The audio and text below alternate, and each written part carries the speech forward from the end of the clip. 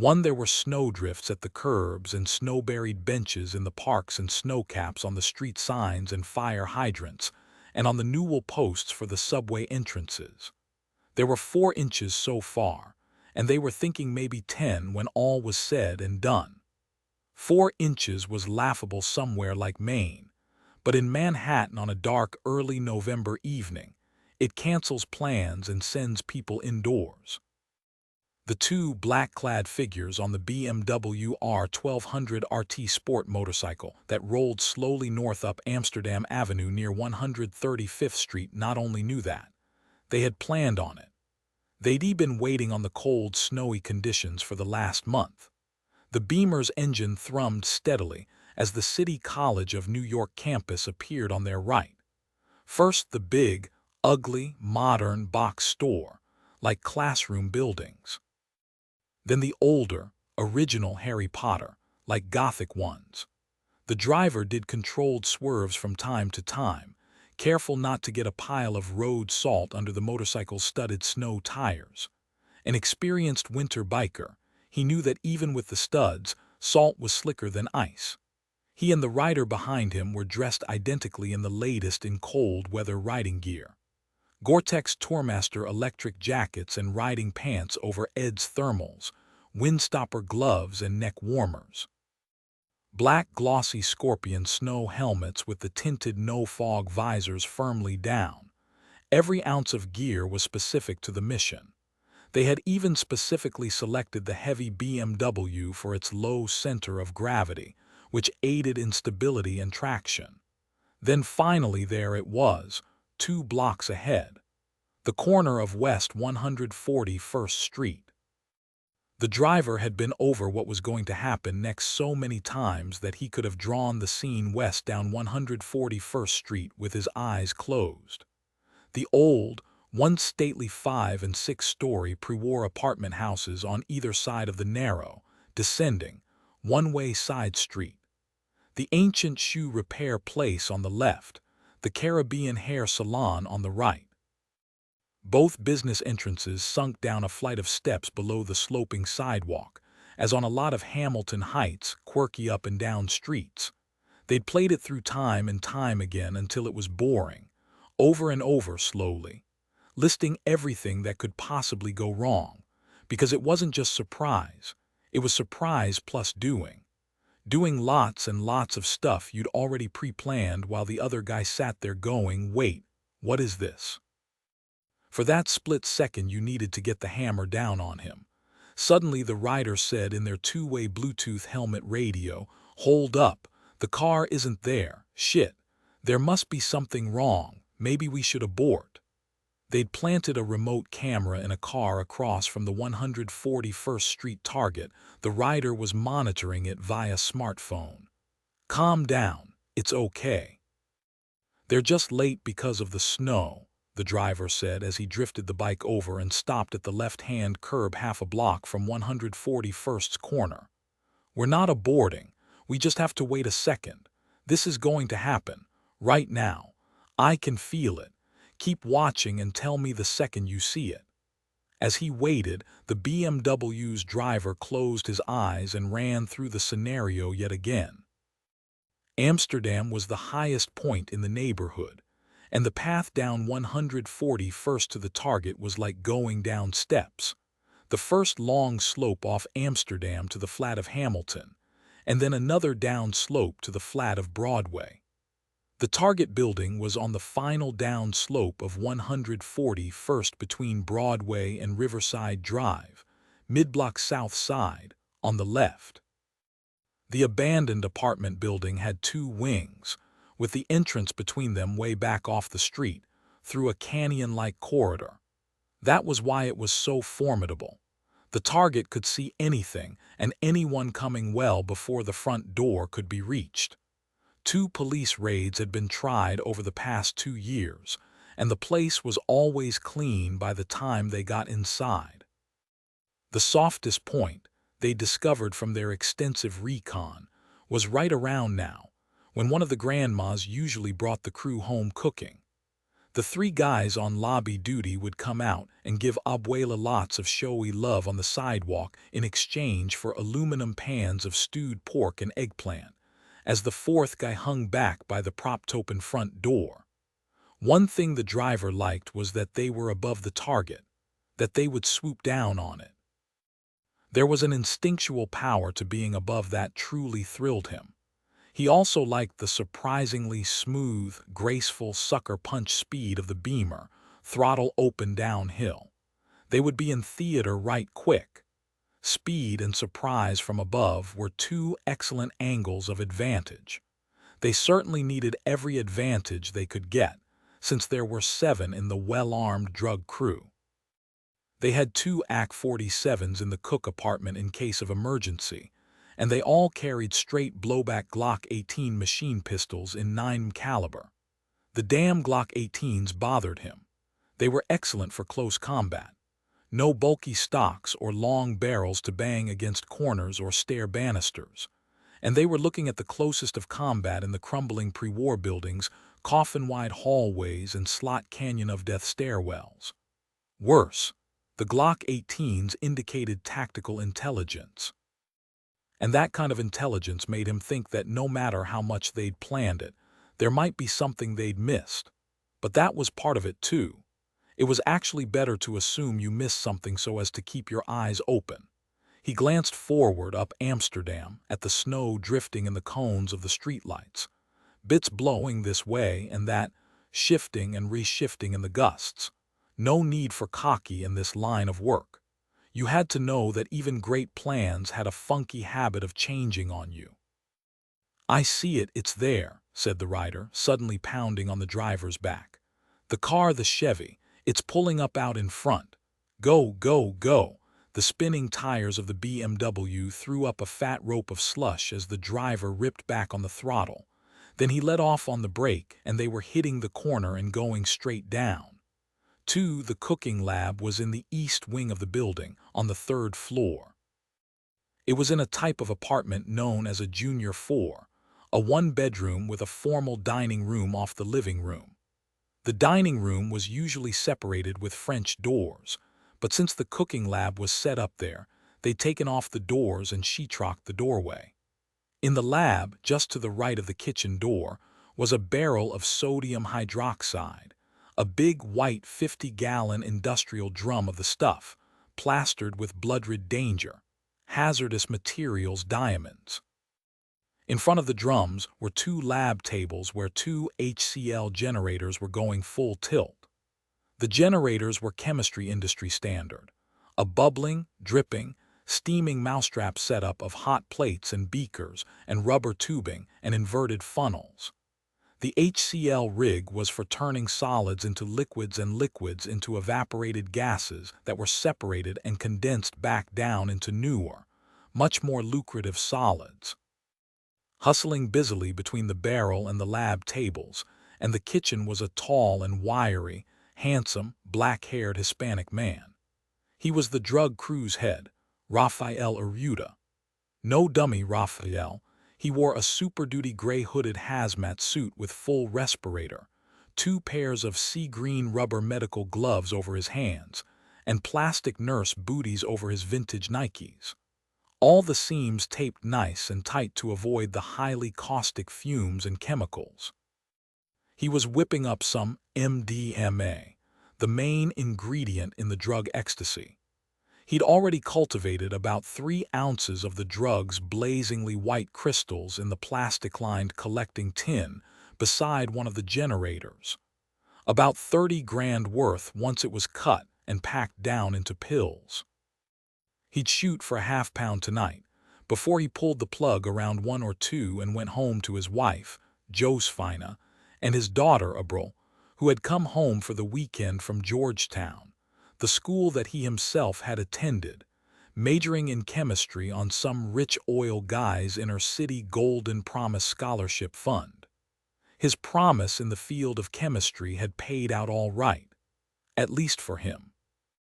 When he wasn't cooking drugs, he was a tenured professor and co-head of Columbia University's undergrad chemistry department, and lived in a $4 million townhouse in Bronxville, beside white bread bankers and plastic surgeons. It was about 7:30 when he noticed the clogged dropping funnel in generator 1. That happened from time to time with the new, iffy stuff he'd gotten from a chemical supply house in Canada. The stuff was cheaper, especially the hydro, but it was becoming more and more obvious that it was subpar with impurities, probably Chinese-made. If it wasn't one thing, it was another, Raphael thought as he immediately lowered the heat and replaced the inverted funnel with a fresh one. You had to pay attention. As he arrived at the kitchen sink with the dirty funnel, Dvorak's Symphony No. 9 in E minor, known as the New World Symphony, began playing in his headphones. He loved this one, the slow oboes and clarinets and bassoons, sad and yet somehow strangely uplifting. Salsa was his favorite, but way back since high school, it was nothing but calming classical while he worked. He was lifting the bottle brush from the depths of the original pre-war porcelain kitchen sink when the bassoons cut out, replaced by an incoming text beep. His family and guys knew never to bother him when he worked, so he immediately looked down at his phone on his belt. He prided himself on his stoic calm, but he suddenly felt a chill as he read the 3 words down there on the screen. "Boss, come quick," it said. Raphael pulled the plug on everything and tore off the hood and respirator and earbuds as he came out into the hall of the apartment and went into the count room next door. In it were 2 bull-necked towering Dominicans. One had a slicked ponytail and one was bald, with a thin beard, and both wore camo fatigue pants and black Under Armour under puffy silver North Face vests. They were his crew captains, fraternal twin brothers, Emilio and Pete Lopez, with whom he had grown up. They stood staring dumbfounded at the laptop that monitored their closed-circuit security video downstairs. "What the hell is going on?" Raphael said. "We don't know." "Nate just radioed up from the lobby," Emilio said, thumbing nervously at his beard. "A bike, a motorcycle, or something just wiped out into Louis on the sidewalk, and he said 2 dudes in helmets jumped off it and were fighting with James and Jesus." "And now no one's responding," said Pete, shaking his head. "Nate won't answer his radio or his phone." Nate again, Raphael thought. He was Josefina's cousin and a pothead total screw-up, the weakest point in his armor by far. That's it. He was going to fire him, right after he personally kicked the living shit out of him. "Where are they?" Raphael said, scanning the screen's security grid. "James and the rest of them, I don't see them, they're not in the street." "We don't know," said Pete. "Did you scope out the front door?" Raphael said. "Of course, bro, that's just it. No one came in or we would have seen them," said Emilio. "That doesn't make sense." "We know," said Emilio, wide-eyed. "Jackass, come in," Raphael called down on the Motorola. "Nate, you there? Hey, Jackass." He unkeyed the radio and listened, the rasp of static. "No, Nate, no nothing. What the hell is this?" he thought. "What are you guys doing just standing there?" Raphael cried up at the towering Lopez brothers. "I sent you to that training course. Why? For exercise. Shit is going down now. Get out the vests and choppers now." "You think it's the Romulos, maybe," said Emilio. "Over that thing with that girl who got killed. Or is it the cops?" That's when it happened. In a silent instant around them came darkness. The lights, the monitor, all the juice, all of it was suddenly gone. Raphael felt panic arrive, a cold, petrifying pulse of it that began in his stomach and radiated out, to his balls and knees, to his chest and brain. "Holy shit, what is this?" cried Pete in the dark. Raphael bashed down the welling panic and finally, with a shaking thumb, got the flashlight going on his phone. He went out of the count room to the apartment door and cracked it. No, F me. Not good. The hall was dark. The entire building was out. Someone had shut their whole shit down. He almost wet himself as the gunfire suddenly started up. Thundering up the dirty, worn marble staircase came the sudden deafening blasts of a Glock 18 going off in a long magazine-emptying, full-auto burst. A faint flicker of muzzle flash accompanied the sudden jackhammering, the pulsing glow of it against the cracked stairwell plaster like firelight on the upper reaches of a cave wall. Think, Raphael thought as he quickly closed and bolted the door.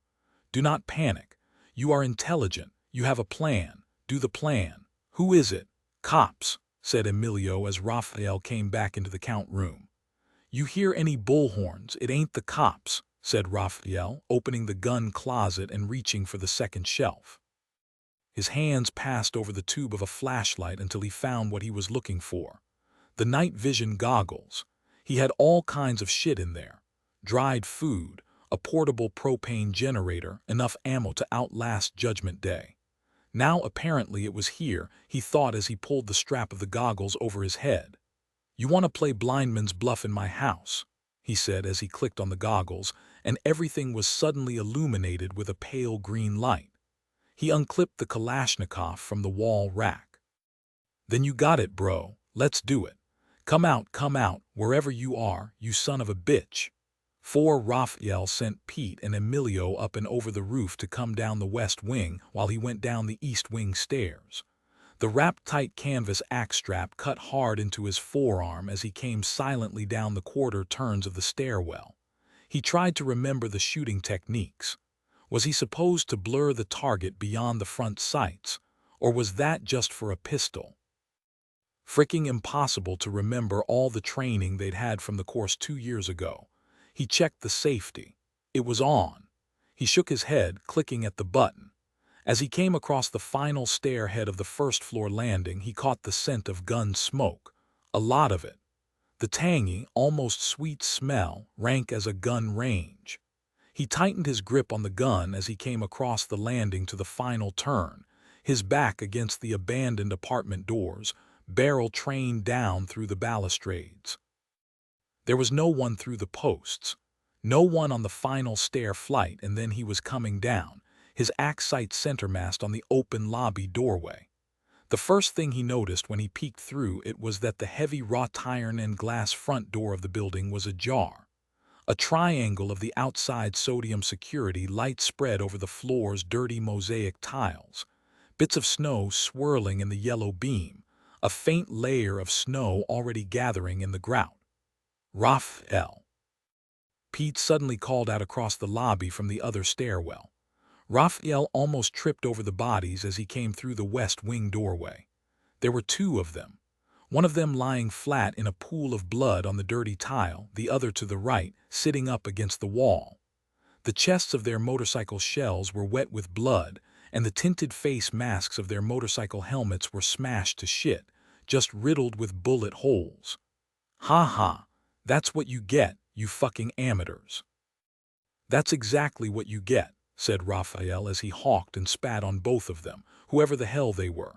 He glanced at Nate, also covered in blood by the bottom of the stairs, the Glock 18 on the tile beside him. At least the jackass had done something right for once in his miserable life, Raphael thought. Raphael, do CPR. Nate's dying. Come on, do something, said Pete, who was kneeling at the bottom of the stairs beside Nate.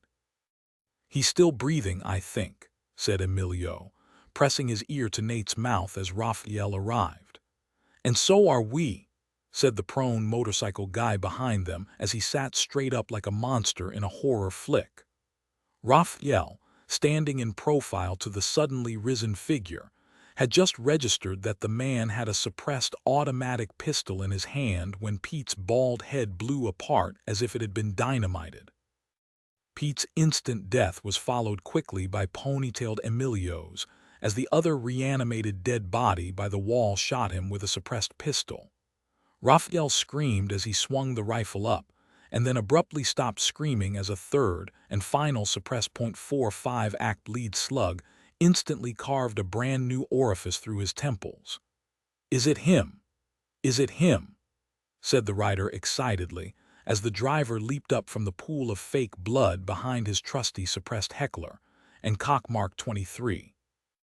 Instead of answering, the driver knelt and removed Raphael's wallet, trying not to look at the hot mess that an ounce of lead makes when it's sent traveling through a human head at the cruising speed of a 747. "It's him," said the driver, calmly pocketing the target's driver's license and checking his watch. "Our work is done here. Time to go."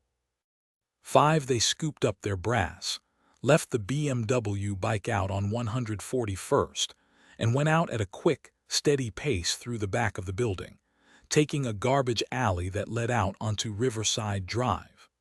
3 blocks south, parked alongside Riverside Park, was the replaced getaway vehicle, a beat-up, dingy white work van with the baffling and meaningless words "The Bowles Group, LLC" poorly hand-painted on the door. Once inside the rear of the van, the driver finally pulled off his helmet. He was a fit-looking white guy in his late 30s with close-cropped blonde hair and light blue eyes that were striking in his otherwise easy-to-forget plain and pale face. He scrubbed the sweat from his hair with a towel and then put his pale denim-colored eyes to his stainless steel Rolex. It seemed like it was last week that they were up on Amsterdam, but the assassination had taken 11 minutes from start to finish. 11.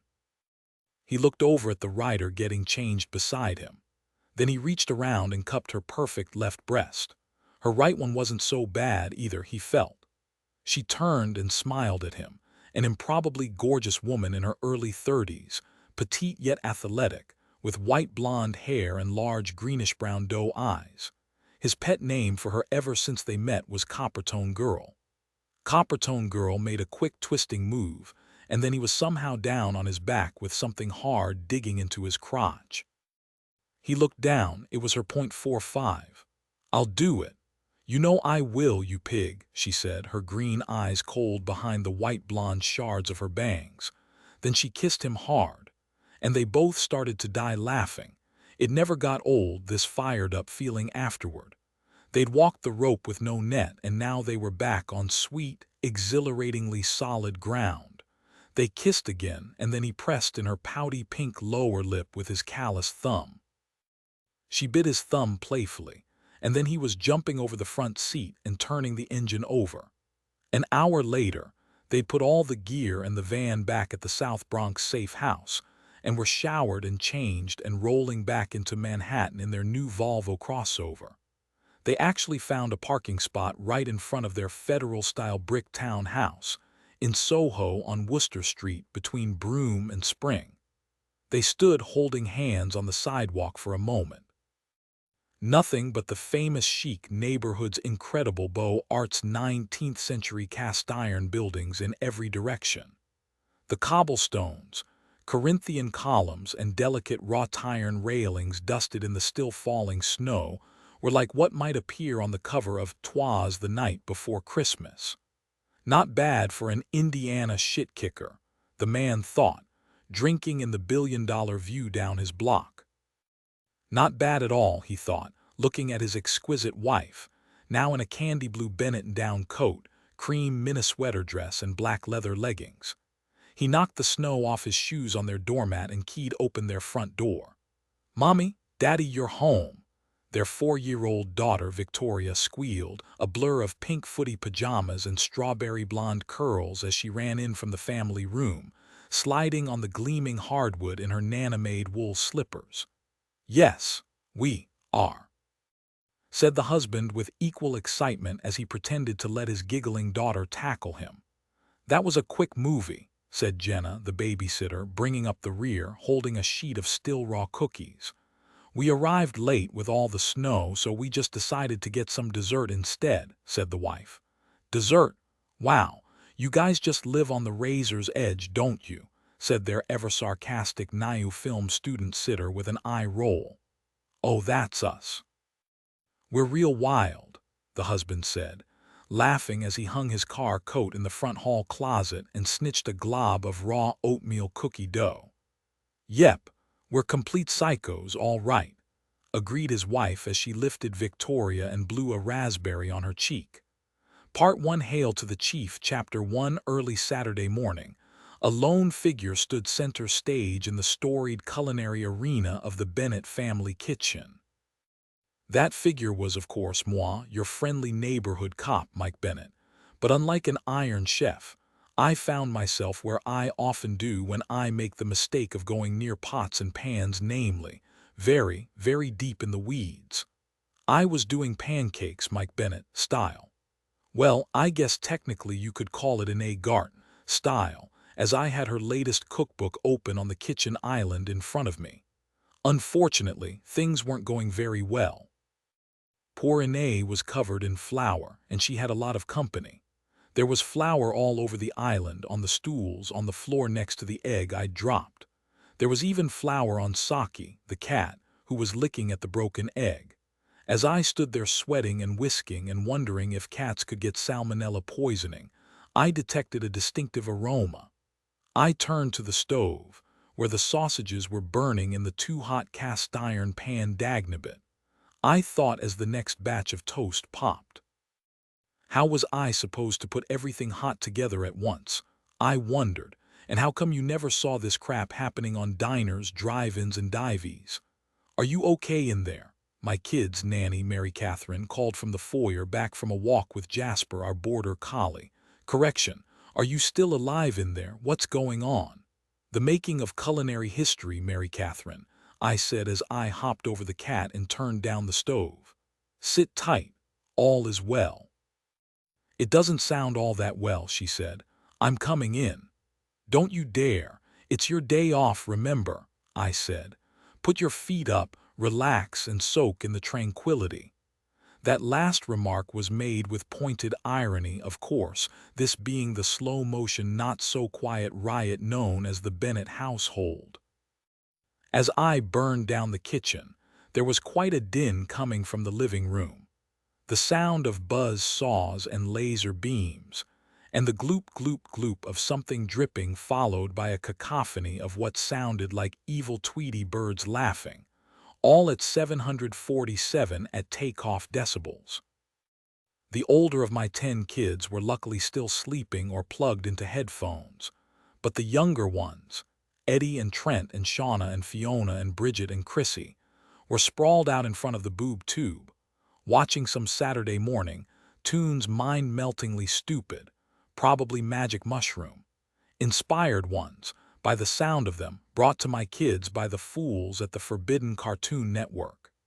Isn't it hard enough trying to raise kids without edgy television execs trying to fit them for straitjackets? I thought as I made a mental note to change the parental block code again.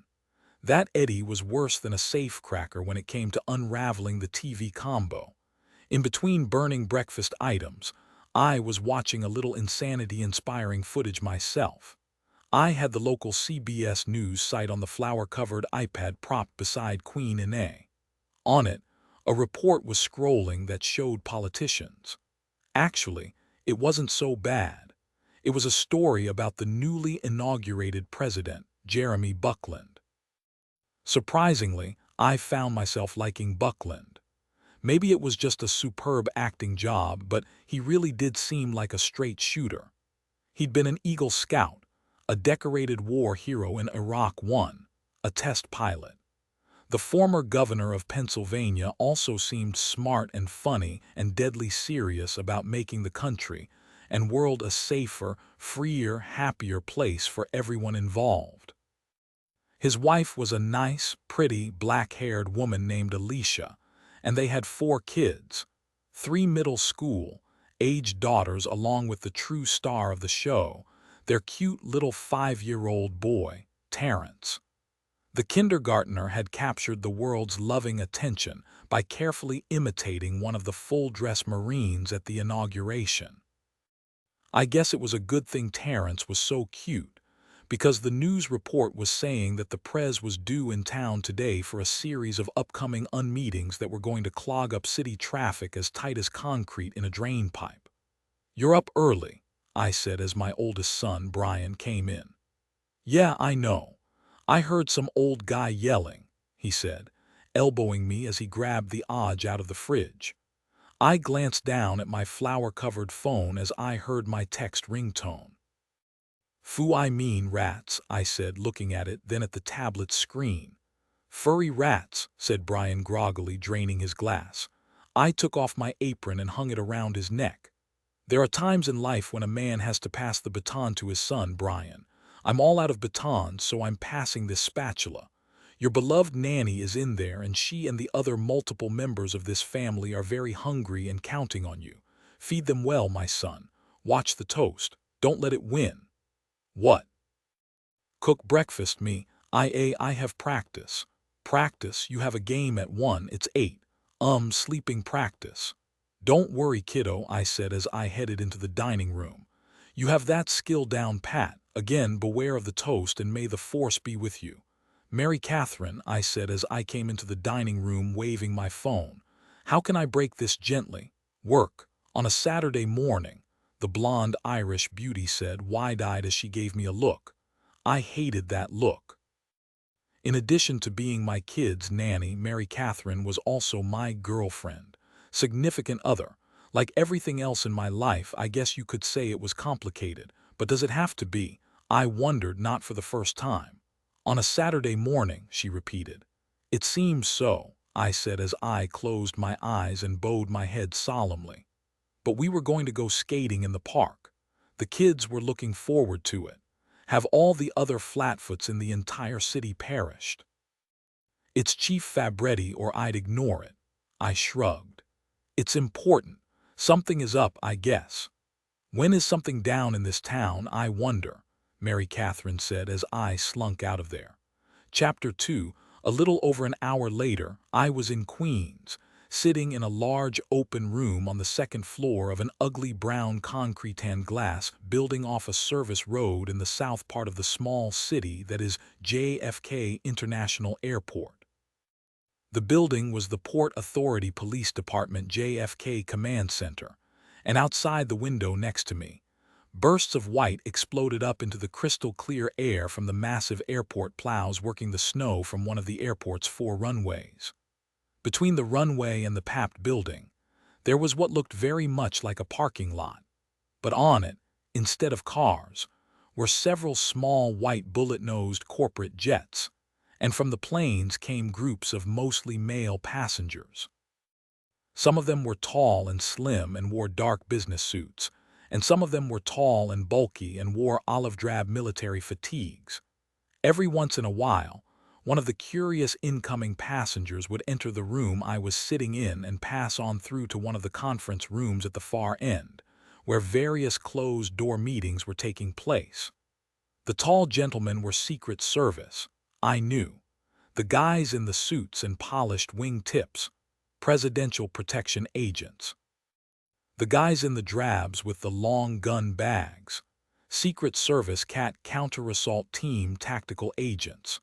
From the news report I'd seen this morning, I surmised that the Secret Service people were the forward contingent prepping for the president's imminent arrival in Nick for the General Assembly at the UN. What I didn't know was what I was doing here. I was working in the major case squad, not dignitary protection.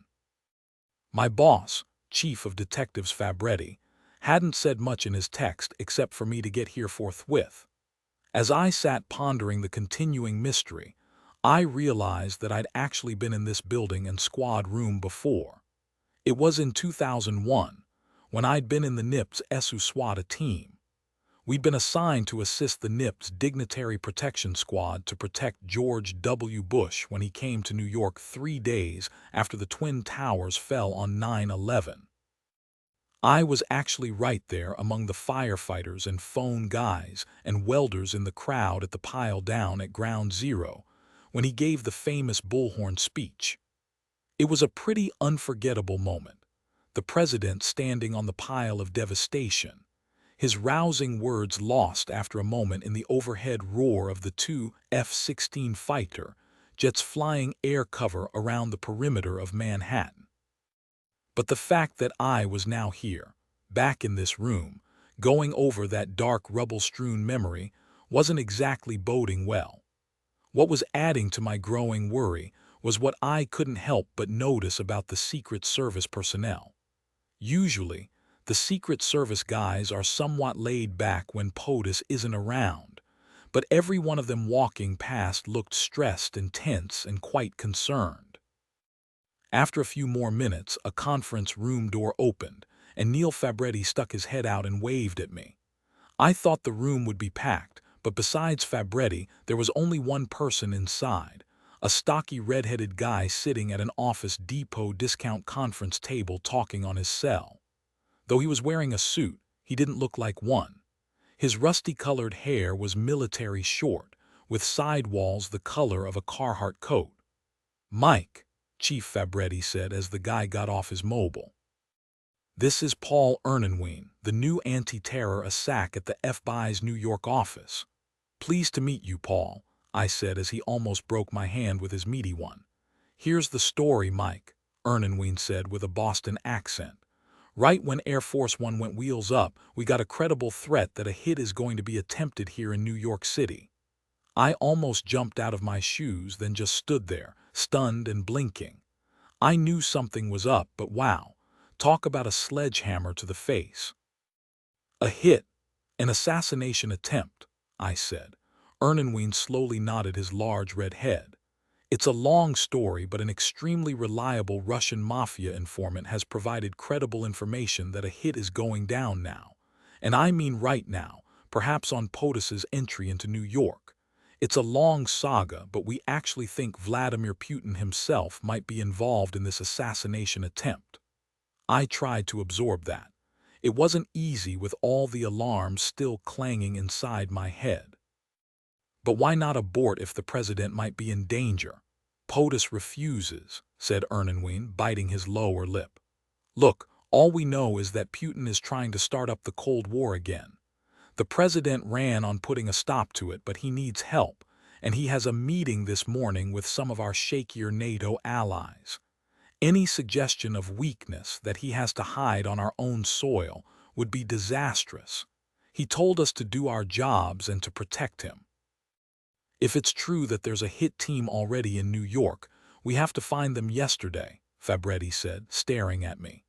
"I want you as our front man in the task force with the FBI to help track them down." "Of course," I said as another whining corporate jet roared in beyond the window. I took a breath as I stared at it, trying to ramp up to speed. A second ago, I was making pancakes, and now we were, back on the brink of WEI. This was crazier than Cartoon Network. Chapter 3.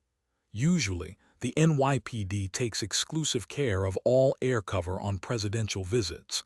But since such a dire threat was so imminent, it was all hands-on-deck time, and every police aircraft and tactical team in the tri-state area had been called in to assist. When I learned about the manpower shortage, I mentioned to Fabretti that I had actually been a spotter on a sniper team when I was in the ESU. He made a call, and I found myself teamed up with a sniper from the Nassau County SWAT team whose partner was out of town.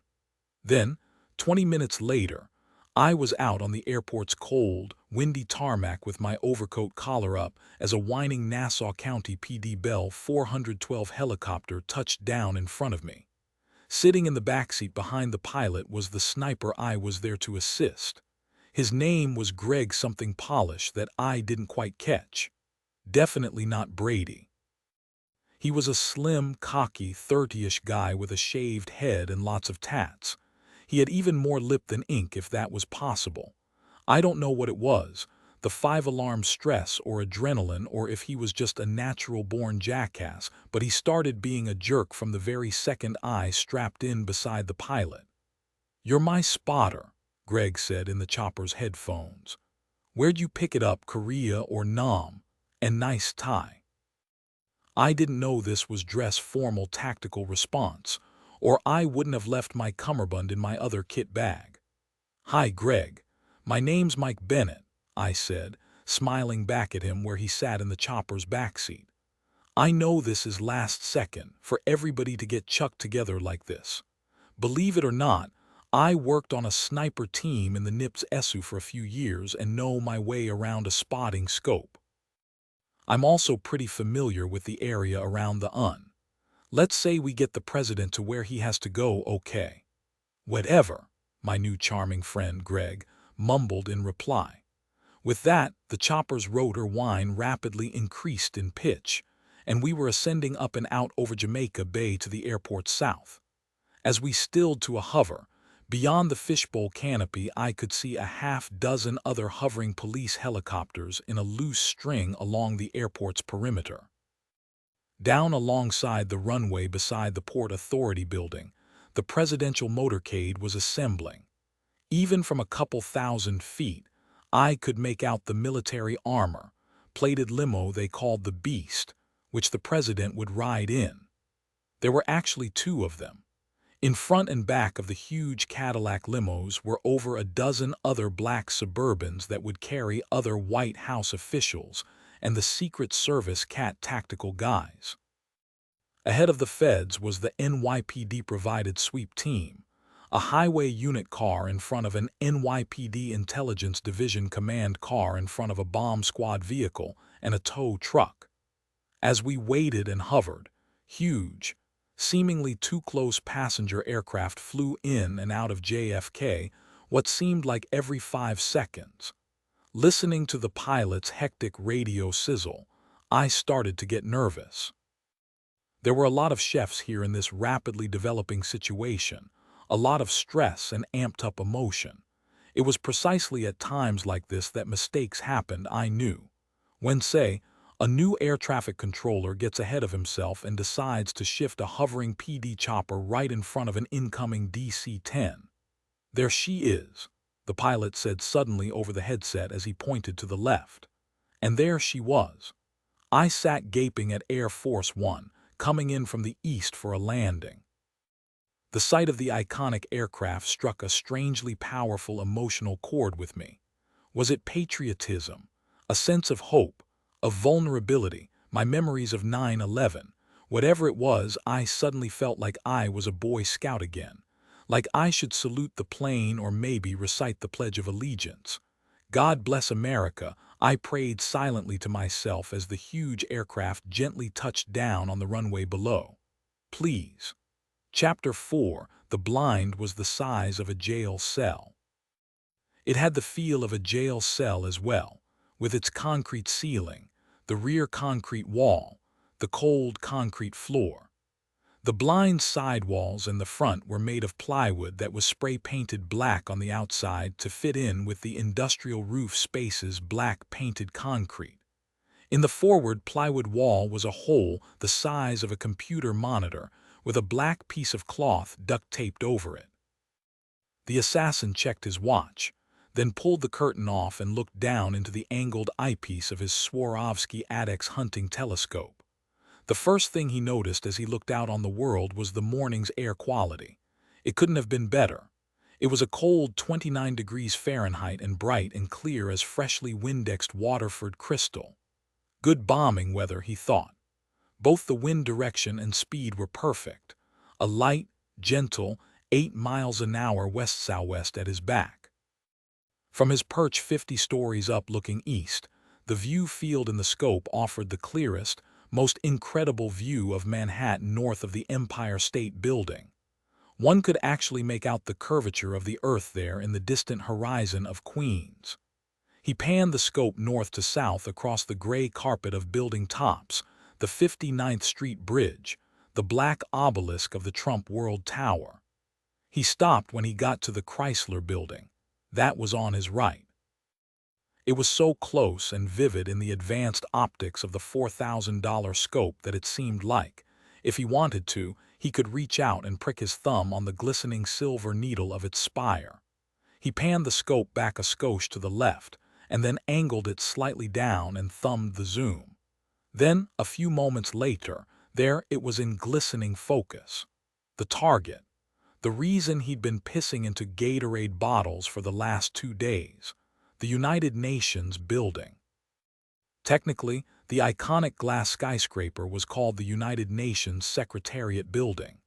In his scope, the sparkling rectangle of blue glass was so sharp-edged it looked two-dimensional, like a shiny 40-story glass playing card stuck into First Avenue.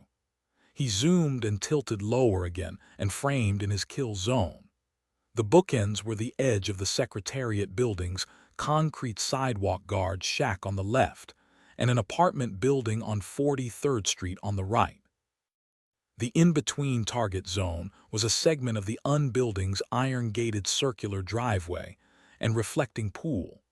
He centered the scope over the fence just to the right of the building's front door entrance, where the VIP cars stopped. The target zone had already been ranged in with a PEC laser sight at a little under 1,300 yards away. The bullet path would be a descending one on a slight diagonal, right to left, approximately one cross-street block in width.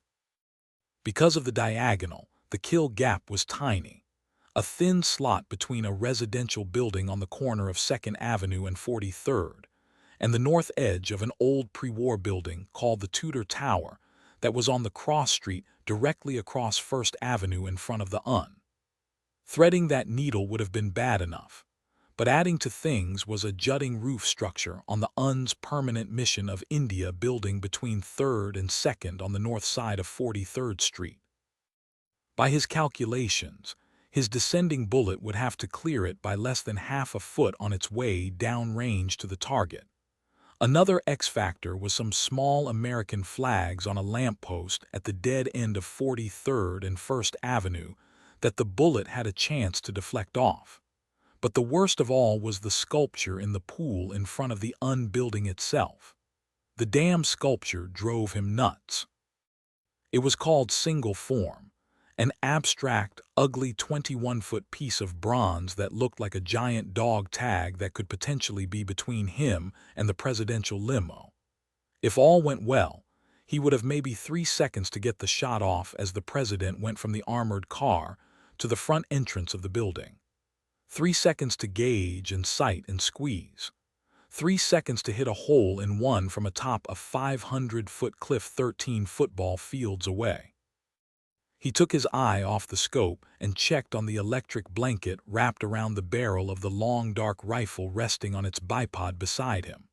Some guns are quite beautiful, but his world-famous 30-pound Barrett M107 mounted with Zeiss 6, 24x72 scope was about as elegant as a bulldozer.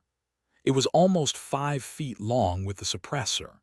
Even its ammo was huge and clunky. The 10.50 caliber BMG API, armor-piercing incendiary, rounds loaded into its detachable box magazine were each over 5 inches in length and weighed over a quarter of a pound. But what it lacked in form, it made up for in function, and then some. The Barrett was technically known as an antimaterial rifle.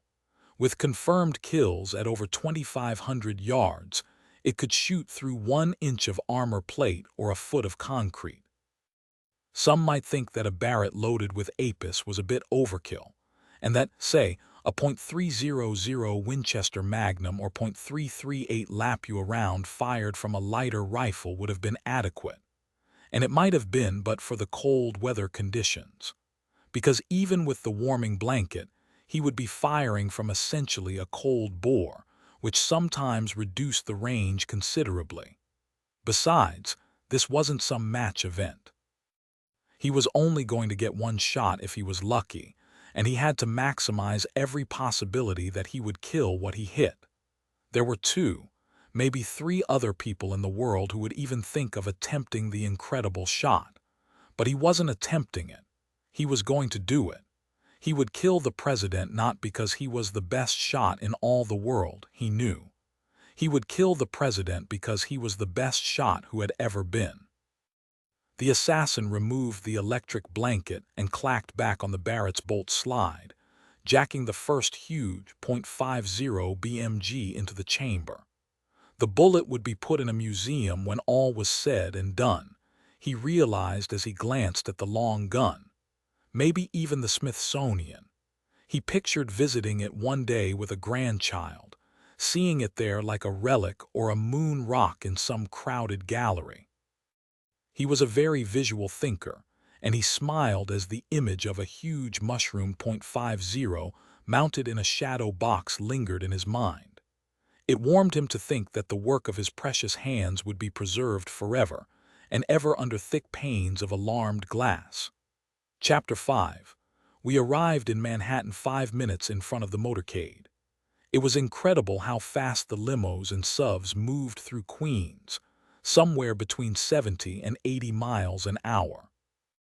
Well, I guess not that incredible, since they had every highway and byway blocked off, and the entire road to themselves.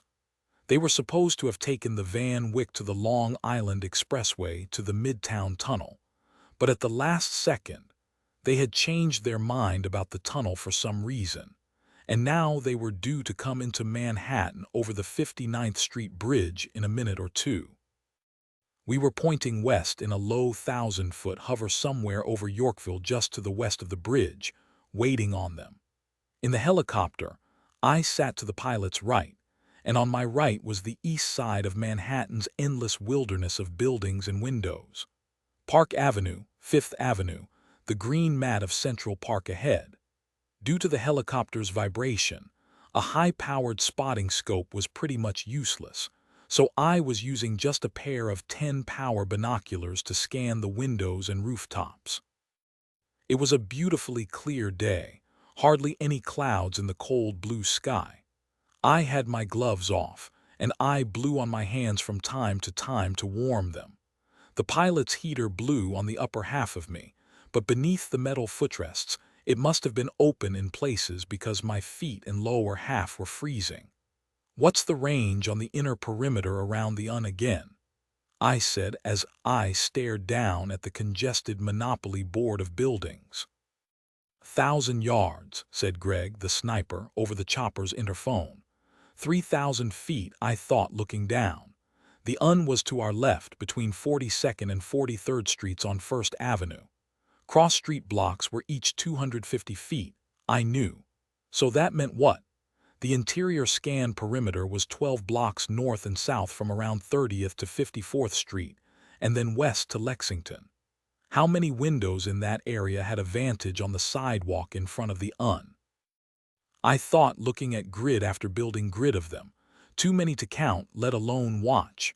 Plus a sniper would be far back in a room, probably up on some platform, and would need only a slit of an opening. "Wait, I see something," I suddenly said, scanning over by Park Avenue. "Go over to Park by the MetLife building." "Where?" said the pilot. "The MetLife building," I said, pointing to the left. "That big 50-story headstone-looking thing on Park Avenue." "Are you crazy?" "That's too far out," said Greg. "I don't care. I saw something, some movement," I said as we flew closer. "Where?" "Underneath the rim of the roof, that black area beside the sign where the satellite dishes and equipment are." After another minute, I heard Greg, the sniper, laugh. "What's the power on your glasses?" 10, I said. "Here, use mine, Super Cop." "They're a 16, he said, shoving his binocs at me. "We can call off the air strike. I think we're good." Just as I looked, something dropped out from underneath the rim of the massive office building and unfurled. Greg continued cracking up as I saw the red tail feathers and realized I was looking at a hawk. Chapter 6 in the blind. The assassin put on his noise-canceling headphones and knelt down on the wood pallet platform beside the Barrett. He lay prone and scooted in around the humongous rifle, embracing it like a lover at a picnic. He nestled the gunstock into his right shoulder joint ever so gently, like a newborn that needed a burp. His cheek went to the cold plate, his palm to the grip, and his finger to the metal comma of the trigger. As he always did, he first closed his eyes and tried to actually physically feel the tension draining from his body as he breathed. With every release of breath, he envisioned it as a warm, glowing liquid spilling out of his pores through his clothes and flowing over the platform's sides. He went through his checklist, perfectly relaxed, naturally aligned, and oriented to the target. Check, check, and check. He opened his right blue eye an eyelash length from the polished curve of the Zeiss's scope, his focus and concentration tightening like a slipknot. In the scope, the universe condensed itself into a circle picture of a sidewalk guard shack, an iron fence, a circular driveway, a reflecting pool, and a bronze sculpture. His body was perfect stillness. His mind was perfect visual awareness. He was entering the zone. He could feel it. He was dialing it in. Flashing lights crossed the meridian of his scope as the motorcade pulled up in front of the building. The lead vehicle slowed and the huge presidential limo slipped in through the UN's opened gate. He tracked it around the circular drive, all the way around the pool, and watched as it stopped well before the entrance to the right of the sculpture. The doors popped a split second later and there he was. Voila! Like a rabbit out of a hat. It was the new president, Jeremy Buckland, his famous face coming out of the car dead center into the cross of the scope's reticle. The assassin held himself. He was in the midst of inhaling a breath and he needed to wait for his exhale for that still zone between the oxygen coming in and the carbon dioxide going out where everything leveled so he could squeeze. He never got there. It just happened. Something happened.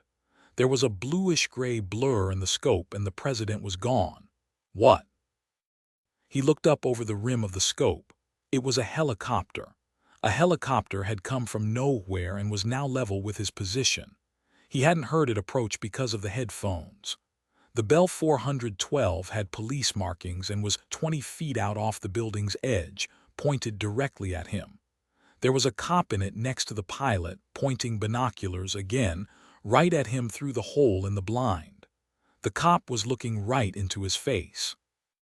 The assassin stared in horror for a moment, then did the only remaining thing he could do. He shifted to his left and center-sighted the huge Barrett rifle onto the helicopter and squeezed the trigger. Chapter 7. It was one of those surreal moments when you say, "Wait, this is impossible. I'm dreaming." I just told the chopper pilot to head in closer on the east side of the MetLife building for a second look, when under the rim of the roof, I spotted something with the binoculars. It wasn't movement this time, but a box, a weird black box tucked in behind a bunch of wires and a satellite dish. The pilot moved a little more to the left, and through a slit in the box's front eye suddenly saw what was inside. It was a man, behind a rifle. He was wearing earphones over a black balaclava ski mask and black coveralls, and he was lying prone beside an enormous black rifle. I had just enough time to drop my jaw when he swung the rifle right at us. "Sniper!" I yelled at the moment the muzzle flashed. A second later, the entire helicopter's glass canopy shattered, and cold air was rushing in my face, and we were spinning crazily. You could tell right away that there was something very wrong with the chopper. It felt incredibly top-heavy, hanging down and over to the right side as we wheeled and wobbled. An alarm was sounding in the console over the suddenly much louder whumps of the overhead rotor. All I could do was sit there and panic as, outside the shattered windshield, the sky and the buildings whipped past in a chaotic blur. I looked up and saw the hole in the cabin ceiling spilling oil. Then I turned to my left toward the pilot to see him fighting with the joystick. My eyes. I have glass and blood in my eyes. I can't see, he said, and then there was a horrendous metal groaning, and I rocked hard in my seat and blasted the side of my head against the cabin's bulkhead as we suddenly smashed into something and rolled over to the left. "What happened? What happened?" yelled Greg in my ear as a horrible metal snapping sound came.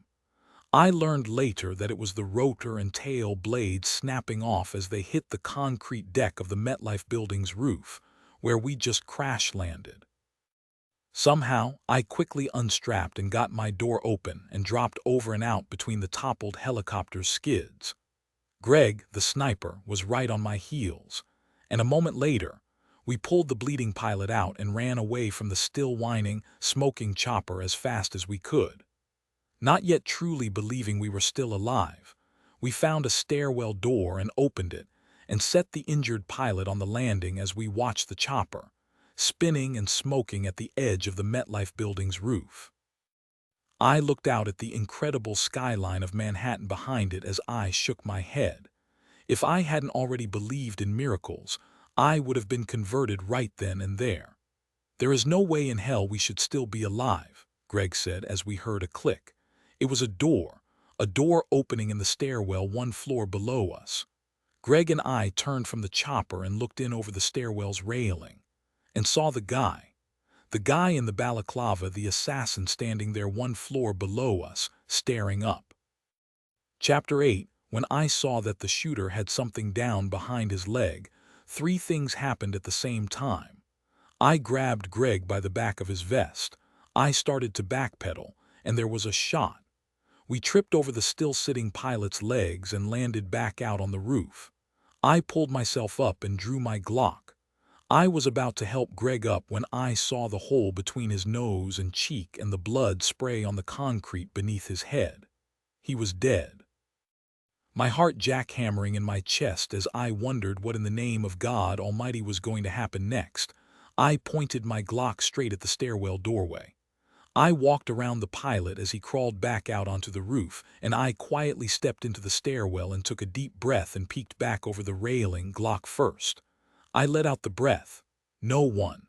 Just a bare concrete floor. The shooter was gone. I listened. There was no sound of running farther down the concrete stairwell. The shooter must have entered the floor just beneath, I thought with a nod. I took out my phone with my free hand and thumbed return call. "Mike, what happened?" Fabretti said. "Shooter in the MetLife building on the second to top floor," I said as I began to take the stairs down two at a time. "He's 6 feet tall, black coveralls, wearing a ski mask. He's armed and highly dangerous. He just killed a cop. I repeat, just killed a cop. I'm on the roof coming down after him. Seal off the MetLife building lobby and send imps up to the roof for the pilot." "The pilot? What? Aren't you in a helicopter?" Fabretti said. "MetLife building." I hollered and dropped the phone back into my jacket pocket as I pulled open the door at the bottom of the stairwell, carefully staying well to the left side of it. I waited and waited, then glanced in through the doorway behind my gun. Over the Glock sights, I scanned a long, empty, fluorescent-lit industrial corridor with some unmarked doors on each side. Behind the doors on the right, there was the sound of machinery clacking and humming. There was a strong smell in the warm air. It smelled like a garage, like motor oil. It's where the elevators are, I thought. The motors for the massive building's elevators. I stood there, staring down the bright, empty industrial hall as my heart continued doing road work in my chest. I thought about Greg, dead on the roof, and about the Dallas cop Oswald killed after shooting Kennedy. I was still thinking about all that and just about to take my first step into the hall anyway, when a gun and arm appeared like a magic trick around the right corner of the corridor's far end. The gun started going off, and the concrete of the stairwell wall beside my head started exploding. There were 3 shots, then 4, then 5, and concrete grit dusting my face and concrete dust stinging my eyes as I ducked and dropped back and kicked the door shut again. A small piece of cement must have cut my face because when I touched my cheek, I saw blood on my finger. I coughed and crawled back some more as 2 more shots ripped jagged holes through the fire door. "Shots fired!" I screamed into my phone. "I'm up on the floor where the elevators are. Second from the top. Get SWAT up here now." Chapter 9. Mona Garcia, a 28-year-old recently naturalized immigrant from Belize, was in maintenance elevator number 2 and had just opened the door to the 33rd floor when she heard the overhead thump. She looked up as the ceiling hatch of the elevator car shrieked open. A man was standing there on top of the car. A man in black with a black ski mask and nice blue eyes. Those blue eyes were the last thing she ever saw as 2 federal high-shock hollow .45 caliber bullets entered the top of her forehead. The assassin dropped down into the car through the hatch and glanced into the hall behind his Springfield Range officer M1911. Seeing that it was empty, he placed the row down on the pebbled steel floor of the elevator and quickly unclipped the climbing harness from the ropes he had rigged in the elevator shaft 2 days before. The ropes were his emergency escape route, which he just used after slipping into the shaft through a gap beside the elevator machinery up on 49. He glanced at his watch. He had at most 3 minutes to get out of the building before it was completely sealed. He dragged the cleaning woman's body by the ankles out into the empty maintenance hall and stepped back into the elevator. Then he hit the button for the basement as he reached for the zipper of the coveralls. "Help you, officer," said a maintenance man, a skinny, pale, blond young white guy standing out in the hall with two other Spanish-speaking cleaning ladies, as the elevator opened in the basement. He was gaping wide-eyed at the Springfield the assassin held openly by his leg. "Listen up," the assassin said with a cop command voice from beneath the brim of the NYPD SU ball cap he was now wearing. It went with the rest of the convincing NYPD tactical uniform that he'd hidden beneath the coveralls. "We got shots fired up on the street. A cop just got shot and the perp ran into one of the train tunnels. You got access to the Grand Central Terminal train tunnel from the basement here. I need to get to the tunnels." "Yeah, I think so," the kid said, blinking and nodding rapidly. "Through the boiler room there's an old access door." The assassin already knew that. It was how he had entered the building 2 days before. The young maintenance guy unclipped the radio at his belt. "You want me to call the building manager?" "No, no time. Show me now." "There's no time to waste," the assassin said, grabbing the guy's elbow and urging him along. Chapter 10, East 50th, next to the Waldorf Astoria, where the president was staying, was completely blocked off when I arrived there on foot with anti-terror FBI head honcho Paul Ernenwein at around 5:30 that evening. It had begun to snow again a little, and through the swirling bits and gloom, I saw more cops per square inch in the street and on the sidewalk around the famous block-size Art Deco hotel than on St. Patrick's Day. Unfortunately, a lot of news vans were parked 3 deep on Park Avenue as well, I noticed. We'd kept details to a minimum so far, but the helicopter crash and the shootings of Greg and the cleaning lady were already being broadcast fast and frantically out there in connection with the president's arrival. Paul and I had just come from working the 3 different crime scenes at the MetLife building: the sniper's nest, the crash scene on the roof, where Greg had been shot, and the freight elevator, where the shooter had killed the cleaning lady. We were still putting interviews and details together and combing for evidence, but the basic depressing bottom line so far was that we didn't know who the shooter was or, more important, where the hell he was. Paul had gotten a call from one of his bosses saying that we should head over to the Waldorf to give the head presidential protective agent a personal briefing, so we decided to walk the 5 Park Avenue blocks. You could actually see the silhouette of the crashed helicopter still on the roof from the street, I noticed when I looked up. Figuring out how they were going to get it down from there was thankfully someone else's job. After we credentialed our way past 2 checkpoints, we walked through the 50th Street entrance of the hotel's top-shelf premier section, called the Towers of the Waldorf.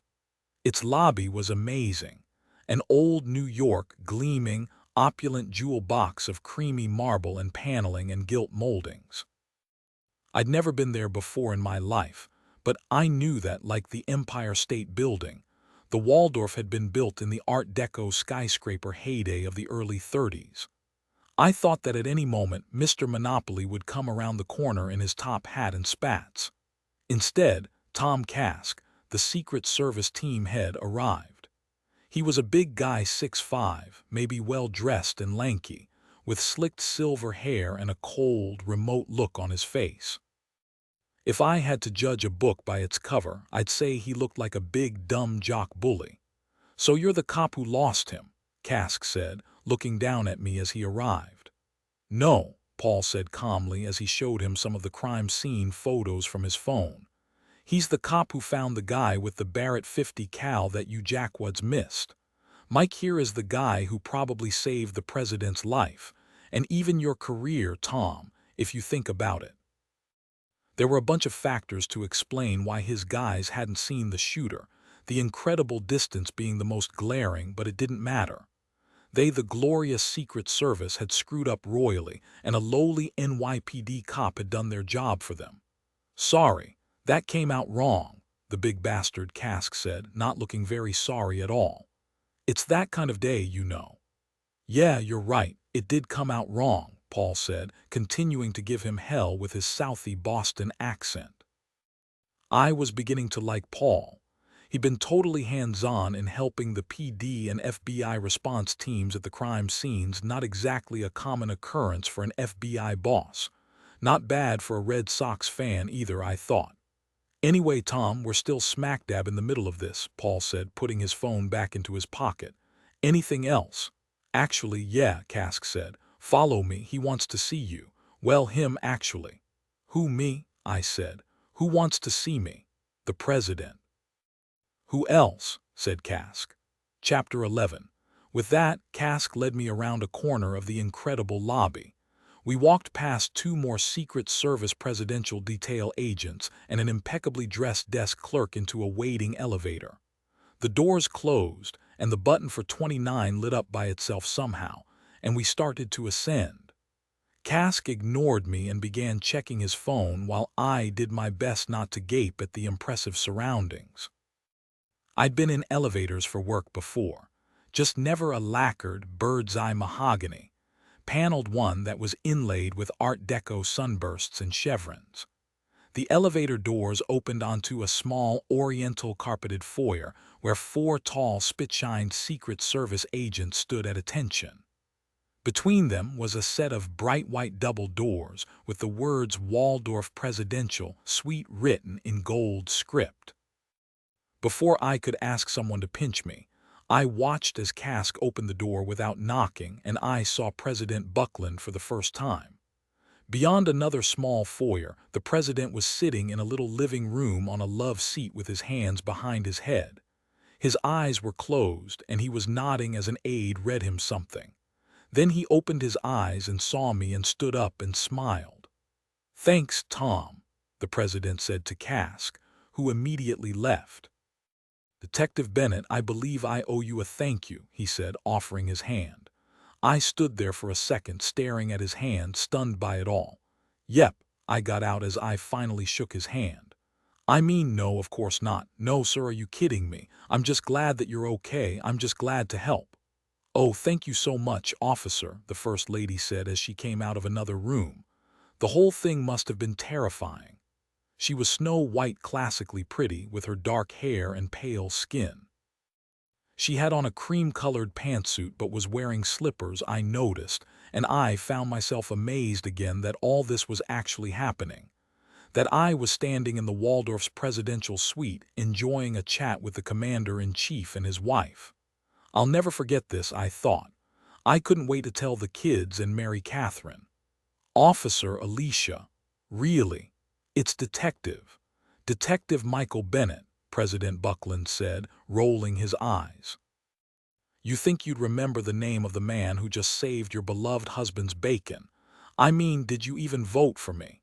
You'll never know, Jeremy, will you?" the First Lady said, winking at me before she headed back toward the other room. "Thanks again, Detective Bennett." "So, Detective," said the President, "please call me Mike, Mr. President. If you call me Jerry." "Okay, Jerry," I said, finally at ease.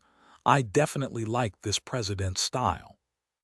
"So, Mike, I wanted to talk to you to get your first-hand opinion. I hear advisors say things that they themselves were told and on like a game of telephone, so I wanted to talk to you. You saw this guy, right? In your opinion, this guy was the real deal. He was going to kill me." I nodded. "I was in the blind, looked through the scope myself, sir. I mean, Jerry. It was dialed in right on you. He'd been there a couple of days, it seems. Not to mention the way he killed my partner. It was a hell of a pistol shot. My partner never had a chance. Then he got away with repelling equipment in the elevator shaft. That's about as professional a killer as I've ever encountered." "Mr. President," said his aide from across the room, "this just in off the app wire." The president turned. "The Russians have made it clear that they had nothing to do with any threat against the president. They find the suggestion insulting, the bastards." The president's demeanor changed for a second. He looked down at the table we were standing beside. The emotion was there for a moment, raw hurt, slightly afraid. When he looked back at me, it was gone and he was smiling. "I'll let you go, Mike," the president said. Miles to go and all that, but I'll never forget what you did for me and for your country." "Mr. President," I said. "What happened to Jerry?" he said as Cask appeared again. "Mr. President, I'm going to catch this guy," I said. Chapter 12. The assassin licked away the last of his chocolate crème and dropped the spoon and closed his eyes as he leaned back in the tufted banquette. The restaurant was called Elise. It was on a cobblestone street on the outskirts of the meatpacking district, and it served Michelin two-star French molecular deconstructive cuisine that was as absurdly good as it was expensive. The decor was seductively dark in the dining room and bar below, with dramatic lights thrown upward onto gorgeously textured high white limestone walls. With his back to the wall in the darkness, even a man like him could relax, the assassin thought, at least for a moment. He had just consumed a $400 nine-course chef's tasting menu that pulled out all the stops, a parade of caviar and white truffle risotto and fried sweetbread piccata and herb-roasted tenderloin of Wagyu. All of it arranged like museum-quality art and matched with preposterous precision with the best wines of Burgundy and the Rhone. He had gone hungry more than once as a young child, and since then he had never failed to treat food with its proper reverence. To eat meant more than just filling his belly. It was a communion with something. Life. Death, perhaps. He didn't know. He was no philosopher, but food was something just more. It was more than simply a combination of pleasant, sensual experiences. Ecstatically stuffed and drunk, he listened to the surrounding murmur of the expensive restaurant. The plate clacks and conversation and discreet laughter. The festive rattle of the bartender somewhere off to the left, shaking ice cubes. Music to his ears. "Can I get you anything?" his wife said. "A hot towel, perhaps, maybe a pillow and a blanket." "Absolutely nothing," the assassin said, opening his eyes with a smile. "That was expensive," his wife said with a frown. "Oh, yes, it was." "And well worth it," he said, swirling his 21-year-old Elijah Craig single-barrel bourbon. He'd picked up an addiction to the American spirit 3 years ago on a job in Osaka, Japan, of all places. The Japanese were nuts, but he was all over their fetish for mastery. Maybe he'd been Japanese in a previous life. "I don't understand." "The mission failed," she said. He looked at her. "Sweetheart, the helicopter landed on the roof." "I mean, I'm one for planning for eventualities, but I didn't see that one coming. I come out and look up and there's the cavalry. You know how close I came to getting pinched. All too well." "But I didn't," he said, winking as he sipped at the smooth fire of the bourbon. "If that's not something to celebrate, I don't know what is. How about finishing the job, getting paid? That helps with the way you blow it." "Darling, I had him," he said, kissing her hand. His face was right there. "We were in, he can be had. We'll get another chance, you'll see. In the meantime, I just got an offer I can't refuse. A quick little job here in town. You in?" She rolled her eyes playfully at him. "Ever the sweet talker, I see," she said, smiling. "Count me in as usual." Chapter 13. Around midnight, I was doing what I always like to do after helicopter crashes and meeting us presidents. I was kneeling on the floor of my apartment bathroom, pinning the family cat, Saki, to the tile floor. The sockster had been sick the last couple of days, some upper respiratory thing, and he wasn't eating or hardly even drinking.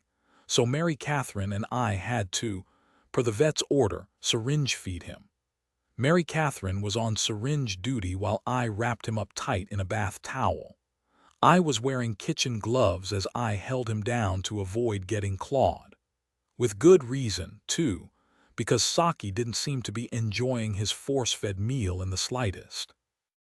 In fact, he sounded a lot like a Harley at full throttle as he squirmed. "So anyway," I said to Mary Catherine over the ungodly howls as she slipped a paper towel bib over Saki's head, "I'm standing there and the door opens and there he is. Buckland's sitting 5 feet away, talking with one of his advisors." "No," she said, staring at me. "Yes," I said, nodding, still hopped up from the day's excitement. If I wasn't currently using it for lion taming, I'd show you the hand that shook the hand that shakes the world." Mary Catherine smiled as she tried to squirt cat vitamin water between Saki's fangs. "You're not so bad yourself, Detective Bennett. You saved his life, you did." "Well, keep that to yourself, please. They're actually trying to keep that under wraps for now. A full media blackout, and it's working for once. Plus, I don't want the kids to know that I was in the helicopter crash. Not yet. They have enough to worry about. It's so hard to believe somebody would want to kill Buckland after his landslide election," Mary Catherine said, shaking her head. "How many states did he win? 44, 45, 46, I said. "Maybe that's just it. He said he was going to shake up the status quo, and he's got the mandate to do it. You have to think that there are a lot of folks with entrenched power at home and abroad who are feeling pretty rattled right now." "Rattled enough to put a hit on a sitting-us president," Mary Catherine said. I looked at her. I didn't even want to mention the Russian tip from the FBI, that an attempt on Buckland's life might have actually come from the Russians, and that some new vicious revamping of the Cold War could right now be underway. It was too terrible to contemplate. I almost wished that I didn't know. Saki hissed, got a claw out, and raked my gloved wrist before I was able to subdue him with the towel. "I don't know, Mary Catherine," I said with a shrug. "Who knows today? Anything seems possible." "Well, all that matters now is that you're home in one piece," she said, smiling. "Couldn't agree more," I said. "Now let's just hope Saki here will let me stay that way." Chapter 14. Next day around 4:30, I was uptown in Hamilton Heights, standing on the third-floor fire escape of a building on West 141st between Broadway and Riverside Drive. Taking in the lay of the land, I decided that it had to be one of the most architecturally interesting crime-ridden neighborhoods I'd ever been to. There were stone row houses with Greek-columned entrances and apartment buildings with Juliet balconies. I noticed there was an equal number of Renault dumpsters and beat-up, tinted-windowed cheap Nissans and Mazdas in the street in front of the buildings. Like every place else in the perpetually skyrocketing rent zone that is Nick, even the Heights seemed to be in the midst of gentrifying. Too bad I wasn't looking to flip an apartment, I thought. A shooting had occurred here the week before, when an entire 7-member drug crew running an ecstasy lab in the apartment behind me had been slaughtered. Such things happen from time to time in New York, of course, but the weird thing about it was how it had happened. Apparently, suppressors had been used. The power line to the building had been cut. In some, it had the earmarks of a professional hit, just like the attempt on the president. We were still stone cold in the Leeds department on the MetLife building assassin's whereabouts, so we were looking at anything and everything that might be related. "Don't jump, Mike. It's not that bad," Detective Jimmy Doyle said as he and Detective Arturo Lopez came out of the drug apartment and stood beside me by the snow-topped railing. My buddies and proteges from my special assignment in Harlem a while back were among the many 30th Precinct detectives who'd caught the 7-body case.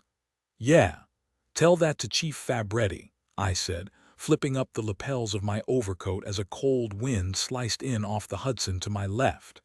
"Now, one more time from the top." "Shots fired call comes in at 8:15, Doyle said, magletting the clipboard he was holding.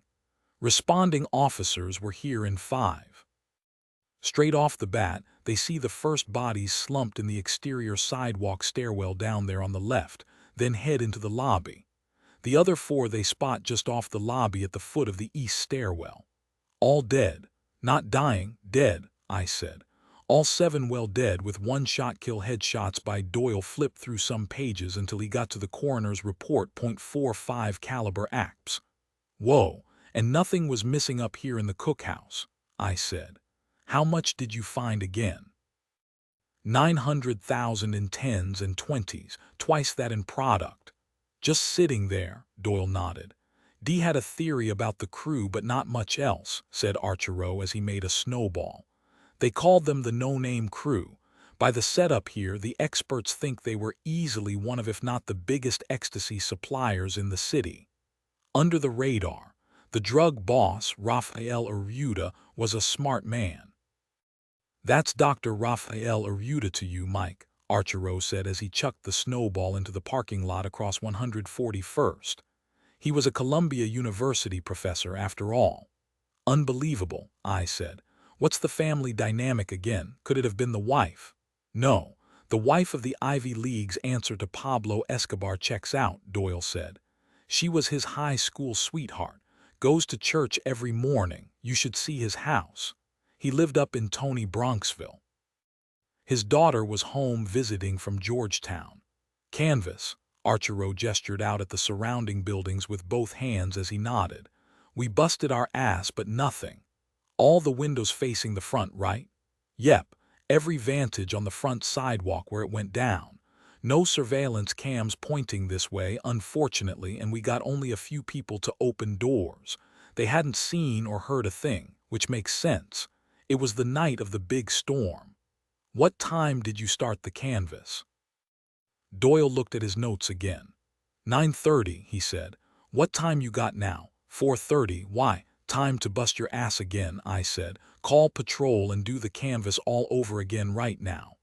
"How's that? It's been a week," said Archero. "That's why you need to do it again. It's been exactly 1 week since the crime. Someone who saw it could have left before you guys arrived on scene to question them, for whatever reason. Work. A date. People are creatures of habit, right? 1 week later, they'll be home right now." "Hey, that's smart," said Doyle, looking at me. "Have you done this detective thing before?" Chapter 15. The gallery was in West Chelsea on West 30th between 11th Avenue and the West Side Highway, directly across from the fenced-in Hudson Yards Penn Station Amtrak train yard. The opening night installation was called Solar System.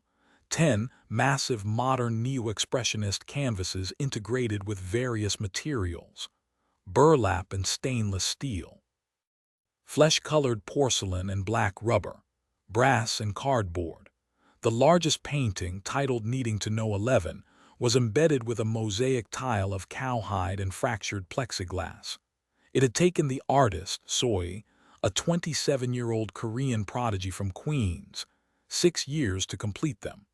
They were meticulous yet somehow chaotically, primitively powerful, restrained while being simultaneously aggressively expressive. At least that's what all the critics who had come to sponge the vodka and caviar were talking about. Matthew, the dealer and gallery owner staring out at the paintings, hoped they were expressing, "Hey, billionaire, I'm what you want on the wall of your new penthouse." Matthew turned as a pudgy blonde woman waved by the door after grabbing her coat. He smiled and winked and waved back at Hilda Breen, the critic from Art in America who had called Soi a definite new force in the art world. But would all the critical hype mean a sale? Matthew thought, sipping a vodka and tonic as he watched a pathetic and scarily dwindling number of people orbit the paintings. His client, Soi, certainly needed a sale badly. Her unemployment was running out, and she was threatening to throw in the towel and go back to waitressing at her uncle's restaurant in Flushing.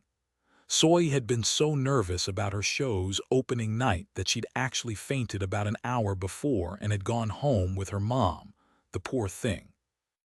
Matthew bit his lip as he thought about Soi. Great reviews in the blogs and trade rags like Art Forum and October were definitely scintillating. But keeping a brilliant young artist from a mind-deadening day job would be even more brilliant, Matthew thought with another swig of vodka. It was his downtown-born and bred wife, Sophie, who had passed on the dealing bug. She'd gotten it from her father, a former artist who had owned a gallery in the famous 420 West Broadway in Soho in the 70s. He'd been friends with Warhol and had briefly represented works from Warhol's famous factory. He was actually now living in Palm Beach and mind-bogglingly rich from all the Warhols he had been given. They were definitely not yet following in Daddy's footsteps in the big bucks department, unfortunately. The bills were piling up. Art was a big money business, but so were the Nick rents. They were a constant strain, galleries, searching for cheap areas that then increased in value, forcing the galleries to find somewhere else to gentrify. It was hard to figure where the next area would be since even rents in Brooklyn were getting patently ridiculous. "Stop sulking," said his wife, suddenly linking arms with him. "Think positive now, Matthew. Smile. Light this place up like Times Square. That's it. Turn on the charm. Sell, darling. Sell." "Yes, dear," Matthew said through his wide grin. "Has our final chance left?" "Not yet, see. He's over by Crimson Falling." Their final chance was a tall, blond, bearded German gentleman who favored vintage jeans and plaid work shirts and who was known in the dealer world as the Berlin lumberjack. Not much was known about him except that he was a whale collector with edgy tastes and seemingly endlessly deep pockets. "He seems interested," Matthew said, still grinning to beat the band. "Not just interested. Look at his eyes. He's mesmerized." "Mesmerized," Sophie said. "He looks bored." "I've seen that look before. He's just straining to appear so, the crafty German. If he's bored, why is he standing there?" Retrieving his next vodka tonic 5 minutes later, Matthew was barely able to contain his surprise as he turned to see the Berlin lumberjack at his elbow. "Okay, fine. I need them," he said in a deep voice. "I'm sorry," Matthew said, coughing Kettle One. "No, you're not," he said, rolling his eyes. "I need them, all of them. How much?" Before Matthew could open his mouth, the man continued. "Now be careful, my friend. Do not be stupid. Do not gouge. There may be other people in the world intelligent enough to see the value of this work, but unfortunately for you and fortunately for me, they are not in this gallery space here that is bleeding you 30,000 a month in rent. Choose wisely. Remember the goose with the golden eggs." Matthew did, but he knew he had him. He immediately came up with a ridiculous number and multiplied it by 3. Chapter 16, an hour later, they'd shoveled everyone out the door and called an ecstatic Soy with the news. "We did it," Sophie said, kissing Matthew after they hung up. "We actually did it again. A 3-pointer at the buzzer. As usual, we dodged another bullet." "Never doubted it for a second, babe," Matthew lied. Finally, with a chance to sit down, they were opening a bottle of champagne in the office when Sophie's phone made a strange beep.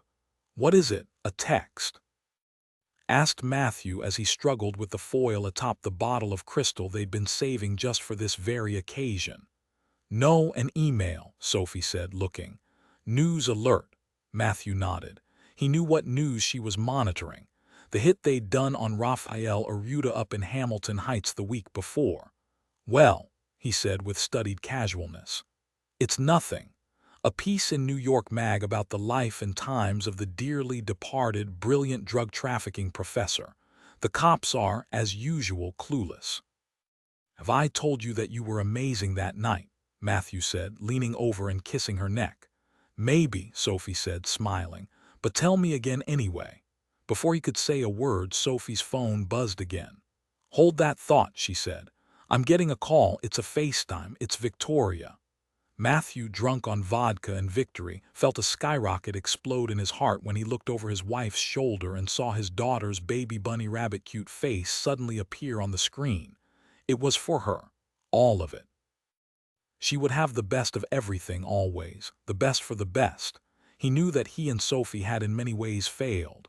What kind of parents would do what they did? They participated in such utter darkness. But in his heart he knew that Victoria made it worth it. She was the sunlight that made it all worth it. Her angel's face burned away their sins with every smile. "Mommy, Daddy, did you sell them? Did you sell Aunt Soy's pretty pictures?" "Yes, we did, Victoria. Every one," Sophie said. "Hooray." Victoria said, "So are we going to Grandpapa's? Will we swim, Mother, all of us? Will we swim in the ocean like last time with the glasses? Will we look for Nemo and Dory?" "Soon, baby, soon," said Sophie. "Can I have a pretty new swimsuit, please?" "Of course," said Matthew, smiling at his daughter's face. "Heck, make it 2. "Hooray," said Victoria again. Hooray indeed, thought Matthew as he finally got the champagne foil off and popped the cork. Part 2, All in the Family, Chapter 17. "Dad, don't do it. It's not worth it," Ricky said. "Please, Dad." "He's right, Dad, we need you," said Eddie, pretending to cry. "What will we do without you?" "If this is goodbye, Dad," said Trent, giving me a quick hug, "I just want you to know it's been nice knowing you." "Exactly, and make sure you have your insurance card in your wallet," said Jane. "Ha ha, tee-hee. Very funny, you Weisenheimers," I said as we all did a Bennett family fire drill around the van out in front of Holy Name School the next morning. All the younger kids were disembarking from the van for school, but Brian was switching to the driver's seat. His road test was coming up, so for practice, I'd been letting him drive to his high school, Fordham Prep in the Bronx. The other kids, of course, were really helping out as usual by sharing their confidence in his driving skills. "Don't listen to them, Brian," I said when we were finally alone in the van. "You can do this. Now check your mirrors, okay? Don't forget to look over your shoulder. Good. Nice and easy now, son." The van roared as Brian gunned it out onto 96th Street. "Brian, no, that's too much," I screamed. There was a violent screech as he slammed on the brakes. A box truck's horn blew in my ear as it whipped around us close enough to almost shave off the side view mirror. More horns sounded over the pounding of my heart. Brian's face was as white as a sheet. Mine was too, as I swiped away the beads of sweat that were already gathering on my forehead. Driver's ed Nick style was definitely not for the faint of heart. "Don't worry, happens to everyone. You can do this, son," I said. "Nice job, son. I knew you could do this," I said when we were safely stopped in Fordham Prep's parking lot 30 white-knuckling minutes later. "See you at dinner, kiddo." "Wait, Dad. Actually, Coach Downey wanted to talk to you about something. He was going to send you an email." Coach Keith Downey, Fordham Prep's athletic director, was also an old friend. I checked my phone and saw that he wanted to know if I could pop into his office one morning this week. "He mentioned what it was about?" I asked Brian. Brian shrugged as he shouldered his bag. No time like the present, I thought, getting out and following Brian into the school building. It sounded pretty suspicious. It turned out it was pretty suspicious. I found Coach Downey in the library making copies. "Mike, hey, thanks for stopping by," the short and amazingly stocky Irish-American said, smiling widely. Coach Downey and I had gone to St. Barnabas Grammar School in Woodlawn, where we grew up. He was a couple of years younger than I was, but I'd worked with his older brother bussing tables at Villaggio's, the only Italian restaurant in the predominantly Irish neighborhood. "Hey, Keith. What's up?" He put down the stack of papers in his big hands and looked me in the eye. "No bullshit, Mike. I got a favor to ask you. If you can do it, great. If you can't, that's fine too. It's about Marvin Peters. You know how he carried the football team last year?" I nodded. "Talented kid. Three-letter athlete," Coach Downey continued. "One of the best this school has ever seen. What you might not know is that he lives in a shit project in Morrisania." My job had made me familiar with that section of the Bronx for all the wrong reasons. It was a crime-ridden area dominated by drugs and prostitution. His Aunt Althea was keeping him on the straight and narrow, but as Brian probably told you, Marvin's aunt died 2 weeks ago. So another relative is scheduled to come up from the Carolinas to live with him, but it's going to take a couple of weeks. He's looking at foster care until then unless we get him set up somewhere. "Let me guess," I said. "You want to know if there's any room at the old detective who lives in a shoes place?" "Hey, sorry for asking, Mike. I know things are pretty tight at the Bennett Villa. I'm actually asking everybody I can think of. I don't want to let this kid fall through the cracks, you know."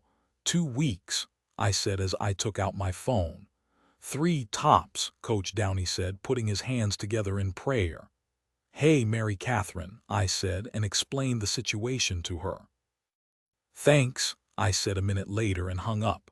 "Well," said Coach Downey, "tell him to come home with Brian today. Hope this kid likes togetherness, not to mention leftovers. Turns out there's one last free bunk in the old shoe after all."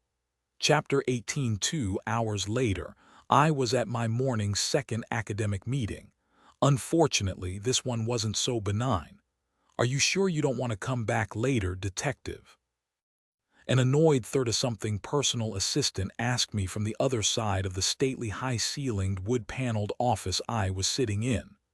I'm absolutely positive, I said, crossing my feet as I flipped through a Columbia University directory for the third time. It's okay. Don't worry about me. I have all the time in the world. I was at Columbia, trying to track down everything I could about the decedent professor, drug dealer Raphael Arruda. I couldn't stop thinking about the professional way he had been hit, and that it might have something directly to do with the president's shooter on the MetLife building.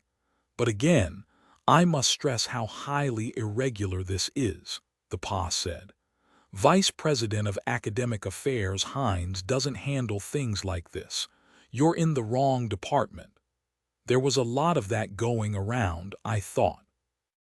I'd just been to the chemistry department in Havemere Hall across the quad, where I'd spoken to two other administrative people, dean this and department head that, about trying to find some information about Dr. Ecstasy, and they kept saying I had to speak to somebody else.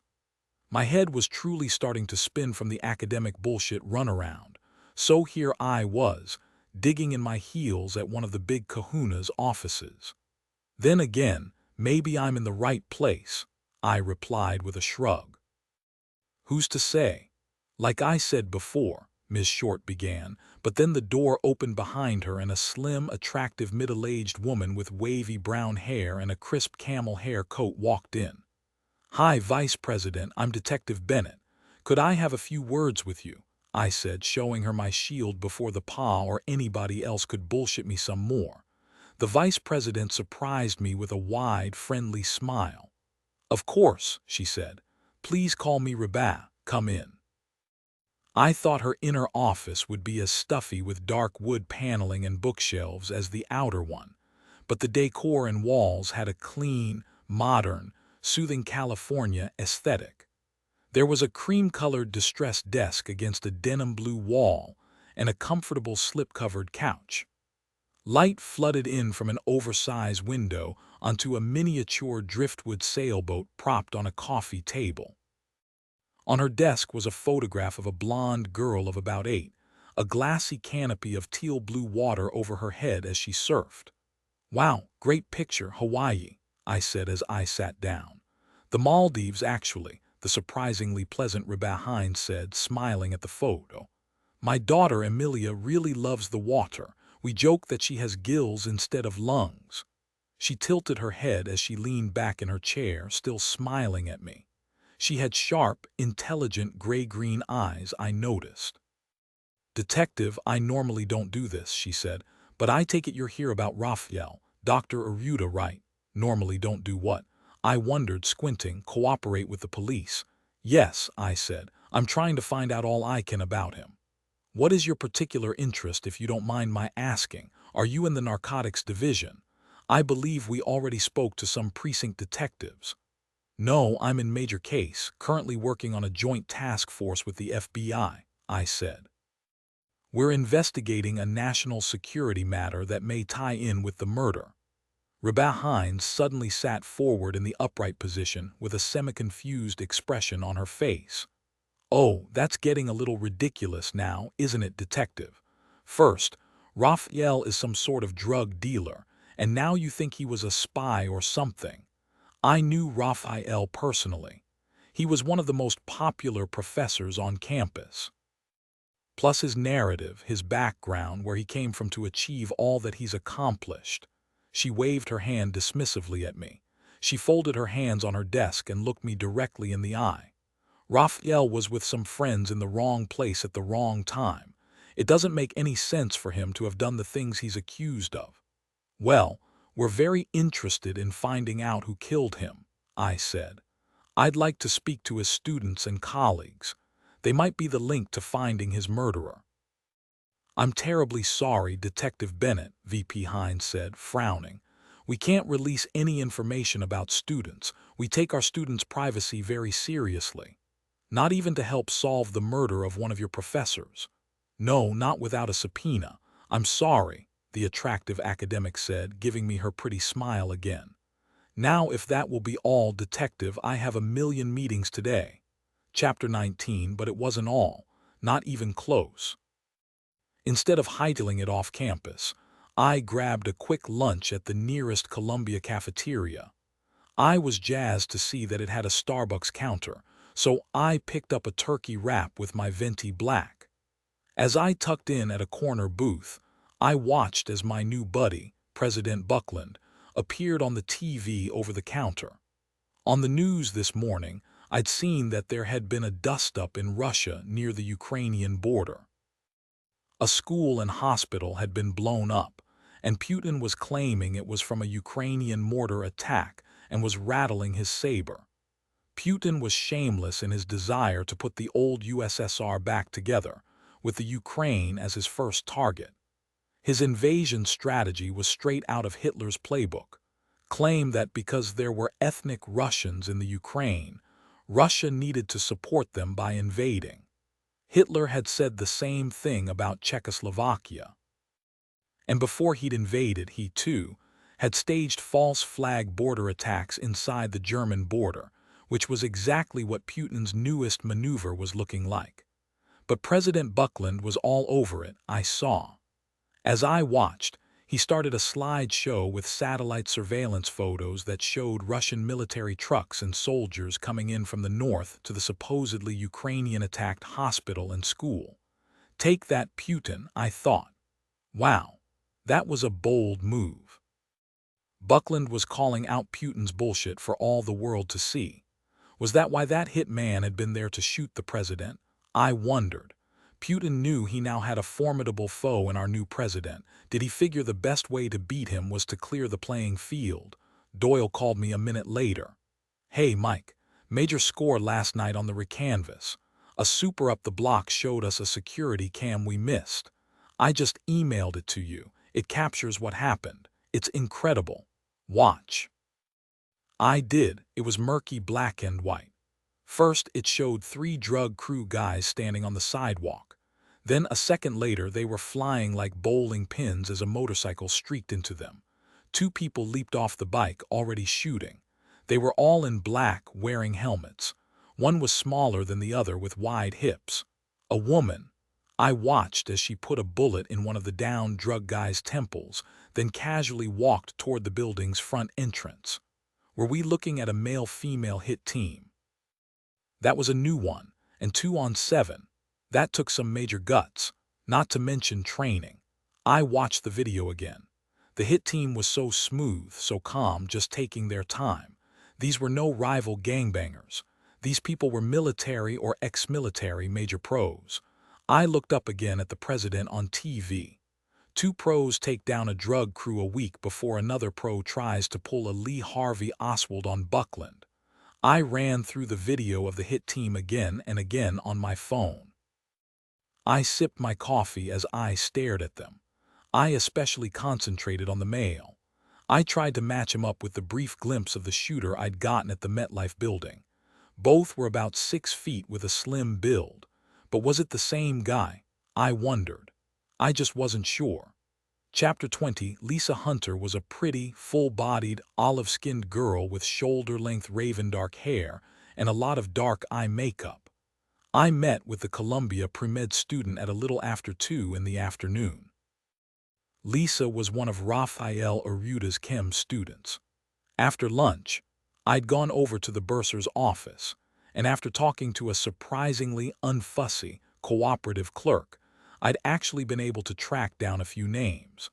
One of the students I'd interviewed told me that Lisa was rumored to have been Rafael Arruta's lover. If that was true, my long-shot hope was that she might have some insight into why he'd been taken out by a team of professional assassins. I sat with Lisa on the edge of a sunny windowsill in the back of an empty Havemere Hall chemistry lab. Outside the window, across the quad, workers were brushing snow off the top of the massive dome of the campus's famous library. "Is it too warm?" I said as I laboriously opened the big window beside us a crack. Lisa shrugged as she kept her eyes down on her brown leather boots. She took a Zippo lighter out of her laptop bag and started playing with it.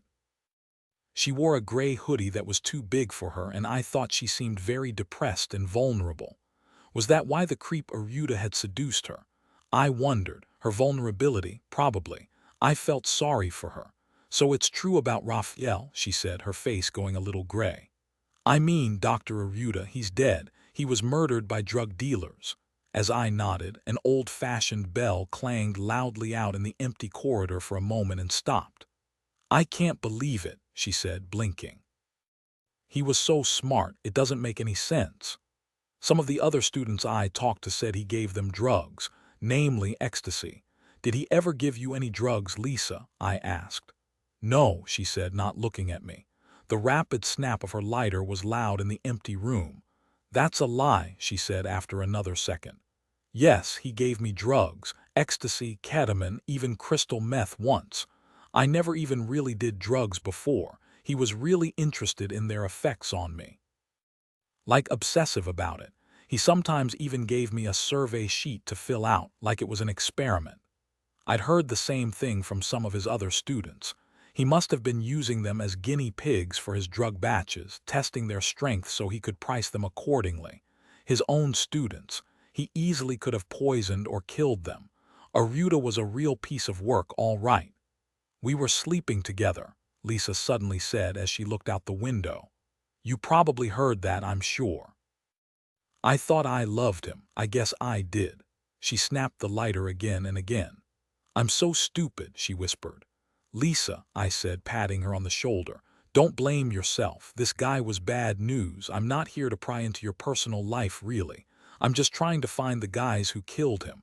Were you two together a lot? Did he ever take you to his house, or maybe to an apartment in Hamilton Heights? No, he would pick me up over on Broadway, and we would go to this motel in the Bronx. I'm from a small town in Rhode Island, and at first I thought it was kind of gritty and exciting. You know, like that old Police song, Don't Stand So Close to Me. She made a disgusted face. Then he started being a jerk to me after a month or so, but I couldn't stop seeing him. Lisa, did he mention if anyone was after him? Maybe you heard him talk on his phone about someone or something he was worried about. He was always cryptically talking on his phone, Lisa said, shrugging again as she darted a pained look at me. Only in Spanish, though. He could be rude like that, speaking in Spanish in front of me to people like I didn't exist. I was sad when I first heard the news, but I think I'm happy now, detective. In fact, I'm glad the bastard's dead. Lisa, if this is too much for you to deal with, they probably have counseling services on campus. Maybe you should talk to someone. Maybe, she said with another shrug. I don't have a lot of friends here. New York, I mean. It's so cold at times. I'm thinking about maybe going home at the end of the semester, get my head straight. That might be a good idea, Lisa, I said as another bell sharply rang out in the hall. Here's my card. Don't hesitate to call if I can be of help to you. You've been through a lot. Thanks, detective, maybe I will. Chapter 21. After a day spent digging dry holes, I finally lucked out by walking smack dab into the middle of Bennett pasta night when I got home. Mary Catherine must have been part Sicilian somewhere way back in her family tree, because the Irish lass made the kind of meatballs and marinara gravy Martin Scorsese's mother would have been proud of. I gleefully pulled up a plate and sat down beside our new houseguest, Marvin Peters, who'd come home with Brian. Marvin was a big African-American kid, about 6'4", with double-wide shoulders and a boyish, round, soft face that made him look approachable despite his formidable size. He looked like a friendly bear. He also looked a little shell-shocked as he sat staring at our frenetic dinner table. "Quite a sight, isn't it, Marvin?" said Seamus, who was sitting on the other side of him. "But I'd be doing more shoveling than staring if I were you." "He's right, Marvin," I said. "You'll need to tap into some of your athletic skills at mealtimes around here if you want to feed yourself before it's all gone. I can't tell you how much I appreciate you letting me stay with you, sir," Marvin said, staring at me earnestly. "All you guys are such kind people. I don't know how to thank you." "I do," said Seamus as he swirled spaghetti on his fork. A Catholic school win in the all-city basketball finals this year should do quite nicely. Also, Manhattan College would be a grand school for you to play for in a few years. A grand school with a fine Catholic tradition, right here in the city of your birth. Seamus, would you please stop recruiting Marvin at the dinner table? I said. I can't believe I had to actually just say that. What? A priest isn't allowed to support Catholic schools now, Seamus said. We've been locked out of the All-City 3 years in a row, and Manhattan needs to make it back to the dance and quick. Marvin here is fierce powerful, so he is. Just look at him, he's our meal ticket. Seamus, do I actually have to send you to your room? I said as everyone started to giggle. He's a real priest, Marvin, I swear. I know it's difficult to believe. Oh, don't worry about it, Mr. Bennett. He turned toward Seamus. I don't know about Manhattan College, sir, I mean, Father. I'll have to look into that.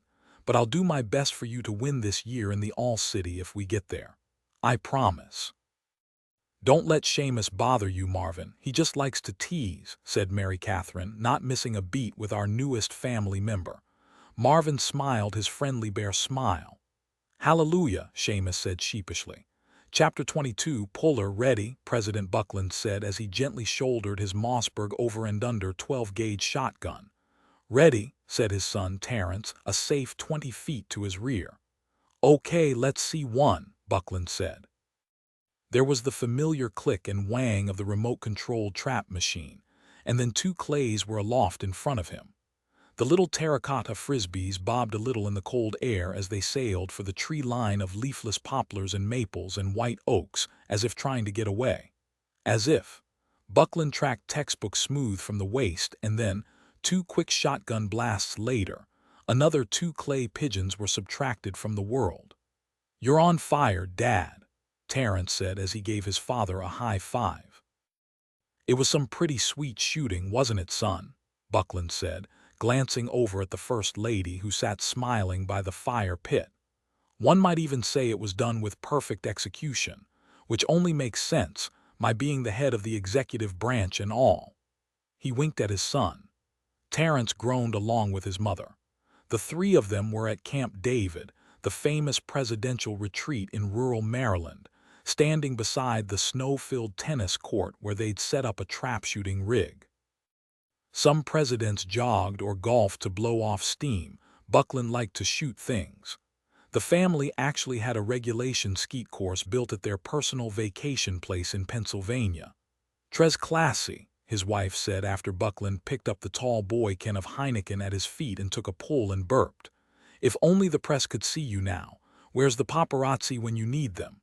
Now, no more stalling, scaredy cat. I do believe it's your turn," Buckland said. The blasts of the First Lady dusting her 2 clays were still ringing in the air when the black Chevy Suburban pulled up behind their security detail back on the road. "Were you expecting them?" she said. "I'm sure it's nothing, honey. I got this," President Buckland said as he started walking over to Secret Service head John Levitin, standing by the sub's back door. "Don't waste your breath," President Buckland said as he sat in the back seat.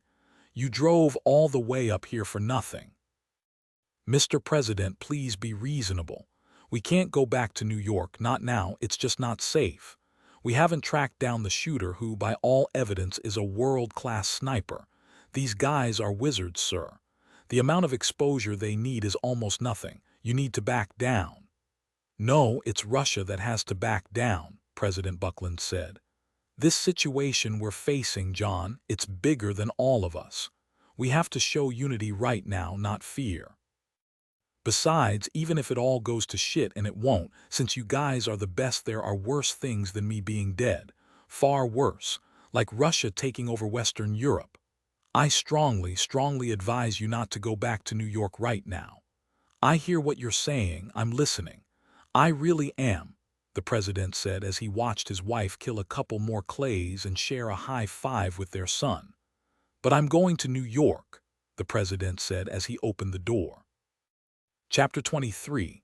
The beat-up white-work van pulled into the empty parking lot of the Kohl's in the Caesars Bay Shopping Center in the South Brooklyn neighborhood of Bath Beach at 3:47 in the morning. Immediately, it rolled to the lot's waterside guardrail beside the closed shopping center and stopped and stood idling. Beyond the guardrail, far off on the dark gray water, were the yellow running lights of a ship. A large ship that had just sailed in off the New York, New Jersey bight into Lower Bay. In the van's passenger seat, Matthew Leroux lifted the $3,000 Fleur Scout Roman II thermal camera from his lap and thumbed the zoom. After some more pans and zooms in the black and white display of the infrared camera, he finally read MV Vestervig off the ship's starboard side. "Is it her?" asked Leroux's wife, Sophie. "It's her," Matthew said. The container ship MV Vestervig flew under the Panamanian flag and was owned by a Japanese shipping concern. It was a hefty Panamax-class vessel that had a capacity of 4,500 containers and was now heading inbound for the Port Newark, Elizabeth Marine Terminal, he knew. Having done nothing but go over the job for the last 3 weeks, he knew all about it. "Isn't it ahead of schedule?" Matthew checked his Rolex. "A little," he said. "How long do you figure?" she asked. Leroux put down the camera and looked out at the tiny lights on the water. He scanned up the bay to the right and bit his lip. Containers averaged about 25 knots, he knew. Plus you had to time this right, couldn't be too early, not a lot of wiggle room in this one. "Give it 12 minutes on the button," he said. From here," he said, putting down the camera and climbing into the back of the van. He just slipped into all the gear and rechecked the kit bag when his wife's iPhone alarm started ding-a-linging. "Ready," she said. "Hit it." She zipped the van out of the lot and got them up on the ramp for the Belt Parkway West. Leroux held onto the back of her seat, looking out the windshield as they drove. The dark water on their left, the lights of Staten Island on the other side. There wasn't a car on the road. Another mile up, they took exit 3 on almost 2 wheels to West 278 and then got in the lane for the lower level of the Verrazano Narrows Bridge. Half a minute later, they were under the upper deck, girders steadily going by on the right beyond the low concrete divider wall. They passed the first of the suspension bridge's 2 70-story towers, and then Sophie slowed and stopped the van mid-span, and he jumped out with the bag and the ropes. A car went by on his left a minute after Sophie drove off. He didn't even glance at it.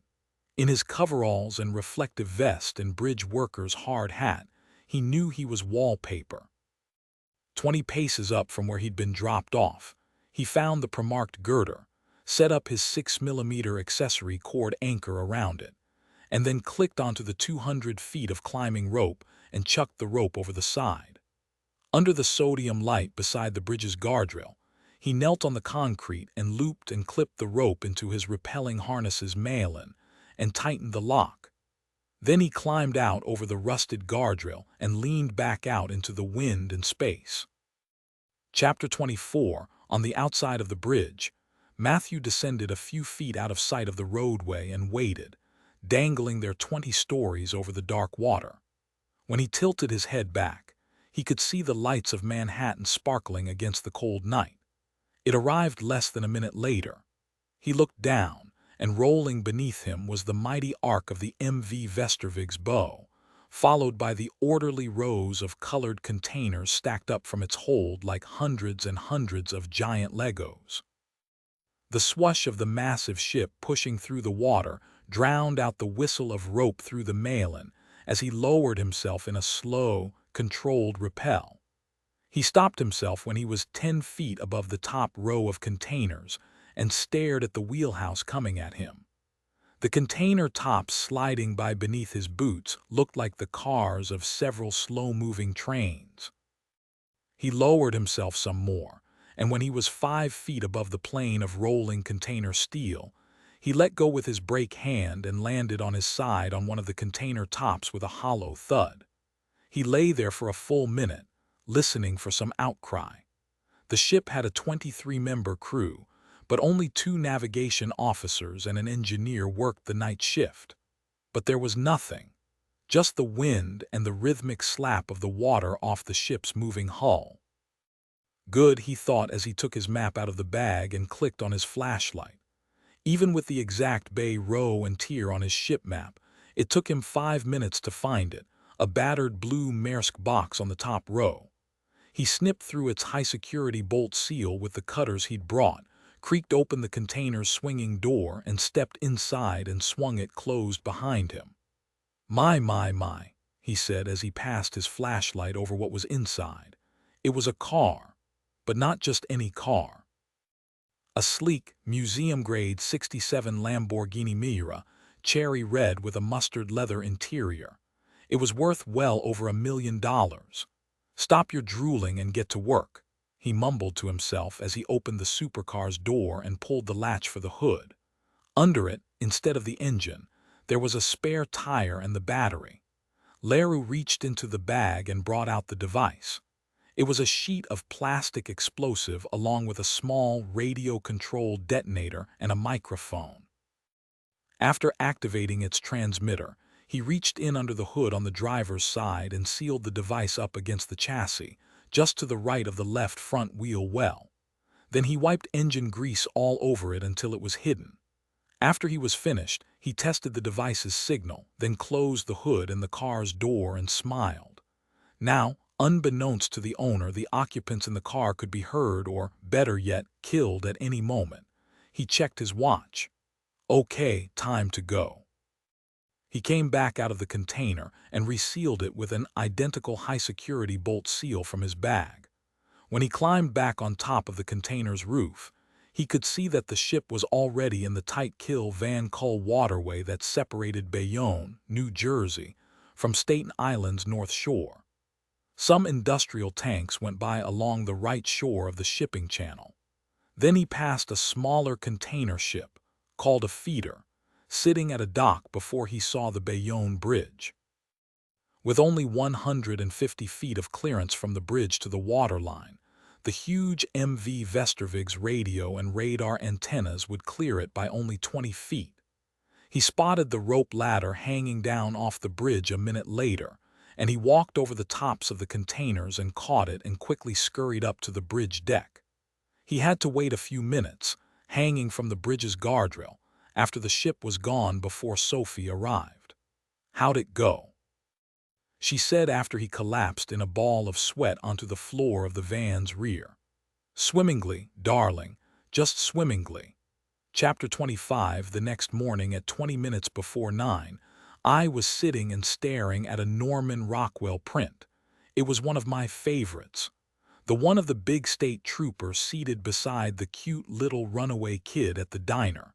I loved all the incredible colors and details. The deep blue of the trooper's uniform, the focal point red of the bandana tied to a stick under the kid's shiny chrome diner stool.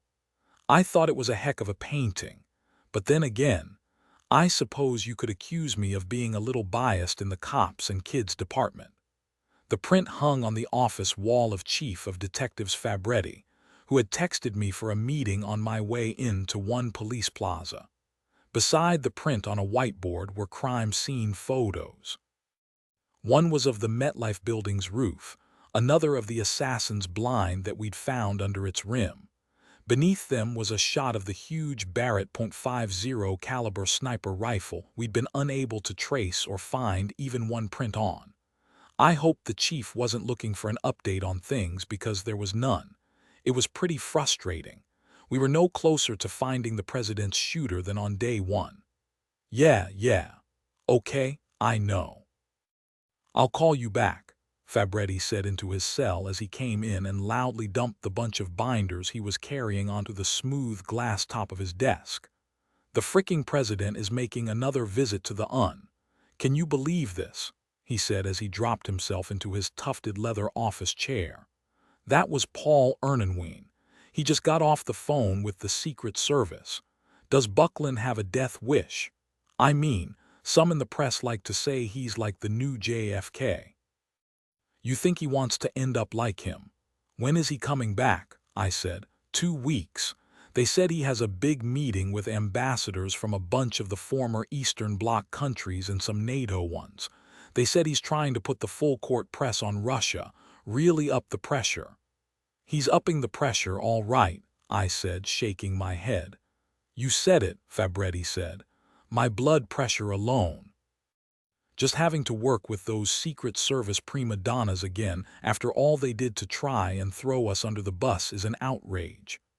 I'm with you there, I said. Anything else, Chief? Well, now that you ask, said Fabretti as he took a sheet of paper out of one of his binders. Chapter 26. In the last daylight of my long day, I stepped out of my unmarked into the parking lot of a big, ugly, yellow concrete building in Brooklyn. It was the last, most southern building in the South Brooklyn Marine Terminal, a massive industrial wilderness of rusting chain link and corrugated sheet metal just south of the Gowanus Canal. Icy wind off the bay roared in my stinging ears as I crossed the parking lot. I looked up at the looming silhouettes of a couple of massive dock cranes at the adjacent facility, where imported cars were processed and put onto freight trains. This must be the old Brooklyn, I thought, turning up the collar of my coat. There wasn't a hipster in sight. The inside of the building was even more depressing than the outside, if that was possible.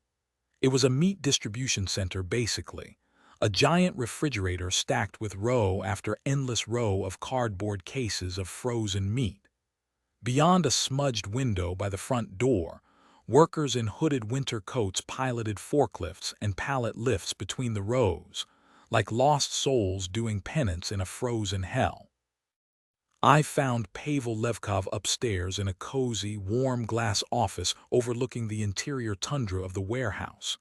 He was a medium-sized bald man in his 50s, with gray eyes and a weightlifter's build. He didn't offer me a seat. I'd actually been looking for him all day. He was a hard man to find. He had a list of cash businesses as long as my arm, a bunch of gas stations in Newark, a slummy motel in Coney Island, a garbage-hauling outfit out in Staten Island. Though Levkov didn't have a record, he was linked to the Russian mob in New York. He was also linked to the informant who told the FBI about the MetLife shooter. Apparently, the FBI's informant had split town yesterday out of the blue, but not before telling his wife that if something happened to him, we should talk to Pavel Levkov. So here I was. NYPD, what the fuck is this about? Levkov said after I showed him my shield. How do you do, Mr. Levkov? My name's Detective Bennett and I'd like to ask you a few questions. Actually, just one. Who put the hit out on the president? Was it you? The Russian immediately started laughing. I'd really hit his funny bone. He crossed his arms as he creaked his bulk back in his old wooden office chair, giggling. Yeah, it was me. You found me out, detective. Welcome to Dr. Evil's lair, Levkov said with a theatrical wave of his meaty hand. He sat forward then, leaning on his desk with his elbows. I'm just a businessman, detective. Look at this place. Do I look like I'm getting rich to you? Look at my car in the lot, some piece of shit Jeep Cherokee with a bad transmission. How many times do I have to tell you people? I pay my taxes and pursue the American dream, that's it. We have reason to believe that's not just it. Maybe you didn't set it up, but I know you know something. I need the shooter. He killed a cop. We're not gonna stop looking for him. You choose to stand between us and him, you're going to find your little grimy empire coming down around your ears. You need to give me something. If not the shooter, then a name that gets me off your ass and on theirs. Think hard, I'm actually trying to help you. You're crazy, detective. I voted for Buckland. I don't know who put my name in this, but you need to arrest them because they're pulling your chain. Okay, Levkov, let's do it the stupid way. Get up and put your hands behind your back. What? Why, I took out the subpoena that I had been handed by Chief Fabretti for the over $3,000 in unpaid parking tickets the Russian had racked up. Well, Pavel, sometimes the American dream includes paying your parking tickets. Chapter 27. So how do you like the madhouse so far? Brian Bennett said as he huffed and puffed next to Marvin Peters. They were jogging in Riverside Park after school. You don't have to answer that. It's only for a few weeks, right? Madhouse. Marvin said as they ran. You don't know how lucky you are, man. Your dad and father Seamus and Miss Mary Catherine and all your brothers and sisters. Not to mention this neighborhood. Heck, You livin' the good life, believe me. Yeah, tell me that again after one of the peewees gets into your stuff or the first time you slip on a Barbie roller skate in the middle of the night." Marvin just smiled. They were coming out of the icy trail by the Riverside Drive sidewalk at 86th when Marvin spotted him. Hardly believing his eyes, Marvin slowed to a stop. It really was him, Big Flicka himself, just standing there by his big double-parked silver Mercedes, smiling. "Hey, what gives, Marv? Getting soft on me," said Brian. Marvin didn't answer. All he could do was stare out at the street beyond the snow-filled park at the big, lanky, 50-year-old black man in the black $1,000 Canada Goose down jacket.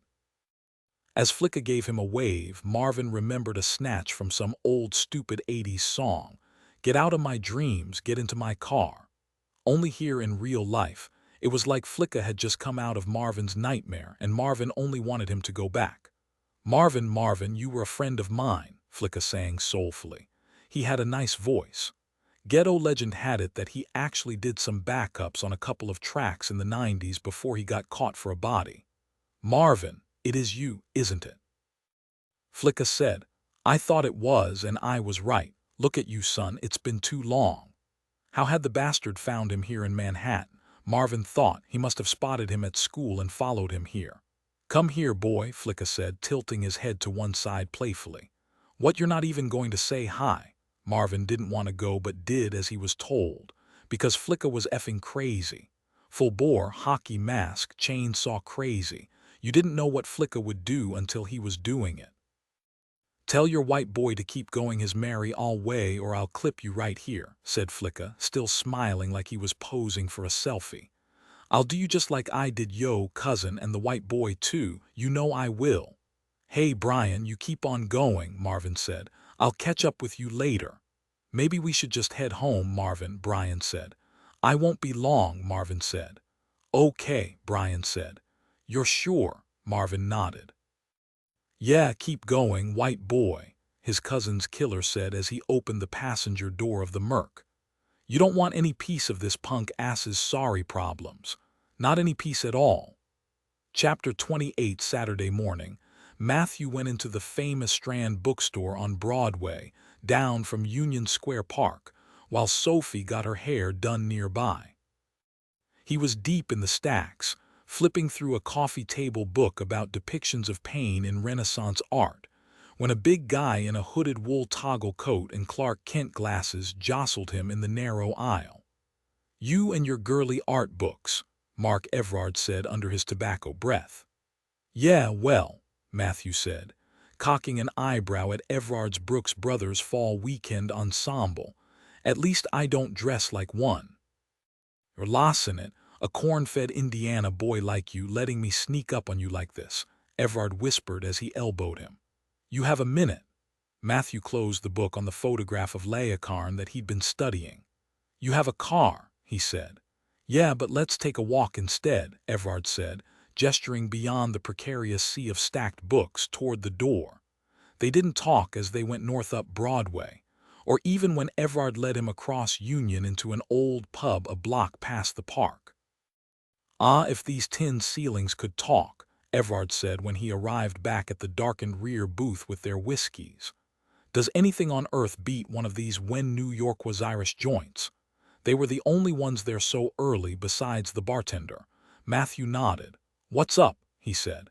"Good job on the uptown shuffle, Matty, not to mention your antics under the bridge," Everard said as he gently clinked Matthew's glass. "You said you'd come through, and as ever you're a man who does what he says." "Yep, that it." "Of course not," Everard said, slipping him a thick envelope under the sticky table.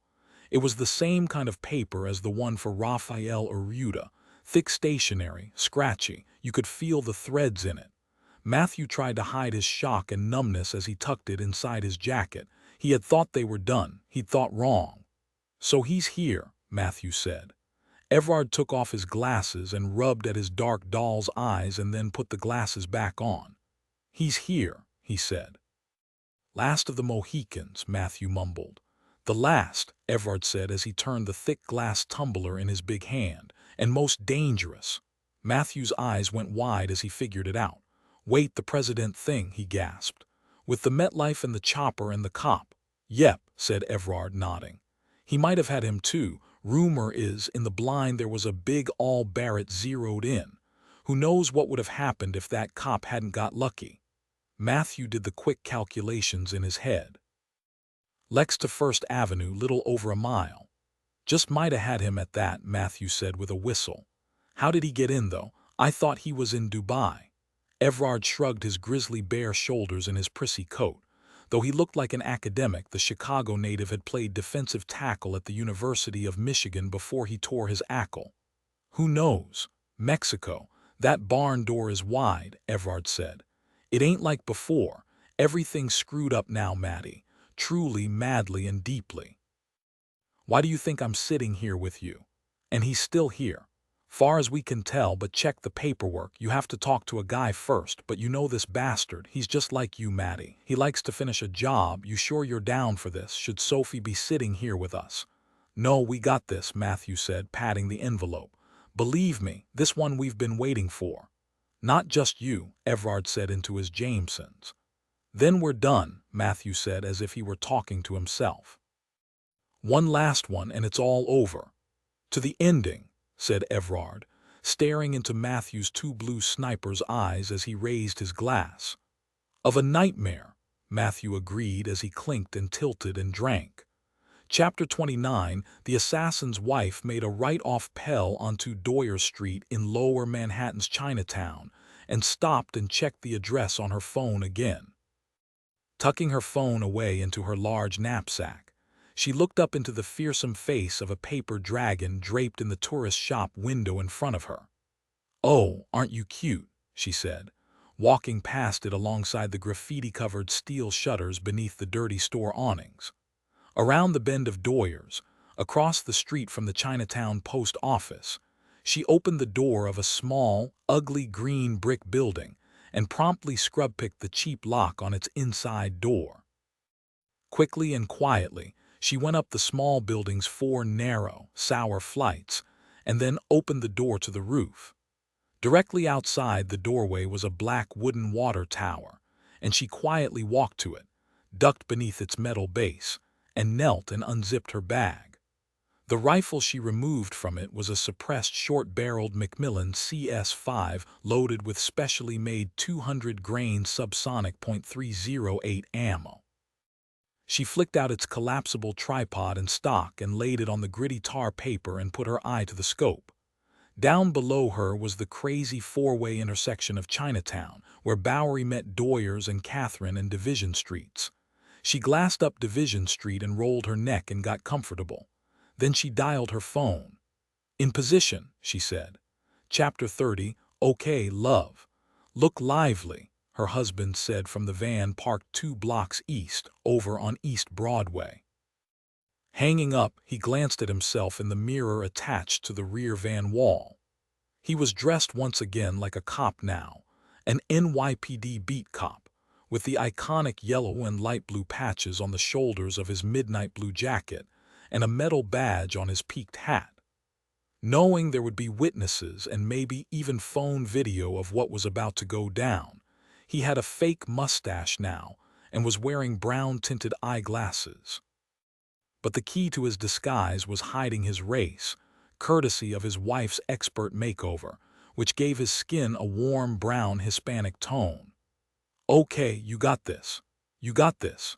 You got this," he said, pumping himself up as he stared in the mirror. Then he rolled open the door and jumped out onto the street. He threw out a hand to stop traffic as he hurriedly crossed East Broadway and then crossed the sidewalk in 2 steps and pulled the handle of the Beijing liquor shop door.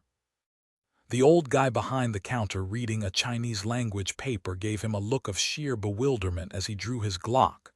Without a word, the assassin rushed toward the back and kicked open a cheap wooden door at the right-hand rear of the crowded store. "NYPD. Nobody move. This is a raid," he yelled as he rushed in behind the Glock. 40 or 50 Asians, looking as shocked as the counterman, stared at him through thick smoke. They were sitting in groups of 4 at small green felt card tables covered in purple-back tiles. It was a mahjong parlor, a 24/7 illegal gambling house, one of the biggest in New York City. He scanned faces, looking for the one he had already memorized, his target, Richard Yu. He spotted him a second later at one of the farthest tables, a young guy with a New York Knicks varsity jacket and a mop top of spiky hair, like a crazy anime character come to life. He seemed younger than in the picture Pavel Levkov had given him. What this girlish Asian kid had done to have a $200,000 contract on him was difficult to comprehend. But as was true for most old soldiers, his was not to wonder why. "You Spike, stay right there. Hands, I want to see your hands."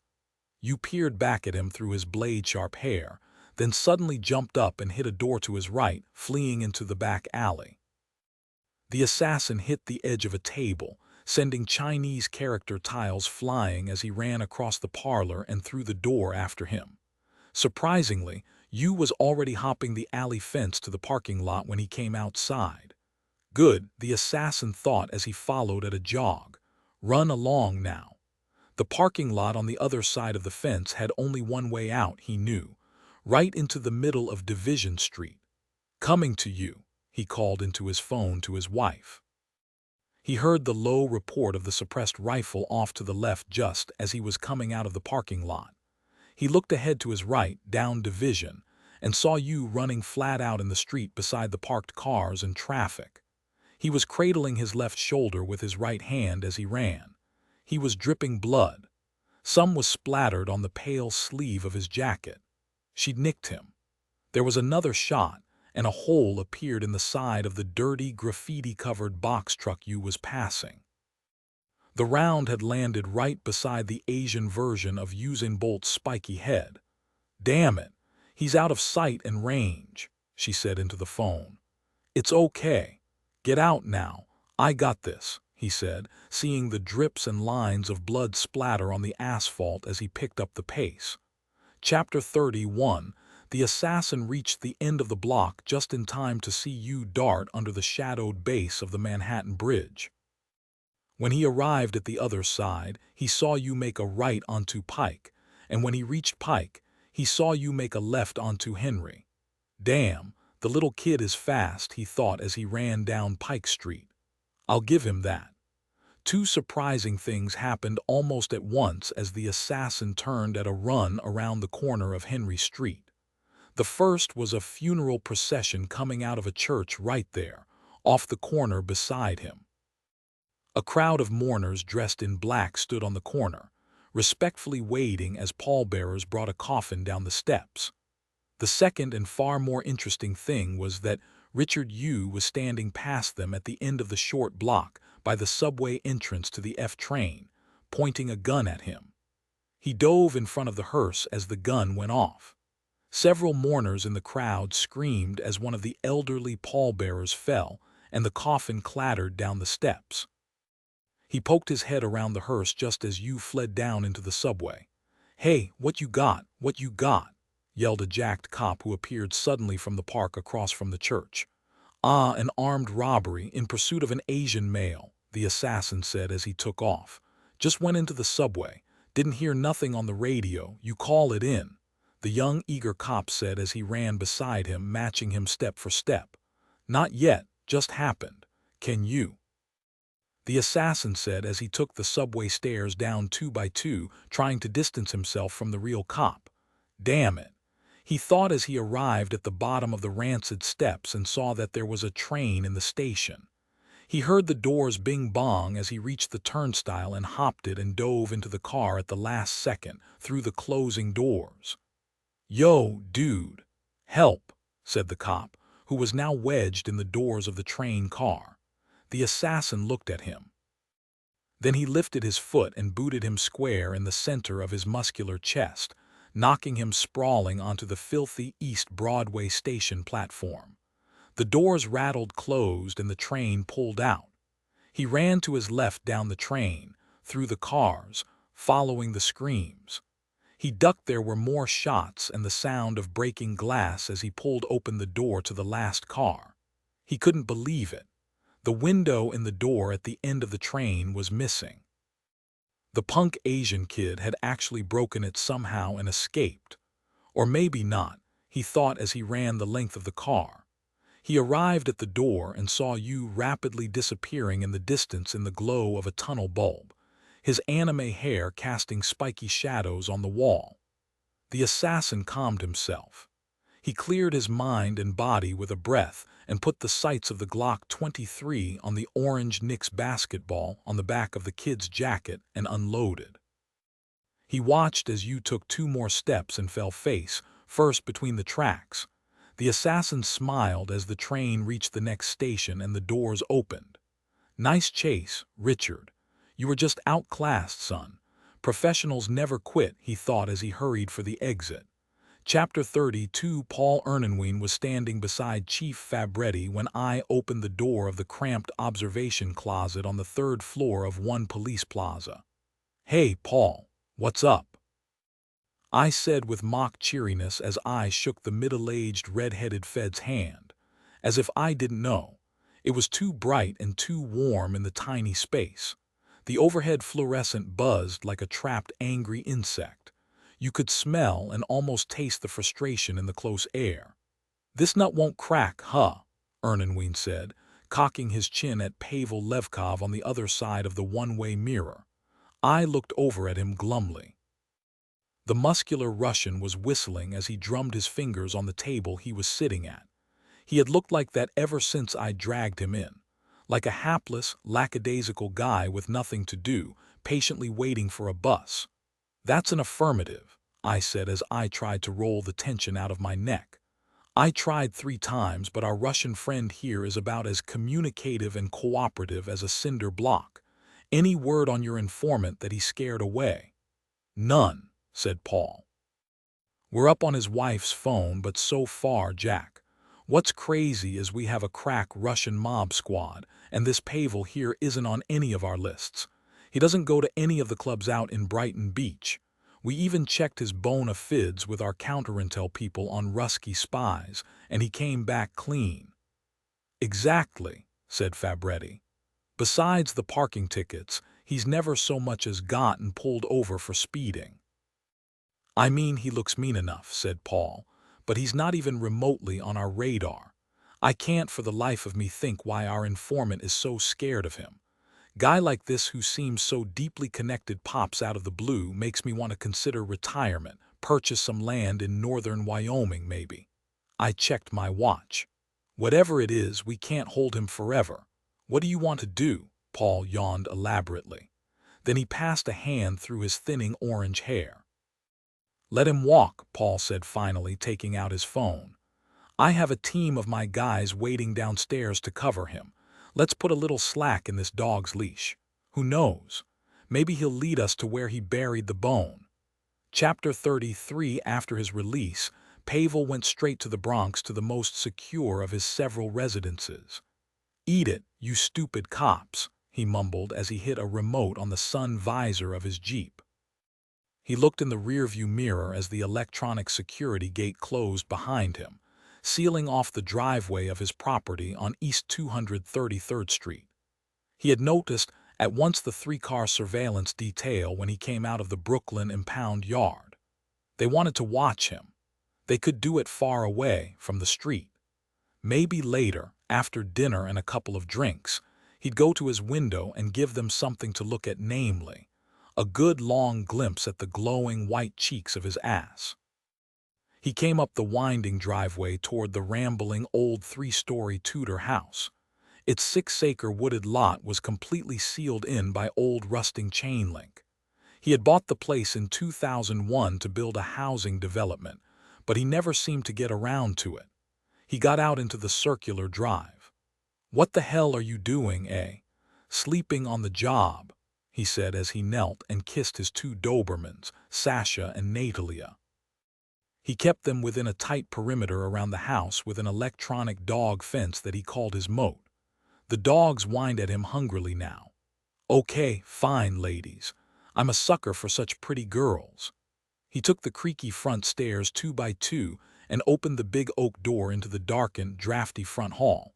The house had great bones, as they say. Like so many of the house's fine appointments, the elaborate mahogany staircase had been shipped over from a French showdown when it was built. But the house needed $2 million of work. Originally, at the turn of the century, it had been the compound of a paranoid, apocalyptic religious group, and though he kept it to himself in the house at night, Pavel sometimes heard some wild, unexplainable shit. Footsteps, doors slamming, a few times what sounded like screaming. If he didn't sleep with his girls, a dead bolt lock on his door, and a fully loaded Armsel Striker Street Sweeper semi-auto shotgun on his bedside table, he might have actually been scared. "Hey, ghosts, I'm back. Miss me?" he said to the shadows as he headed to the butler's pantry to get the girls their dinner. He was coming back into the kitchen when his knee exploded. He didn't feel it at first, it happened so fast. He was just walking toward the drawer to get the can opener, and then he was collapsed on the yellow pine floor with a bloody ragged hole in the knee of his slacks. "Pavel, hello down there," said a voice. Starting to hyperventilate at the growing pain, Pavel looked up at a distinctly unghostly-looking blue-eyed man who stepped out of the shadows with a smoking suppressed H and K mark 23 in his right hand. "You don't know me, Pavel, but my name is Matthew," he said. The sniper smiled as he squatted, getting down on his level. "And I have a couple questions for you today." "Chapter 34, and the plot thickens," said Paul Ernenwein as we stood by the nurse's desk at the second-floor ICU unit of Montefiore Hospital in the Norwood section of the Bronx. Pavel had been admitted at a little after 2 in the morning. A cab had come to his place, and the surveil team had followed it and Pavel to the emergency room. He had some broken ribs and electrical burns on certain sensitive parts of him, and someone had put a .45 clean through his right kneecap. Apparently, he'd been worked over by someone who knew what they were doing. Who that someone was we didn't know, but we were very interested in finding out. "We're obviously getting some promising results in the Pavel seems to be a player hypothesis," I said. "Who do you think tuned him up?" "All 3 of the Pep Boys by the looks of him," said Paul, pointing at the console's screen which showed a bruised Pavel covered in cords sleeping. "The Russians, the Kremlin," I said. "You'd think, right," said Paul, "but why leave him alive?" "What does the house look like?" I said. "Clean, too clean, he's got dogs, plus there's no sign of entry. Someone picked the locks, it seems. There was water all over the kitchen floor." Either Pavel decided to do some bobbing for apples after he kneecapped himself, or he was waterboarded. "You think it was the president's shooter? Pavel was a middleman and something got screwed up and the shooter needed to find out some information the hard way." "That's a good theory," Paul said. "We should use it." "You want me to go say hi?" I said. "Can't," said Paul. "He's got some internal bleeding. Doctors said we need to wait until the morning." "Maybe this works to our advantage," I said. "If he spilled the borscht about something during his little inquisition, he might be in big trouble, right? We could offer him some sanctuary." Paul Ernenwein looked at the screen. "Good night, Pavel. Sleep well. We'll more than likely flip you in the morning," he said. Chapter 35 At 11:15 that evening, Sophie, wearing a large camping backpack, walked east down East 20th Street, past the Gramercy Park neighborhood's charming Italianate and Greek Revival townhouses. She sighed as she passed the awning of the famous Players Club, which had been founded by Edwin Booth, the brother of John Wilkes. Stores had lived in the famous neighborhood. Steinbeck, Thomas Edison, even Julia Roberts. Though she lived in Soho, she sometimes fantasized about moving onto the famously attractive historic block, with its exclusive, mysterious private park. Too bad she wasn't here to house hunt. Her pick was already out as she got to the Irving Place entrance to the park. A moment later, its famous cast-iron gate briefly shrieked, and she was in. She walked alongside snow-covered benches and hedges to the statue of Edwin Booth in the 2-acre park center. Walking past it, she panned her eyes left and right along the small park's straight and winding paths. but it was too cold and too late for anyone else to be there. Good. She cast a quick glance at the Gramercy Park Hotel, straight in front of her.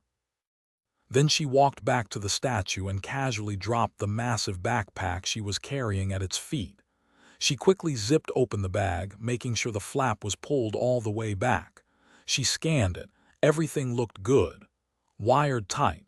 A moment later, sans backpack, she exited through the Irving Place gate and continued east down 20th, picking up her pace. "It's in place. Are you?" she said into her Bluetooth. Chapter 36.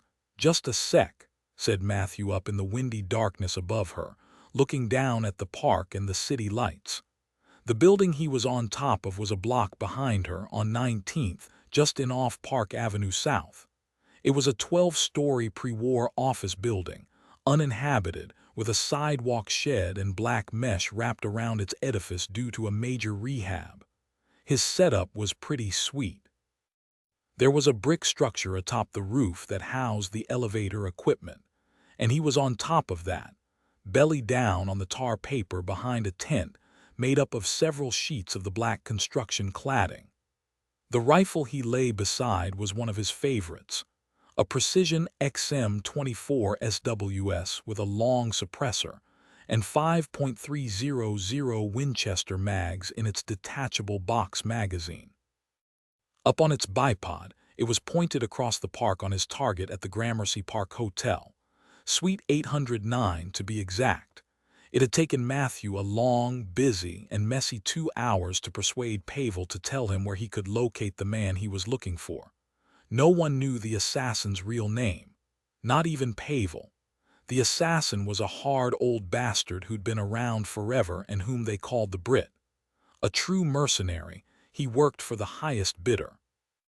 And tonight, his long career was going to come to its inevitable end, Matthew thought, leaning into his rifle's fixed cheek piece. Matthew blinked as he looked through the S&B nightscope. It was already dialed in on 809's floor-to-ceiling window, in off the corner of 21st and Lex. Beyond the curtain of the big window, the end of a low, dark leather couch and the edge of a huge, modern splatter painting on the wall were visible. It was a joke of a shot, really. A little over 200 yards on a slight left-to-right, 4-story downward angle. He could have almost hit it with a pistol at that range, but it was windy. A steady 10-mile-an-hour wind was blowing out of the northwest. He needed the pop of the XM24 to compensate. The setup was straightforward. Get him to come to the window with a distraction, then blow out the first visible, vital part of him with a .300 Winchester's supersonic boat tail. Matthew wasn't the biggest fan of distractions. They worked far less often than people thought and were just as likely to make your quarry alert as to trick them. But then again, everybody let their guard down sometimes. "Okay, talk to me. On your call," said Sophie in his ear. Matthew took some breaths, then closed his eyes, just listening, trying to still himself. After 30 seconds, he felt himself become one with the building beneath him. He felt the rush of the cold wind on his cheek, listened to the high shriek of a bus somewhere in the darkness below, a car horn. He opened his right eye and dead-centered the reticle on the window. "Ready, hit it now," he said.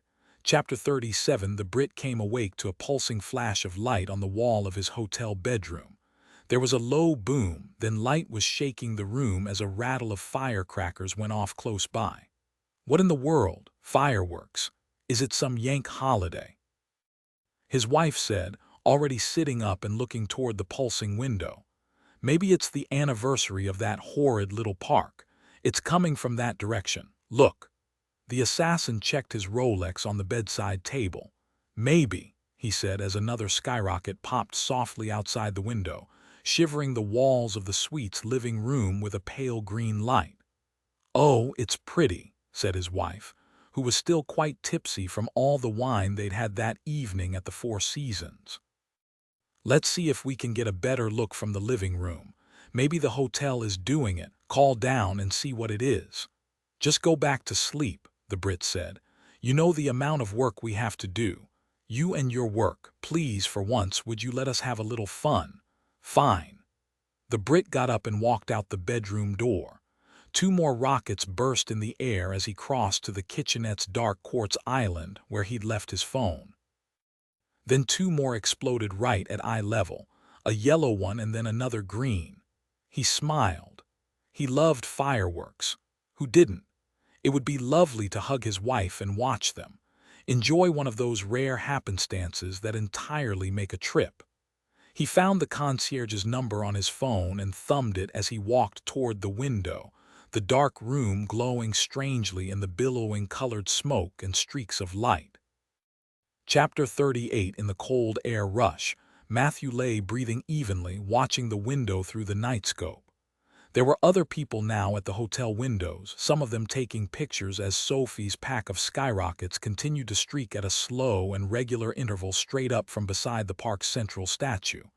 He could feel his heartbeat thump as he watched 809's floor-to-ceiling window kill zone. The curtain, the end of the couch, the painting. "Come on," he whispered. "Come to Papa." "That's the last one. Any sign?" said Sophie as a big rocket burst into a yellow and red flower. In its afterglow, Matthew watched, waiting, finger on the trigger. "No, damn it, nothing," he thought. "It wasn't going to happen." "Tell me you have something," said Sophie. "Negative. Maybe he's dead asleep or something," she said. "What do? We go back to the drawing board," he said, packing up. Matthew was about to turn to go down the ladder when the round hit him. It caught him about 4 inches below his brain stem, just above the center of his shoulder blades. Its impact knocked him flat, face down, as if somebody had yanked out his ankles from underneath him. He came to a skidding stop halfway off the elevator housing, and he just let himself topple the rest of the way into space, just in time to get missed by the next suppressed shot that blasted brick bits and tar paper between his boots. He smashed hard into the roof, bashing the shit out of his elbows and the top of his head and his ribs as he landed on the XM24 in the clunky kit bag. Knowing he was safe, he pulled his backplate out, the indent in it. He shook his shirt and caught the big and still hot mushroomed bullet that had been meant for his heart and just stared at it. The bastard must have run up to the hotel's roof, which was level with Matthew's perch. "Hey, I'm in the car. Are you coming?" Fear hit him almost as hard as the bullet. He imagined himself running down the 12 flights of stairs just in time to see the prick lighting up Sophie. But he calmed himself and calculated quickly. What would he do if he knew he was being ambushed? Attack or hold position? Hold position, definitely. The Brit might have spotted him, the sly bastard, but he didn't know what kind of operation he was up against. No way would he run from cover. "Matthew, are you okay?" "Fine," he said after a few labored breaths. He looked at the plate again and shivered. "Fine, baby. Be there in a shake." Chapter 39. The telescoping stock of the rifle gave off a satisfying job-well-done snap as the Brit, crouching in the dark on the roof of the Gramercy Park Hotel, collapsed it with the calloused heel of his palm. He hid the new matte black Belgian FN FAL with its suppressor and state-of-the-art night vision scope under his fluffy white hotel robe. Then, still in a crouch, he slipped silently off the darkened hotel roof, back through the stairwell door. Padding quietly down the hotel's back stairs in his bare feet, he thought he very well might have hit the prankster on the roof of the building on the other side of Gramercy Park. And with a hefty 7.62 x 51 NATO round, he'd more than likely gotten his attention. Who had it been, he wondered? Not the coppers. Company, then. Someone else. Definitely someone in the business by the looks of the hardware they had. Whoever they were a little sloppy. Fireworks. Then he thought about it, maybe not so sloppy. He had, after all, almost gone to the window. Plus the fireworks were pretty. It was almost elegant in a way, like a birthday party. Only the opposite. A little light show before they cut his cake once and for all, the bastards. When he got back to his room, he put the gun away in its case and called Pavel, who had hired him. It kicked into voicemail. Had Pavel turned on him for some reason? He pondered the implications of that. Should he leave now? He thought as he went into the bedroom, no, if it were company or anybody else in the game, they'd want him out on the street at night to keep it discreet. He took an Odge out of the minifridge beside the bed and cracked it and took a long sip. He nodded to himself. To heck with it. He'd check out in the morning like a regular human being. Well, said his wife when he got back into the bed. What was it? The Brit thought about who would want to kill him, then he laughed. He'd be up all night. I don't know, he said as he snuggled in next to his wife. He kissed her above her camisole, right where he'd just shot whoever it was who thought he could pull a fast one on him. Aren't we so tender all of a sudden? What was that for? Love, darling, he said as he pinched her bottom. All we need is love, right? And rockets, she said after a moment, and they both began to crack up. Chapter 40, now finish up the rest and don't screw it up, Flicka said, stabbing one of his long fingers in Marvin's face. I know what a gram looks like in my dreams, so you think about skimming, you think again. I'll go down and get the car. You be in the lobby waiting when I come around. Don't make me text your ass. Marvin waited for Flicka to leave before he let out a tense breath and looked around at the spare room. The table, the electronic scale, the massive mound of rank marijuana.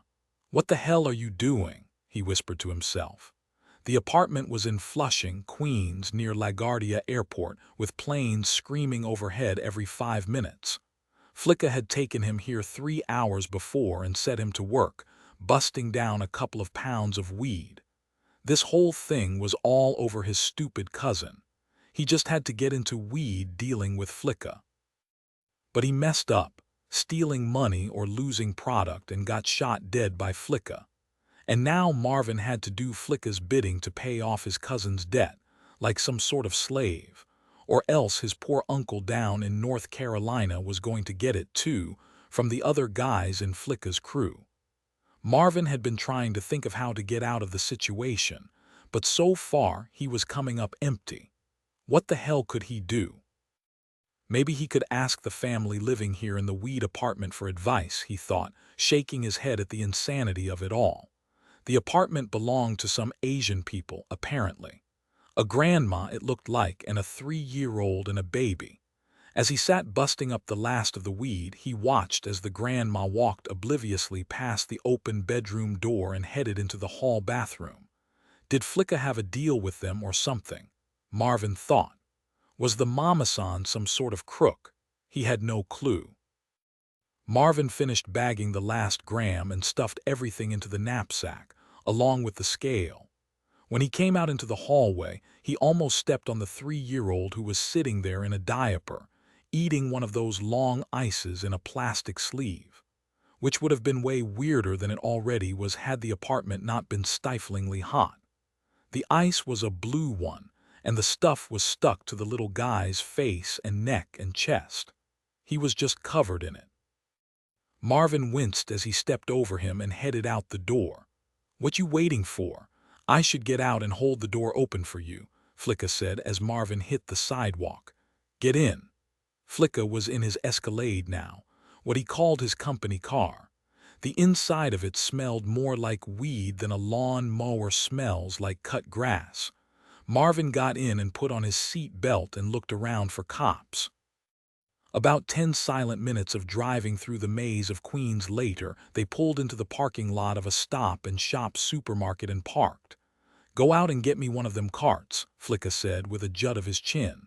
What? Marvin said, staring at him. You deaf, go get me one of those carts. One of the shopping carts.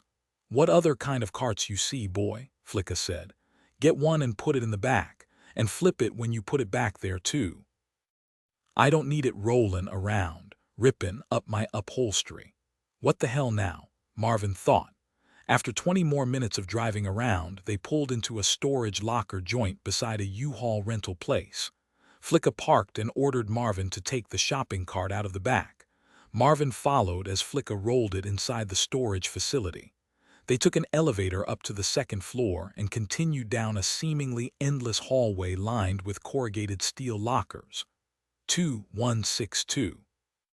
Here it is, Flicka said, undoing the lock on one of the steel shutters and rattling it up. Inside, it was jam-packed with moving boxes and kids' furniture and bicycles and clothes, box after box after box. "We gotta get all this out to my sister's new place in Camden," Flicka said, handing Marvin the lock. "Fill up the ride with as much as it can hold and then come get me. I'll be in the diner across the street." Marvin stood there, staring at the boxes. "It's official. I'm a slave," he thought. "There's no way out of this." "Aw, don't look so sad, little Marvin. This here's what's called a character-building exercise," Flicka said, grinning. "If you get tired, don't worry. Just think of your uncle's smiling face and everything will work out fine." Chapter 41. It was a little after 9 o'clock at night, and Manhattan College's dratty gym was hot and bright and packed to the rafters. The gym was an old 70s-era airplane hangar-looking building that was sometimes criticized by visiting sports reporters. But when the Jaspers were playing their closest rival, Iona College, the fans' electricity in the joint could have outdone what you'd find at a Knicks game at Madison Square Garden. Over the squeaks and squeals of sneakers on hardwood blasted the arena standard, "Get ready for this." As Manhattan's band and cheerleaders and dancers and student fan section, 6th Borough, went batty. They weren't the only ones. Myself and the rest of the Bennett bunch were at the top of the bleachers at half-court going berserk as we watched my son Trent compete in the halftime high-jinks. "Go, Trent, go," we chanted. He was trying to put on an oversized Manhattan uniform and complete a layup, while a rival little kid fan tried to get on the gear of the Gales. Trent was in the huge green and white Manhattan uniform, half a step ahead of the Iona kid, when he got tripped up by the size 13 sneakers he was wearing and fell down in a heap. "Nuo," we yelled. But then the other kid tripped as well, as Trent got up and calmly banked it in. "Yes," we yelled.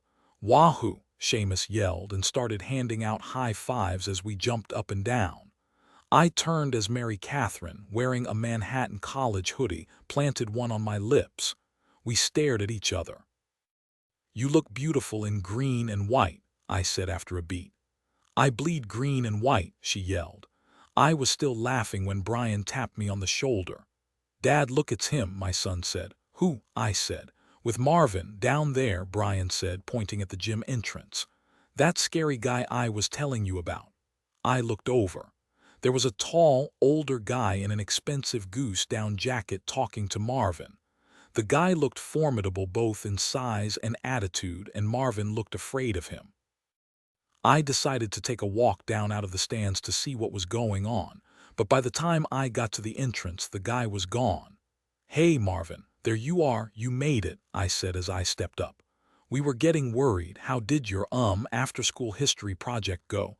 "Oh, hey, Mr. Bennett," Marvin said. "Yeah, it went great." I noticed that Marvin smelled like weed, make that reeked. He didn't seem high, though. If anything, he looked relieved to see me. "Marvin, who is that guy?" "The guy you were just talking to." "Nobody, an old friend from my neighborhood." "You sure? He didn't look too friendly." "I'm all right." "Really, Mr. Bennett," Marvin said as he passed me, heading for the stands. I decided to let it go. For now. Chapter 42, the private study down the hall from the Oval Office, where President Buckland held many of his more under-the-radar meetings, had a pale palette of cream walls and pastel high-backed chairs and yellow chintz sofas. When the president walked in at 6:30 a.m. with his personal secretary, Mattie Halser, his first thought was that Ellen Huxley Laffer, his pale, waspy national security advisor sitting on one of the yellow couches, fit right in with the decor. "Good morning, Mr. President," Ellen said, tucking away her smartphone as she stood. "Morning, Ellen. Hope that wasn't a Snapchat," the president joked as he sat on the couch across from her. The president liked Ellen. Wearing an immaculate Saxon gray blazer and skirt, the sandy blonde former captain of the Harvard Law debate team looked like a middle-aged Ralph Lauren model. But her stock soap actress looks aside, the 54-year-old was about as well-rounded as one got in D.C. intelligence and Department of Defense circles. She was a National War College graduate and a former air attaché to the French embassy, as well as a CIA case officer. Can I get you anything? A bagel or a muffin? No, I'm fine. So what's up, sir? Huxley Laffer said. The president took a deep breath. Okay, Ellen. I heard from the others last night about the Ukrainian economic collapse. Are you up to speed on that? The hryvnia, their currency, is collapsing in value, right? Huxley Laffer said. She had read about it on Bloomberg on her way in. Yes, it's completely tanking, down 24% in the last 3 days. We have a friendly high-up in their Department of Finance, as you well know. They've tapped us for a loan to stop the bleeding. I'd love to go forward with that, or anything else that will help the Ukraine stand up to the Russians after their annexation of Crimea. What's your take? Huxley Laffer looked up in the air to her left and pursed her lips as she thought. I think, truthfully, that we need to back off a little, Mr. President. You know, calling them out on the false flag attempt last week was a really good move. It was very effective and needed to be done. But I think a loan or any other direct backing and involvement in the Ukraine on the heels of it is really going to be seen seriously as a threat to some of the hardline higher-ups in Russia. You think so? The president said. Well, we know through our sources that they're already spooked by the increase in the military budget you made. And besides, we already have economic sanctions and help from our European friends to limit trade and especially credit to them. We have enough pressure already on them. It's time to let it do its work. The president squinted pensively at Huxley Laffer. So let this one go, he said. Yes, sir, I think you should let this one go. The president smiled. Slow and steady wins the race. That's what they say, Huxley Laffer affirmed. On another topic, you think I should go to New York for this unsummit. What does John say? The president rolled his eyes and smiled. The head of the Secret Service, what do you think? They're still looking for the shooter, the president nodded. What do you want to do? Go, of course. I agree, Huxley Laffer said. Show of strength, Ellen. Yes, Huxley Laffer said with a smile. Then she lifted a finger. But remember, not too much. Chapter 43. With its old gray pre-war tenement buildings, and rusting fire escapes and garbage bags piled high at the curbs, Brighton Beach, Brooklyn, looked like a dilapidated chunk of inner-city blight plopped down beside the ocean. Noon Tuesday, I was in a Fed surveillance car in the heart of the heavily Russian neighborhood on Ocean View Avenue. In the car with me was Paul Ernenwein, and 2 of his best guys from the FBI New York office's Russian mob squad. A second car with 2 more agents sat around the block. The object of our attention was the gaudy red and gold awning of a popular Russian restaurant called Sochi's that was a block to the north. We'd finally gotten a decent lead. The feds had scoured Pavel Levkov's Riverdale place while he was still at the hospital.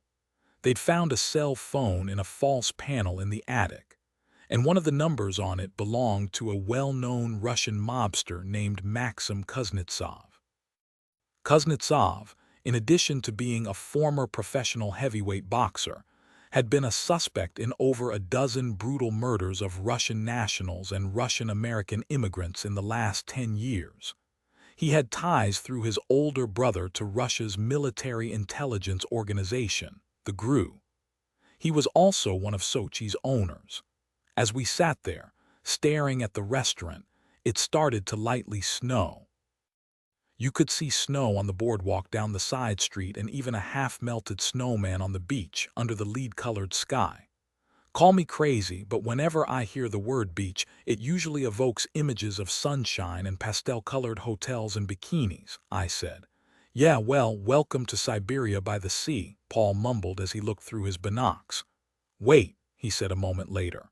There's a car slowing out in front, a BMW SUV. Paul's radio crackled. We see him. It's Kuznetsov, said the feds in the other car. Busboys were Windexing tabletops, and a vacuum whirred loudly from somewhere as the 5 agents and I, in raid jackets, stormed into the restaurant 10 minutes later. There was gold everywhere. On the covers on the chairs, the brass railings, and the mirror frames. From the gilt ceiling hung massive, glittering chandeliers that were about as demure as Cleopatra's earrings. We found Kuznetsov in the very clean and bright stainless steel kitchen. He was a tall man, about 6'4" in his 50s, wearing an apron over a stylish white dress shirt and gray silk suit pants. He was expertly chiffonading clusters of basil on a butcher block with a 10-inch chef's knife. "Maxim Kuznetsov," Paul Ernenwein said. The beefy, gravely handsome, dark-haired man glanced up at us, then slowly set down the huge knife. He blotted at his broad forehead with a paper napkin. Something good was cooking in a pan on the stove behind him. Some kind of chicken in a thick brown butter sauce.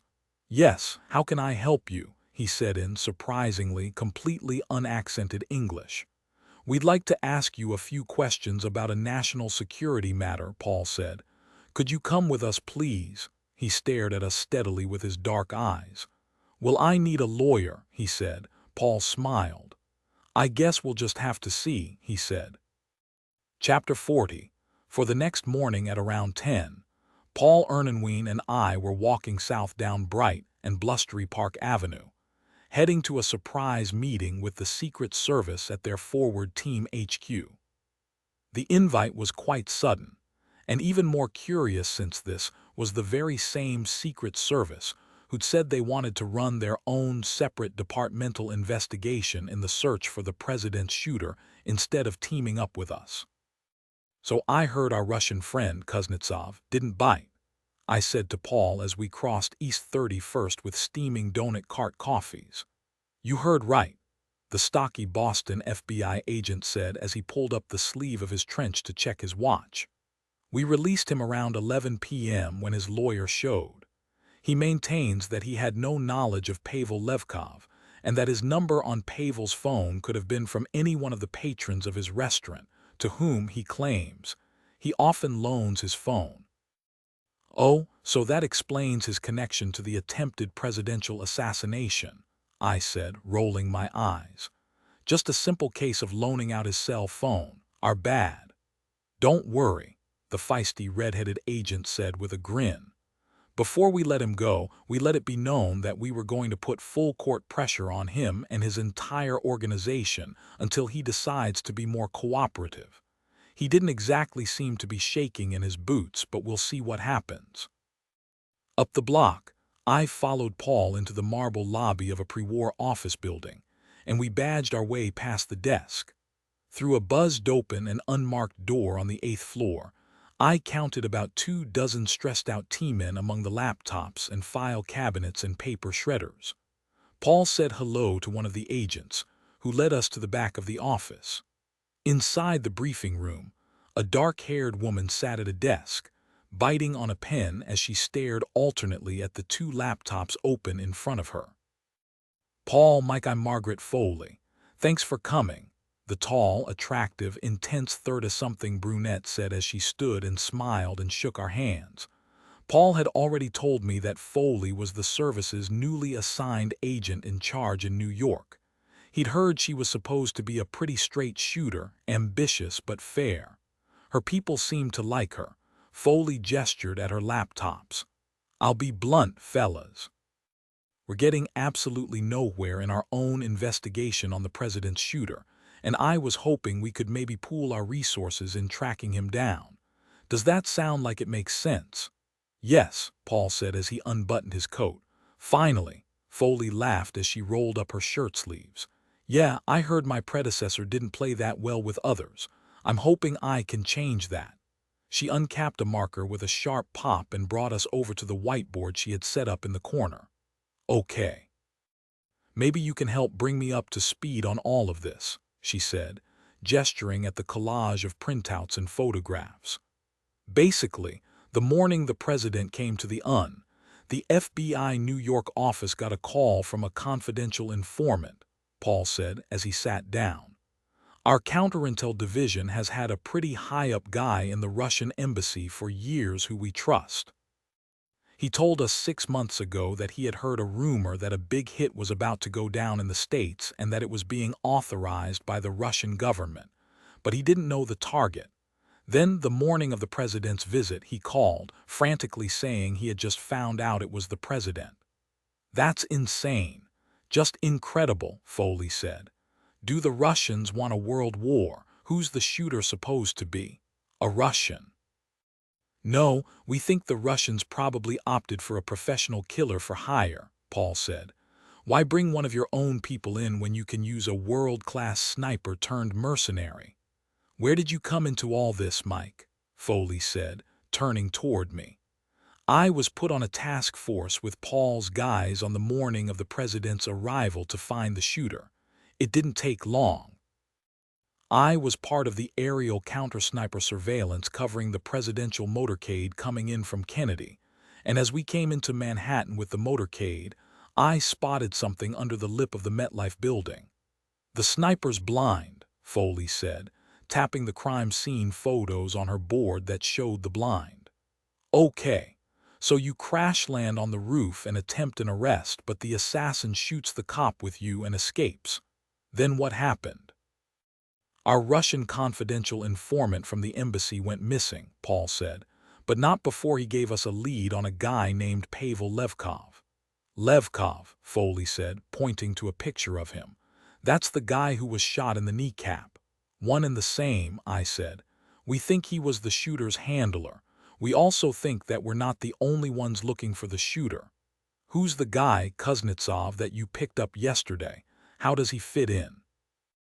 "Kuznetsov's the head of the Russian mob in New York," I said.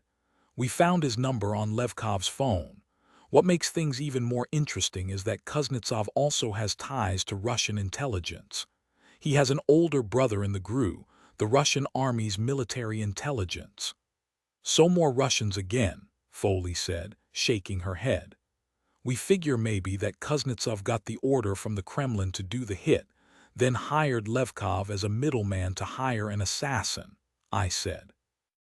"It's a theory, at least," Paul said with a shrug. "We actually had a talk with Kuznetsov last night, but his lawyer sprung him after 10 minutes of getting nowhere. We have surveillance on him and Levkov, so hopefully something will break." "What's the deal with the president?" I said, peeking out the meeting room's blinds. I looked up at a jaw-dropping view of the Empire State Building 2 blocks northwest, then back at Foley. It was getting cloudy now, darker, threatening to snow. "Is he actually coming back for this next round of unmeetings?" I said. Margaret Foley popped the cap back on the marker. "We advised against it, of course, since this shooter might very well still be around," she said. She clicked the marker to the magnetic whiteboard and crossed her arms. "But the president insists. He's stubborn," she said. "Stubborn," Paul said as he drummed his fingers on the table. "Sounds like our job just got a whole lot harder," I said. Chapter 45. The British assassin entered the Holland Tunnel from Manhattan to New Jersey at a little after 12 noon. It began to snow lightly when he came out of the tunnel.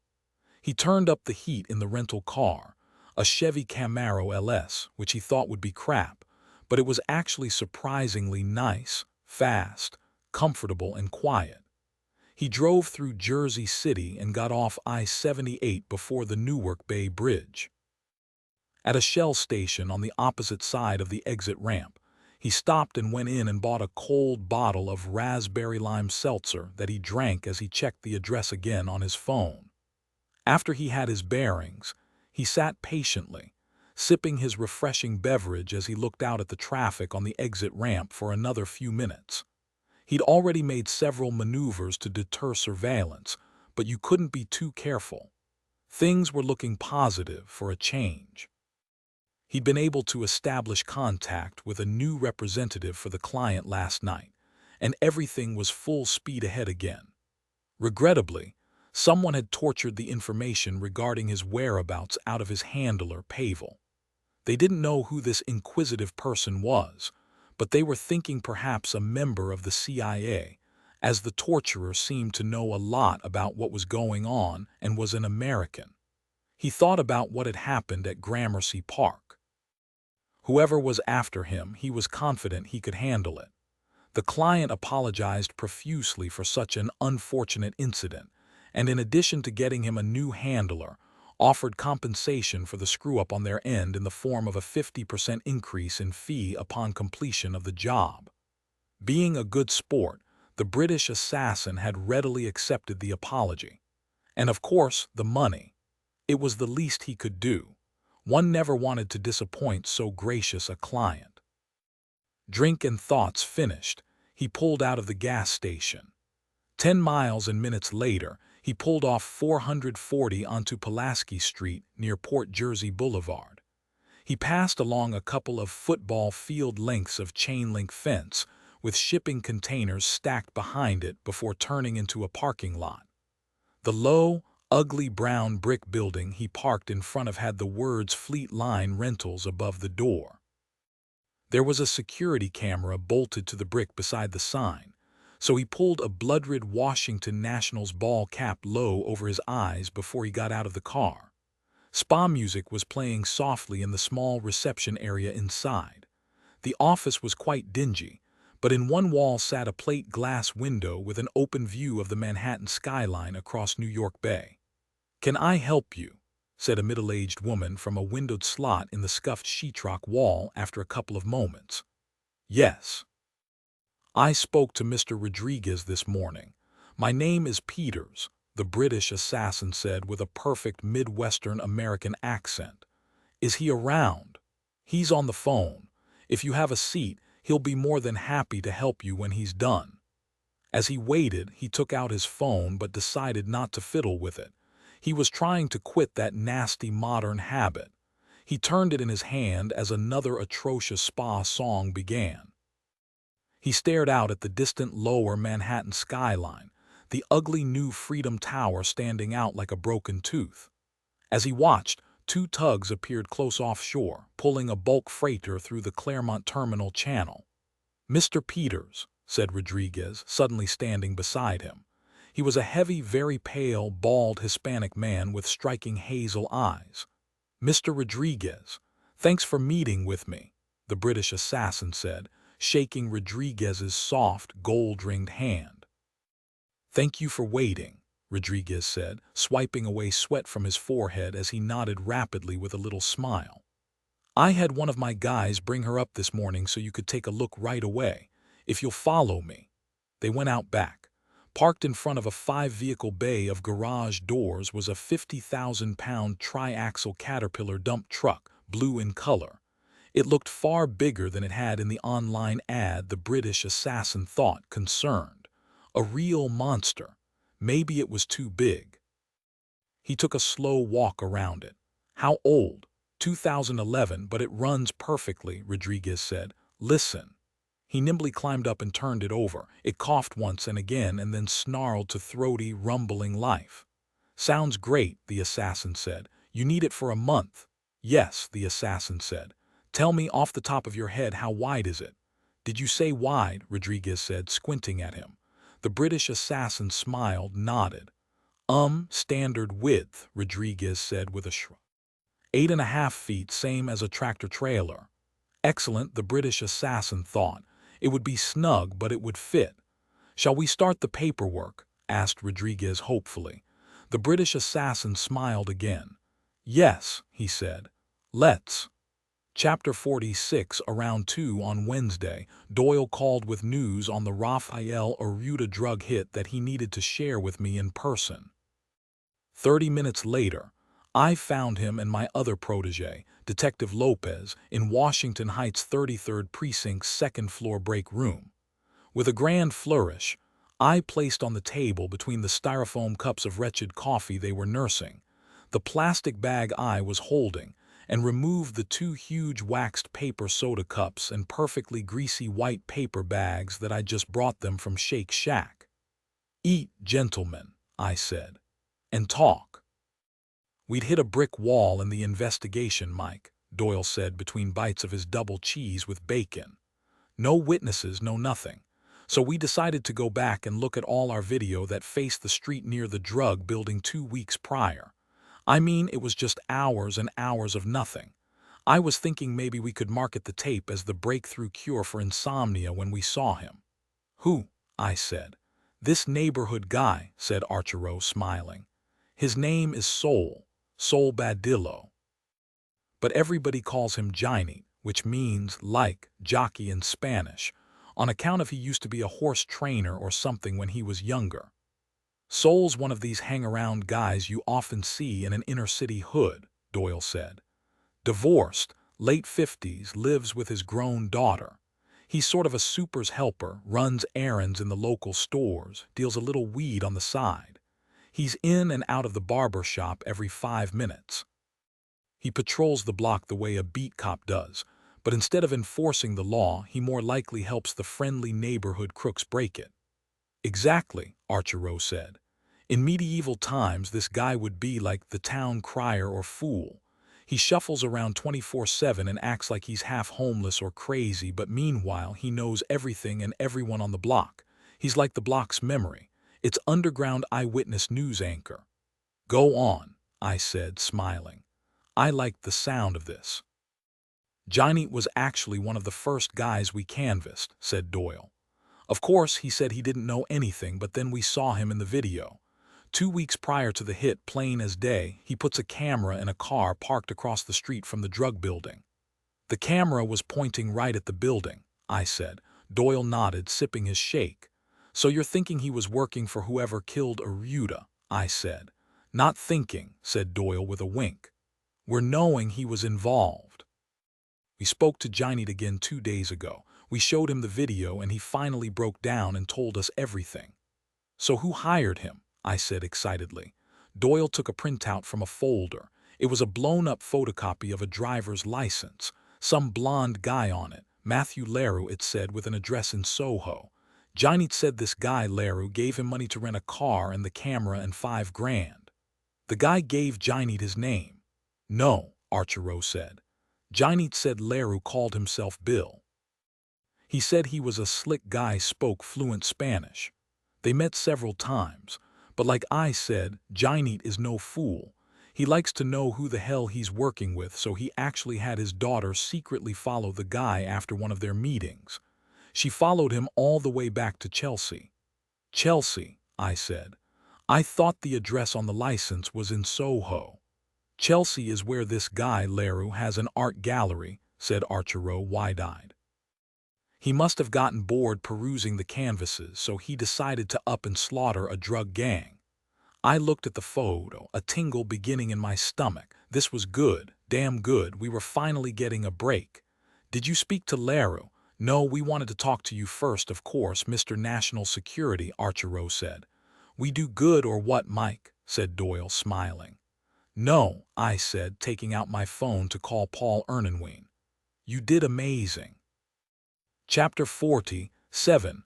A reporter was doing a cutaway to get the United Nations in the background when Matthew and Sophie came up the steps on Ralph Bunche Park onto East 43rd. It was morning, just after rush hour on Thursday, and the pair was on the hunt. They didn't look like it, of course. Idly wandering around on the sidewalk in front of the flag-draped United Nations Plaza on First Avenue, clutching maps and a zoom lens Nikon. They looked like a young, stylish, maybe European couple touring the Big Apple for the first time. As they walked west on 43rd, a street cleaner came down the street, churning a cloud of dust onto a rack of seedy bikes before it made a U-turn. In the distant haze to the west, the green copper cathedral-like roof of Grand Central Terminal could be made out, and above it the lip of the MetLife building where their target had set up his blind. This morning's question was, where would he set up his next one? Matthew thought, frustrated. After their first attempt at taking out the British sniper had failed, it was all about outthinking the assassin now, and outmaneuvering him. They needed to find this bastard, Matthew thought. Find him and put him down once and for all. Sophie bought a half-pint of blueberries and some almonds and dates from a fruit seller on the corner of 2nd Avenue. They crossed the street and stopped and stood, chewing, beside a pay-phone kiosk, silently watching the passing pedestrians and traffic on the avenue. Okay, what are the motorcade routes again? Matthew said after he finished his nuts and berries. All right, Sophie said. From the Waldorf to the You have 4 avenue blocks and 7 cross streets.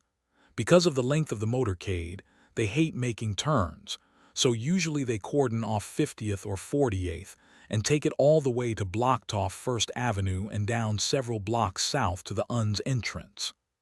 That's the most direct route, but they have to have alternatives, Matthew said. They could do Park to 46th to First, but that's about it. They have several dozen vehicles, Matthew, and they need to get Crosstown as quickly as possible. It'll be 50th, 48th, or 46th then, where the next attack will come, Matthew said, nodding. That's where the motorcade is most vulnerable, where it can be boxed in. Do you still think it'll be an attack on the motorcade itself? Yes, he's tried the long shot. It didn't work out. He'll want to be closer this time.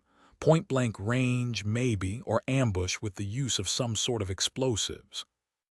He needs to change tactics. That's what I would do. You're right, said Sophie. He's got everyone thinking long-range shot now, so it's time to switch up the script.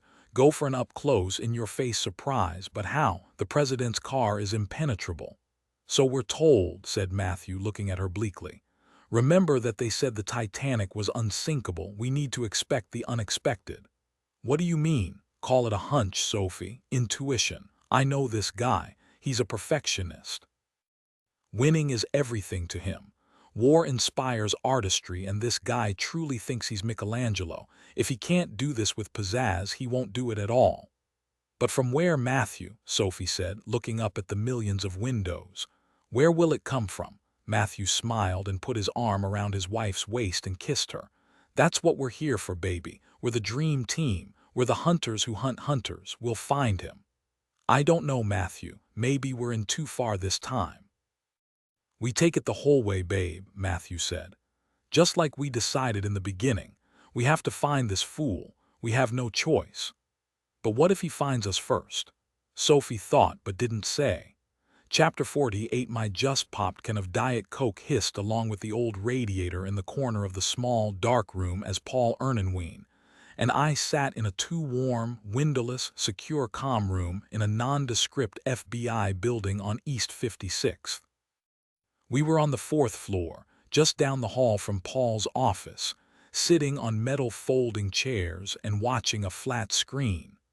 On it was a live feed of a blonde couple walking west up East 43rd Street. The two were an attractive pair, a weather-beaten blonde guy in his late 30s and his pretty platinum blonde wife, probably 5 years younger. The guy reminded me of that laid-back dude on the HGTV show Fixer Upper, only he had a ridiculously muscular Olympic gymnast's body, a slim waist with broad shoulders, and huge forearms and hands. The couple was being videotaped with a zoom lens from over a block away by one of Paul's guys in a state-of-the-art surveillance car that looked like a taxi minivan. The van and feds had been on them since I'd sent in the lead the afternoon before. They were also up on their house and cell phones. Despite the tourist getup, they look like professionals, don't they, Paul? I said. Just the way they move, heads up, relaxed yet alert. Also the way they keep a lot of space between themselves, almost as if they don't want to reveal to anyone watching if they're actually together or not. They're operators, all right, Paul said, nodding. Who leaves their primary cell phone at home in the middle of the day? That's tradecraft. As was the super slick way Matthew hired Gineet in Hamilton Heights, I said. Intelligence Service Asset Recruitment 101. Though they're trying to appear to be tourists, Paul said, watch how even as they look up at buildings, they don't stumble or bump into people. You can tell they're familiar with the area.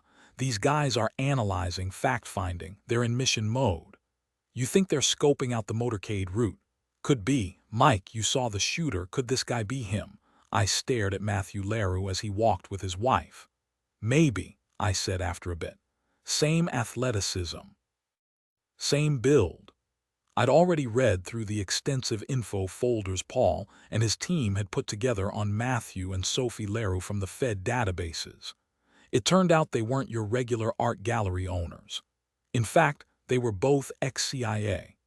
They'd met in 2005 in Iraq, where Matthew, a former Navy SEAL turned Special Operations Group team leader, and Sophie, a a CIA analyst, both cycled into the Joint Special Operations Command. What they had worked on together there was classified, but Paul had spoken to some people at State and speculated that they had both been ground zero in the insurgent terrorist hunting business.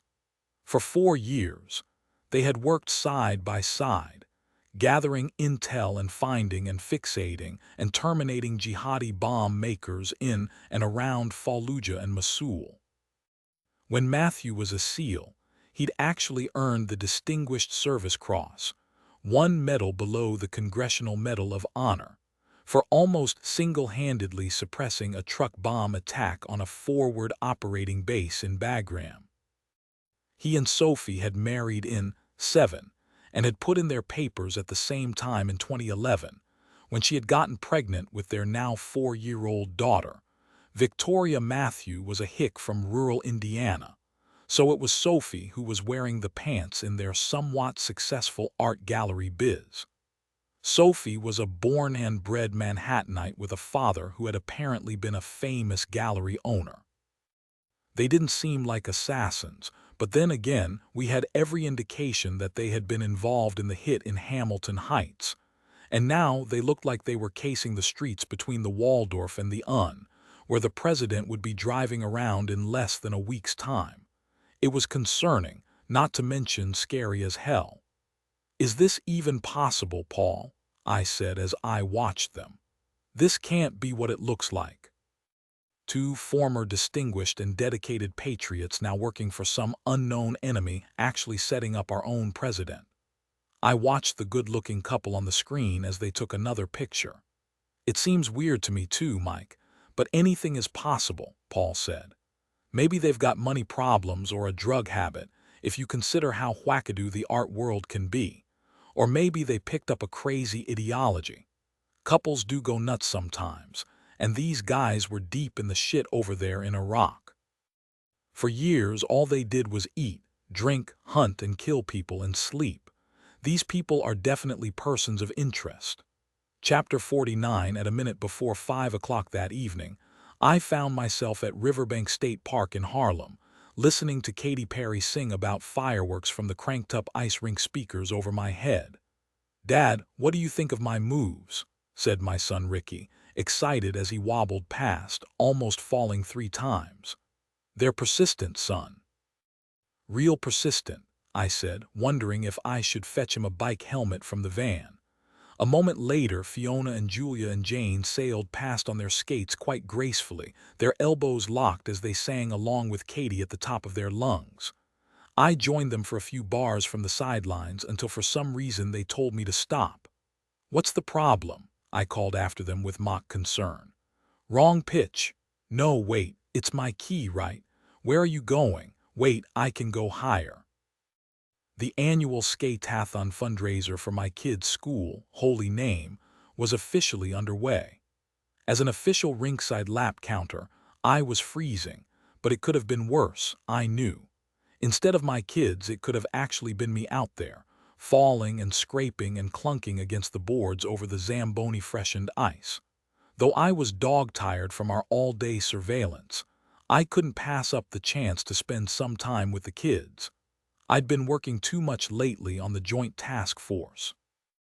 Way too much, if you considered how little there was to show for it. And the fundraiser really couldn't have been for a better cause. Catholic schools were truly hurting due to low enrollment, closing all over New York as they were all over the country. The thought of Holy Name actually closing was too depressing to even think about. Everybody at the school and the parish was like family to us. Speaking of the saints, I busted Mary Catherine beside me, staring at me as I put down my clipboard and lifted my not-so-hot cocoa. I smiled at her warily as Katy died out and the All-American Rejects started up. "What?" I said as she continued to stare without saying anything. "Nothing," she finally said with a small grin. "It's just nice to see you like this." "See me like how?" I said. "Dry and on solid ground instead of out there, sitting on the ice with a wet, red, sore frozen butt." "No, that actually might be cute," she said with a wink. I meant happy, relaxed, and as a bonus actually here. I'm here all right, Mike Bennett in the frostbitten flesh, I said, blowing on my hands. Too bad we can't say the same for Brian and Marvin. Where are those two? It can't take that long to get here from Fordham. They should be here by now. I saw Mary Catherine wince with worry as I said this. I knew she was already quite attached to our new house guest and considered him to be family. Besides, she was no dummy. Like me, she knew full well there was something up with Marvin, something that for all intents and purposes seemed to be heading from bad to worse. How do these damn kids become such experts at worrying parents to death anyhow? I said as I took out my phone to text Brian yet again. The second they outgrow the playpen, it's over. Chapter 50. Brian Bennett took a quick peek at his vibrating phone as he stood at the greasy window inside a Chinese takeout dump called New Dragon Palace on Westchester Avenue in some misbegotten, run-down section of the Bronx. He looked up from his dad's latest freakout of a text and put his eyes back on the car underneath the elevated track across the street. It was a Mercedes, a two-door glossy silver E320 ghettoed out with big silver rims and dark-tinted windows. He'd been doing nothing but stare at it for the last 10 minutes. It was because of Marvin. Marvin was now in the car doing who knew what with that old psycho gangbanger dude who seemed to be stalking him. This wasn't supposed to be happening, Brian thought. What was supposed to be happening was Brian and Marvin attending the holy name skate-a-thon with everybody at the rink in Harlem. But after school, Marvin said he had something to do and would meet him later. Brian knew what that meant, so on an impulse he decided to follow him. It was quite the odyssey. The B train at Fordham Road to Yankee Stadium.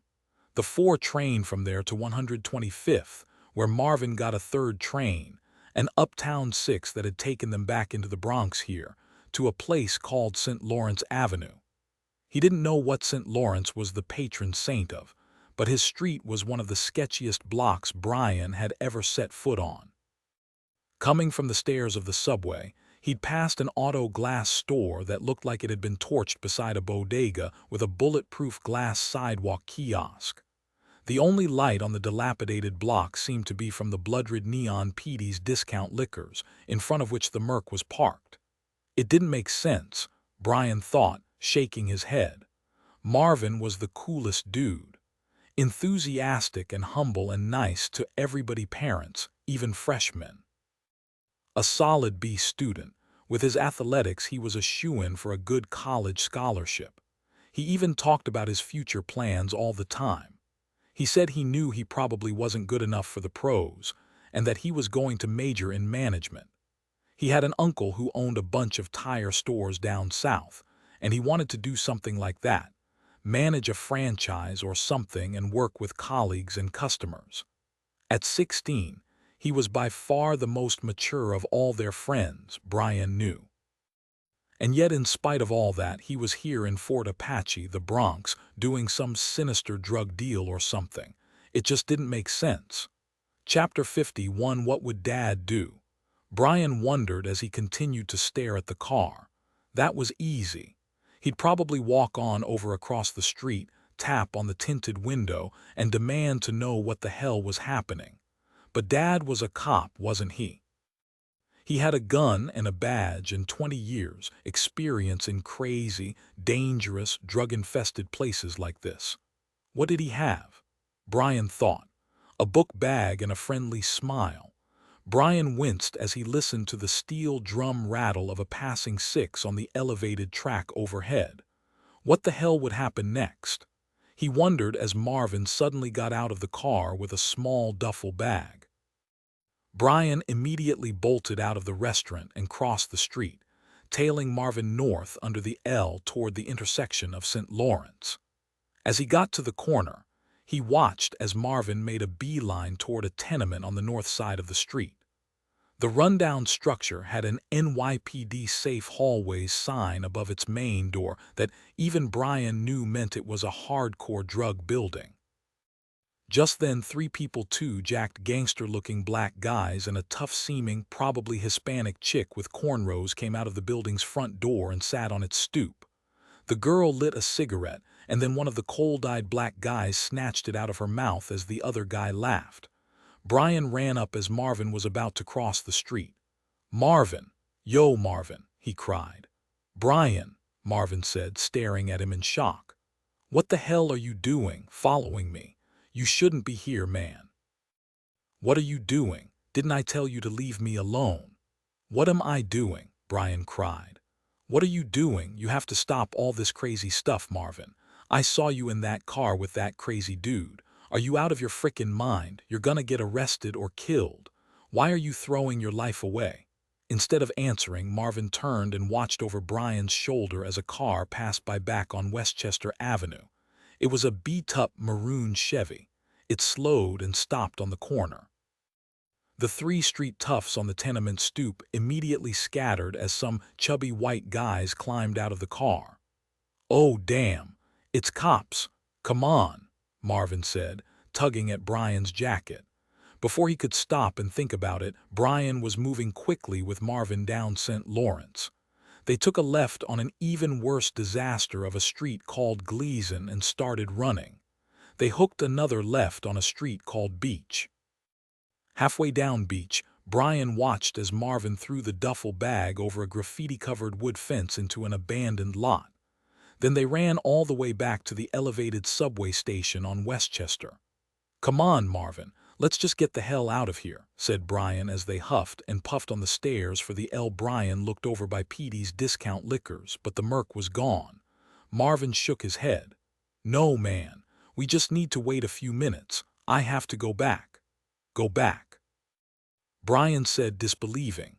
"I have to go back for that bag," Marvin said. "Why, what the hell is in it anyway?" Marvin gave him a fierce look. "Don't you worry about that, just wait here," Marvin said, pointing at him. "I'll be 10 minutes tops, okay? Just wait." Brian's phone went off again as he helplessly watched Marvin run back across the street the way they'd come. "Where the hell are you guys?" Dad wanted to know. "I'm not kidding, Brian, you should have been here an hour ago. Where the hell are you? Tell me now." Brian looked around as another train arrived above, its violent, industrial rattle like a death metal drum solo. "As if I know," he thought. "Sorry, Dad. We were stuck in a tunnel, just got out." "Train stuck again, though," Brian lied, typing quickly. "But we should be on our way any minute." "If we're both still alive," Brian thought, shaking his head again as he hit send. Part 3, Catch Me If You Can. Chapter 52. Paul Ernanwine and I were called to a surprise lunch meeting with Secret Service Special Agent in Charge Margaret Foley at the famous Bull and Bear Prime Steakhouse at the Waldorf Astoria. We found Agent Foley at a black leather banquette in the corner, sitting with a boyish dark-haired 40-something gentleman in a tailored navy suit. "Guys, I'd like you to meet Mark Everard," she said. "Mark S. with the DSS." DSS was the Diplomatic Security Service. I knew, the Security and Law Enforcement Service of the State Department. They were the guys who protected us ambassadors and embassies all around the world. After you brought up the Russian angle at our last meeting, I asked around, and a friend got me in touch with Mark, Agent Foley said as we sat. "He's been with the DSS for the last 15 years at the American Embassy in Moscow. He also teaches a Russian foreign relations seminar at Johns Hopkins and is considered one of the most knowledgeable people about Russia in all of Washington. If anyone could broaden our understanding about the Russians and the way they think, it's Mark." "Well, I don't know about all that," Everard said in a down-to-earth Chicago accent after a sip of his whiskey sour. "But maybe I can help. What kind of Rusky info are you guys looking for?" "Well, I guess the first question is, how credible do you think it is that Putin or anybody else in the Russian government would actually try to kill President Buckland?" I said. "Exactly," said Paul Ernanwine. "I mean, I know some of these Russian mobsters are nuts, but is it also true of officials in the Russian government? Of people that high up?" Everard took another sip of his drink. You're actually talking about the same people, he said, smoothing his tie. Along with the oligarchs who seized control of the Russian industries after the fall of the Berlin Wall, the Russian mafia and the Russian government are all part of the same power structure. I shook my head as that sunk in. It's that bad. I mean, it's obvious Russia has some corruption issues, but that's nuts, isn't it? Yep, it is nuts and tragically true, Evrard said, looking at me calmly. They all work together. The Russian mafia provides security and muscle for Russian industry bigwigs. Russian industry bigwigs pay off corrupt politicians and bureaucrats and cops. You actually have corrupt Moscow cops who have multi-million-dollar properties in places like Switzerland and Dubai. Politically connected oligarchs have vacation mansions built on protected public land. They say Putin himself had $1 billion summer palace built for himself on the Black Sea with Russian tax money. How can that be? How can they get away with that? I said. Easy.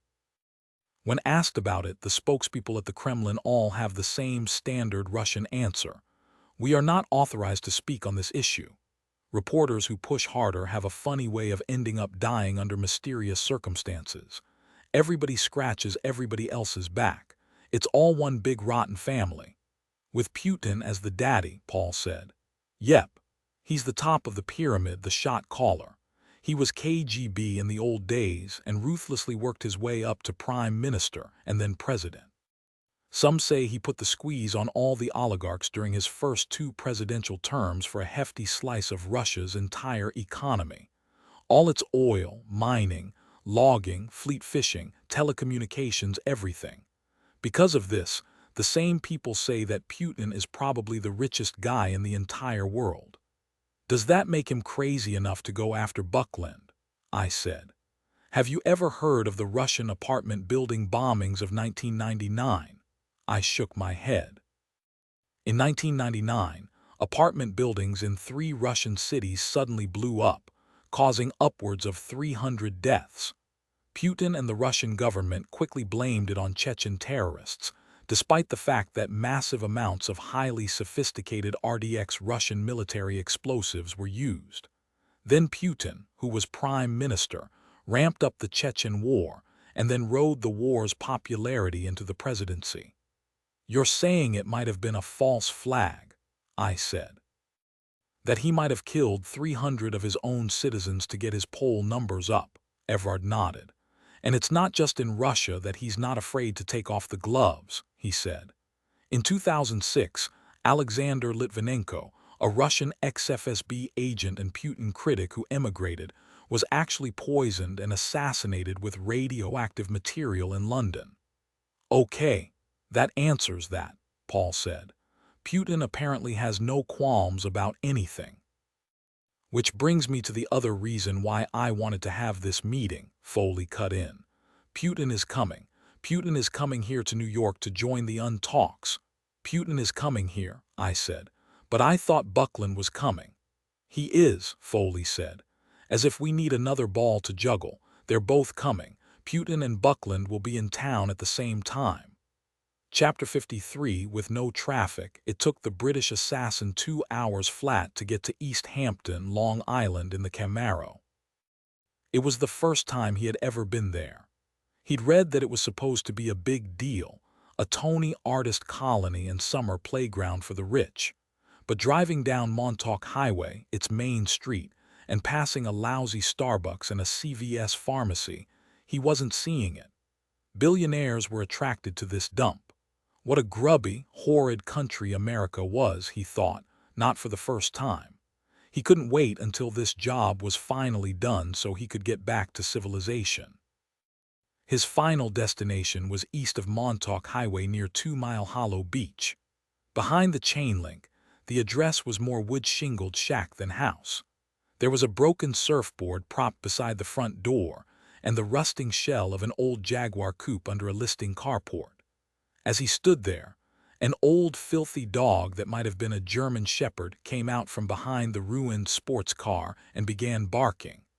A moment later, a man in faded blue coveralls opened the hovel's front door. He took off a pair of oil-covered black rubber gloves as he came out into the yard. "Down, airplane," Billy D said to the dog as he gave it a soft kick. "Manners now, girl. We have a visitor." Billy D was a tall, lanky Australian with dirty blonde hair, dark brown eyes, and a net-like crisscross of fine lines up and down his long, weather-beaten face. He had a reputation as a highly competent and discreet mechanic and designer who'd work for anyone for the right price. He'd worked for the cartels, Wall Street hustlers, even Hollywood. The back of the house was one big studio-like workroom piled with tools and spare parts.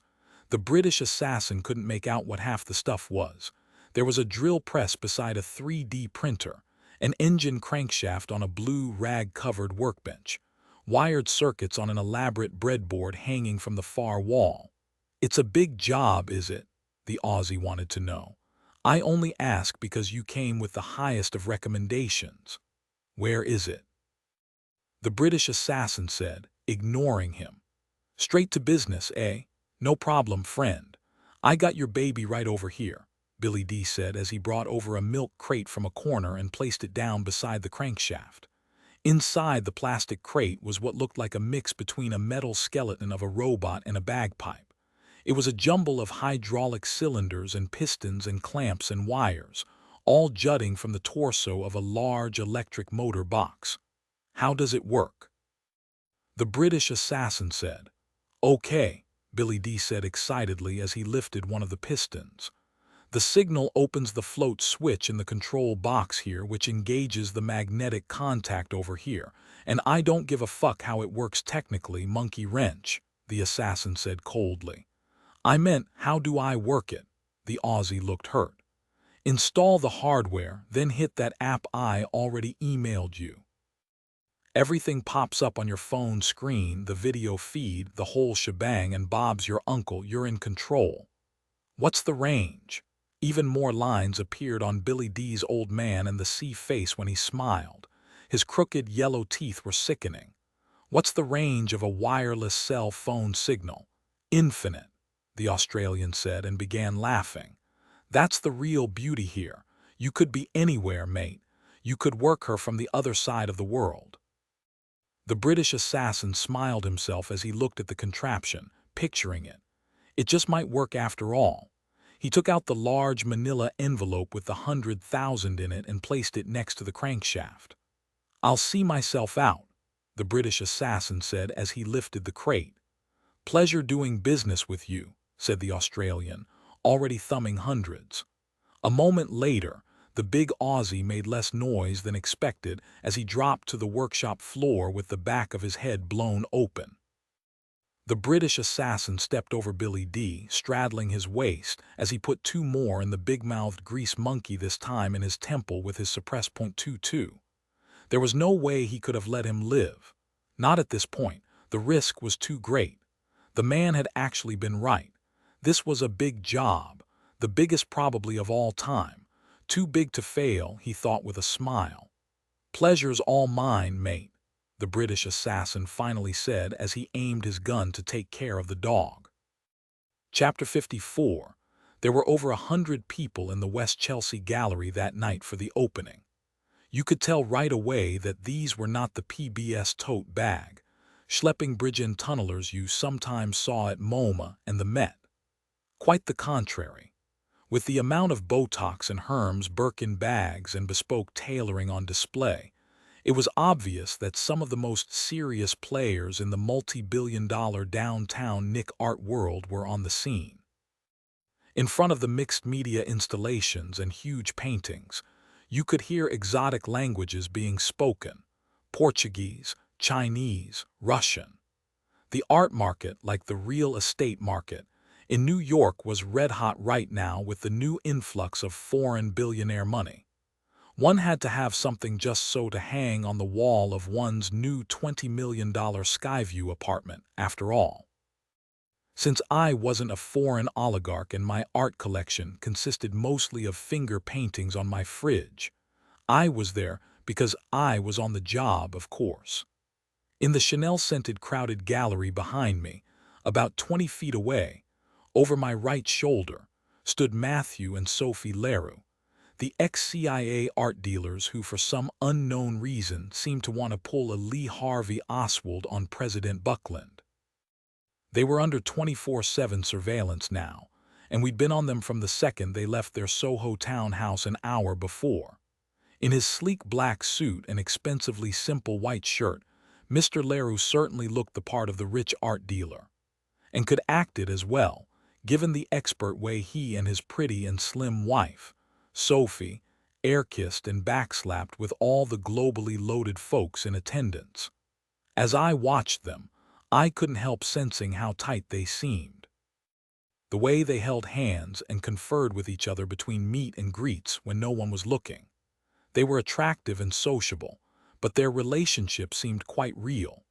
They seemed like serious, committed people, which was more than a little troubling, I thought, considering the two highly trained ex-spies seemed very much to be plotting to blow the President of the United States head off in less than a week's time. I turned as my old buddy Brooklyn Cale arrived in a cocktail dress and handed me a club soda. I noticed that my head wasn't the only one turning at the sight of my tall and lovely partner in her little black undercover dress. I'd actually pulled some strings and had several of my old Harlem crew buddies reassigned to the anti-assassination task force. In addition to Brooklyn, I had Arturo Lopez and Jimmy Doyle in an unmarked Chevy parked outside, across West 24th. With the President and now Putin due in town, and still having really no clue what was up, we definitely needed all the help we could get. "What are these paintings supposed to be about again?" Brooklyn said, staring up at the immense dark-toned abstract canvas in front of us. With their never obvious inert compressions, I read off a pamphlet some pretty blonde waif had handed me at the door. Shearmesh's latest work possesses a fragmented rawness that is at once a departure from, but also a profound echo of, his earlier work's often gummy tactile resonances. "Oh, I'm feeling those compressions," Brooklyn said, shaking her head. "Every time I look up at it, I want to pop a couple of Tylenol." When I glanced over my shoulder, I saw that Leroux and his wife were suddenly moving through the crush of people. "Maybe they're heading for the bar," Brooklyn said hopefully, but they weren't. We stood there watching as Matthew and Sophie reached the gallery steps near the entrance and went up them and straight out the front door. Chapter 55, Arturo Doyle. "Look lively. They're coming out," I called into my hastily dialed phone as we made a not-so-subtle beeline after the couple through the dense crowd. When we finally climbed the steps and hit the street, I could see a gaggle of models oohing and ahhing at one of those Mercedes six-wheeler super subs that had pulled up on the cobblestones out in front. What I wasn't seeing was the Leroux's. "Where are they?" I asked Arturo. "Down the block. On your left," he told me. Damn it. Half a block away, on the corner of 11th Avenue, I could see the Leroux's already getting into a taxi. No, wait, it was only one of them. Sophie Leroux sat in the cab while Matthew closed its door and quickly jogged east across dark 11th Avenue. "What the?" "Splitting up," Brooklyn said. "Had they made us?" I wondered. "Arturo, you guys stay on the wife in the taxi," I said into my phone as I hurried east with Brooklyn. "We'll stay with the husband on foot." On the other side of 11th Avenue, Brooklyn and I picked up the pace as we watched Leroux moving quickly along West 24th Street's shadows and steel shutters. He was on his phone now, I saw. He definitely seemed purposeful, which was weird since the entire industrial area was completely deserted. Where was he going now? I wondered as I rushed to keep up. To meet his contact, he was about halfway to 10th Avenue when it happened. Leroux put his phone back into his pocket. Then he hooked a sudden left off the sidewalk and dropped completely out of sight. No, had he ducked into a building, an alleyway? I wondered in a panic as I started running. What now? What the hell was up with this guy? He had just suddenly disappeared. Brooklyn and I groaned in unison when we got to the spot where Leroux had left the block, because it wasn't a building, it was a parking lot. An empty one that ran the whole block north to 25th Street. Leroux was gone. I threw up my hands as I stared at the lonely expanse of asphalt. He must have booked the second he was out of our sight. We'd lost him. "You gotta be kidding me with this James Bond routine," Brooklyn said. We'd broken into a jog and were halfway across the lot toward 25th when the headlights of a vehicle suddenly swung off 25th Street into the driveway of the lot. It was a truck, a dark new Chevy Suburban SUV with black-tinted windows. It was moving fast, too fast. I reached back and palmed the undercover Glock at the small of my back as the truck roared straight at us. I could feel my heart pounding hard in my chest as the vehicle came to a quick tire-barking stop a foot in front of us. Then I was moving around the side of the truck with my Glock pulled. "NYPD, hands where I can see them," I yelled as the front passenger window began to zip down. As the dark glass fell, I held my breath with my finger on the trigger, thinking that in a split second I would see the face of ex-SEAL-turned assassin Matthew Leroux and a lot of lead would start flying. But I was wrong. It wasn't Leroux. Instead, a dark-haired, boyish man was sitting there. He was wearing a nice pinstriped suit with a two-tone banker's collar minus the power tie, like a Wall Streeter out for fun after work. There was a stupid smile on his face. "Hey Mike, how's it going?" he said. I didn't recognize him, then I did. It was Mark Everard, the State Department's expert and advisor on Russia from the restaurant meeting with Secret Service SAC Margaret Foley. "What the—" "It's fine, Mike," he said. "You can put away the gun. Honestly, we're all friends here. I can explain everything." Still in shock, I looked in at the driver beside him, a mean-looking, stocky, middle-aged guy with thick forearms and hands. "Mike, who the hell are these jerks?" Brooklyn said, still training her own Glock at the truck. "I don't know," I said. "Who are you jerks?" "Mike, we didn't mean to spook you like that. I think it's time we should talk," Everard said. "High time, in fact." "About what?" I said as I finally holstered my gun. Instead of answering, Everard climbed out of the truck and opened the back door. That's when the real shocker of the night happened. Actually, there were two of them. My red-headed buddy Paul Ernanween was sitting in the back of the truck, and beside him, sitting there calm as a picnic in the park, was none other than Matthew Leroux. "You got me, officer. I give up." "Don't shoot," the blonde ex-Navy SEAL said, smiling as he held up his empty hands. Chapter 56. "Hey, my apologies again, Mike," Mark Everard said. "I know we caught you off guard." We were heading downtown now, through the meatpacking district, the tires of the Suburban changing pitch as we crossed at the cobbled intersections. Doyle and Archero had picked up Brooklyn, and it was just Paul and me riding along with Leroux and Everard and the driver. I didn't know what was going to happen next, but I was dying to find out. "Like I was saying to Paul, it seems like we've gotten our lines crossed here, Mike," Everard said smoothly, turning from his front passenger seat. I stared at him. There was something smug about him that I couldn't put my finger on that really drove me nuts. The strong cologne he wore reminded me of the big bucks crowd back at the gallery. "That's why I wanted to finally meet up," the slick bastard said, nodding at me. "To bring some clarity. Lay out what we're doing before we trip each other up. First of all, know that everything I'm going to reveal is top secret, okay? It stays in this truck." "Is this guy for real, Paul?" I said to Ernanween, sitting beside me. "I was at dinner when my boss called and told me to meet up with him," Ernanween said with a shrug. "He checks out, Mike, believe it or not." "Top secret," I said, still mighty pissed at Everard or whoever the hell he was and his stupid spy versus spy head games. "So, I guess this means you're not in State Department protective security, huh? Let me take a wild guess. You're CIA. Technically, I'm a retired CIA officer turned rehired contractor currently working out of the SIA's Counterterrorism Center," Everard said, smoothing his lapel. "But it's all semantics these days, Mike.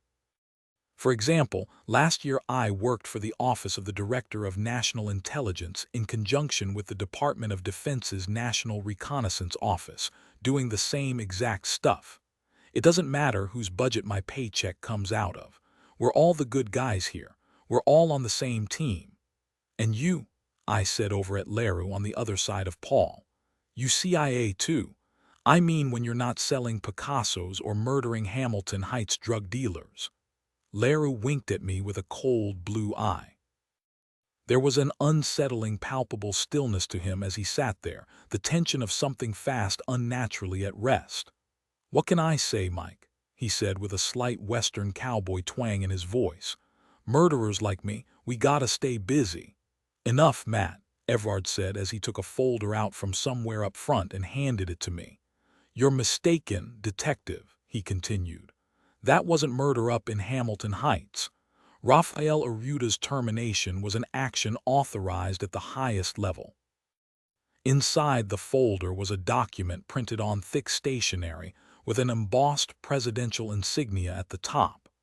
There was some legalese gobbledygook after the heading, but at the bottom I read, "Mr. Rafael Arruta poses a current and ongoing threat to the United States and therefore meets the legal criteria for lethal action pursuant to the presidential finding." It ended with the previous president's signature in bright blue ink. "The president is whacking out ecstasy dealers without a trial now, on American soil no less," I said as Everard took the folder back. "Does CNN know about this?" "Ecstasy wasn't the only thing Arruta had his hands in," Matthew Leroux said calmly as he looked out the window. "For the last few months, after a hard day's teach at Columbia, that slime spent his nights online lending his chemical expertise to an offshoot of ISIS in their quest to develop sarin gas. The members of his drug crew were actually trained by Islamic militants overseas." "Bullshit," I said. "Just bullshit. Arruta was a jihadist." "No," said Everard. "Just a worthless scumbag who didn't give a shit who paid him a lot of money for his weapon of mass destruction recipes." "Okay, fine," I said as we rolled. "Let's say I believe you. You're CIA, and Arruta was an enemy combatant in the global war on terror. How does that explain you guys surveilling the president's en route in Midtown? Is the prez staying up late Skyping with the bad guys as well? Does he, too, now somehow meet the legal criteria for lethal action pursuant to the presidential finding? Is it time to pull his plug, too?"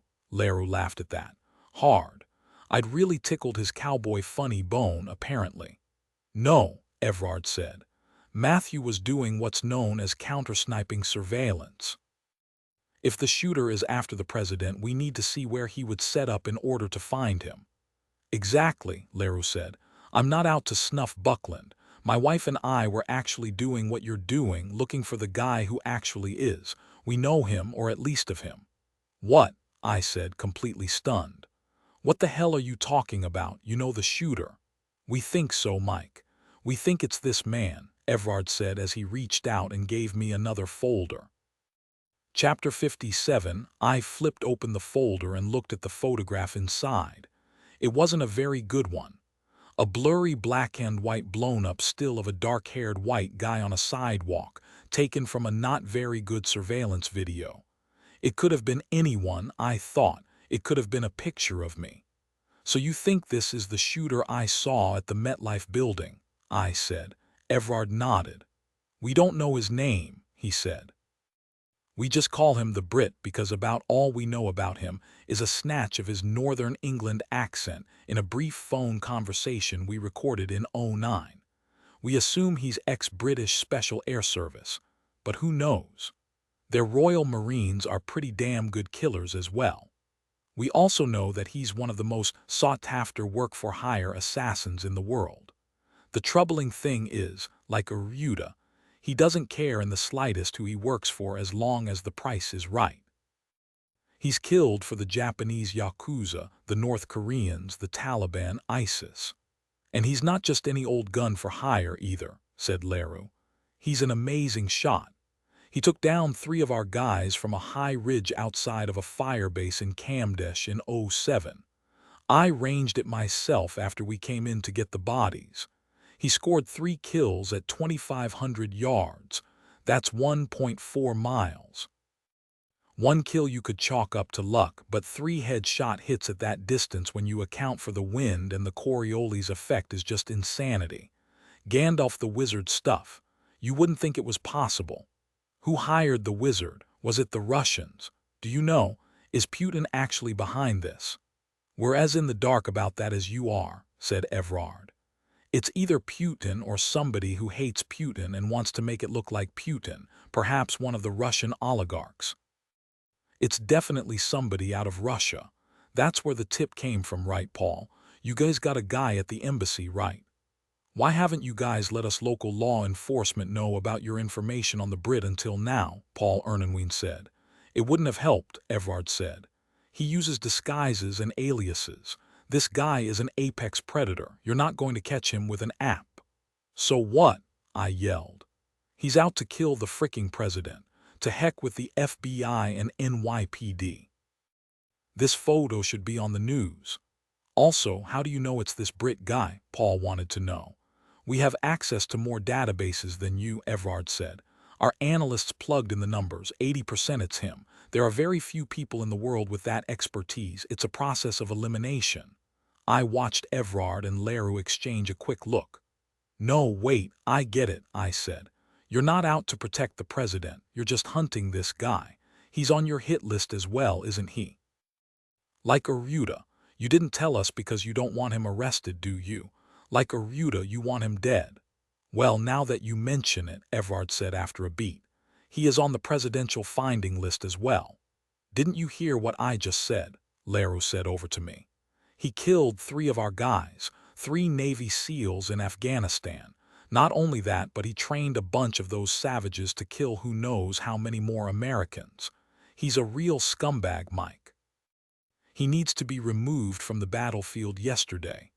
Battlefield, I said with a laugh of my own. I noticed that it had started to snow again as I tapped at the window. That's not a battlefield out there, Matt, I said. That's just West Broadway. Mike, grow up, huh? Leru replied. Wise up. The war is everywhere now. The enemy, too. There are no more neat little definitions and borders. I get it, Paul finally piped up, staring at Evrard. You're bringing us into it now because we were investigating Maddie over here. We were getting too close to blowing your little hunting party. Guys, come on, Evrard said. What difference does it make if our interests are the same or just run parallel? We're on the same team. We thought we could take care of the Brit by now, but he's been more elusive than we had hoped. We need your help, or should I say, we need to team up officially to nail him. Dead or alive, huh? I said. Only without the poster. Or the chance of a reward. Maybe we can string him up from a traffic light in Times Square. Any word on stringing people up in the presidential finding? Hell, detective, said Leru with another laugh and wink. We don't need him dead necessarily. We're so desperate, even a couple of bloodthirsty murderers like us might let you bring him in alive just this once. Chapter 58. It was 5 minutes to 1 in the afternoon on Tuesday when the British assassin double-parked the Home Depot rental truck in front of an ugly white brick high-rise on 2nd Avenue near the southwest corner of East 67th. He could hear kids hollering and carrying on in the yard of the public school across the street as he slid the heavy rectilinear box out over the tailgate and slipped it onto a hand truck. Doing a little painting, are we, sir? One of the high-rise's maintenance men asked in the basement as the British assassin rolled past with the box toward the freight elevator. Work, work, work, the Brit said with a smile. He took the elevator to 19 and rolled the box to the end of the hallway and took out his key.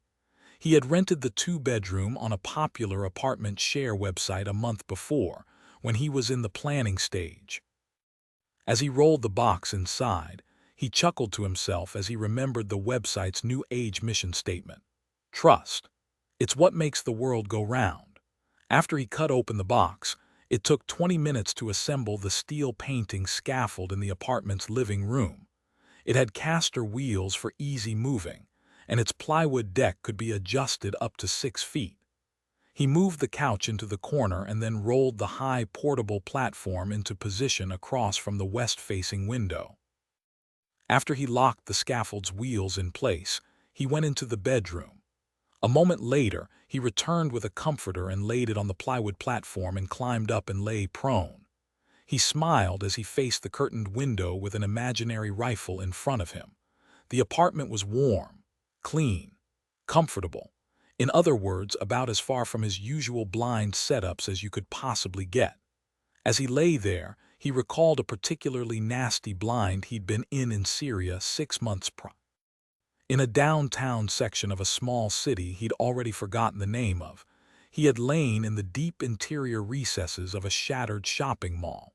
For 3 days, in the stench of an open sewer from a hole in the structure's wall, he watched the sepia desert light on the mall's ruined plaza as the government forces drove their dirt-caked, chirping, clanking Russian T-80 tanks around, playing cat and mouse with the jihadi rebels who had hired him.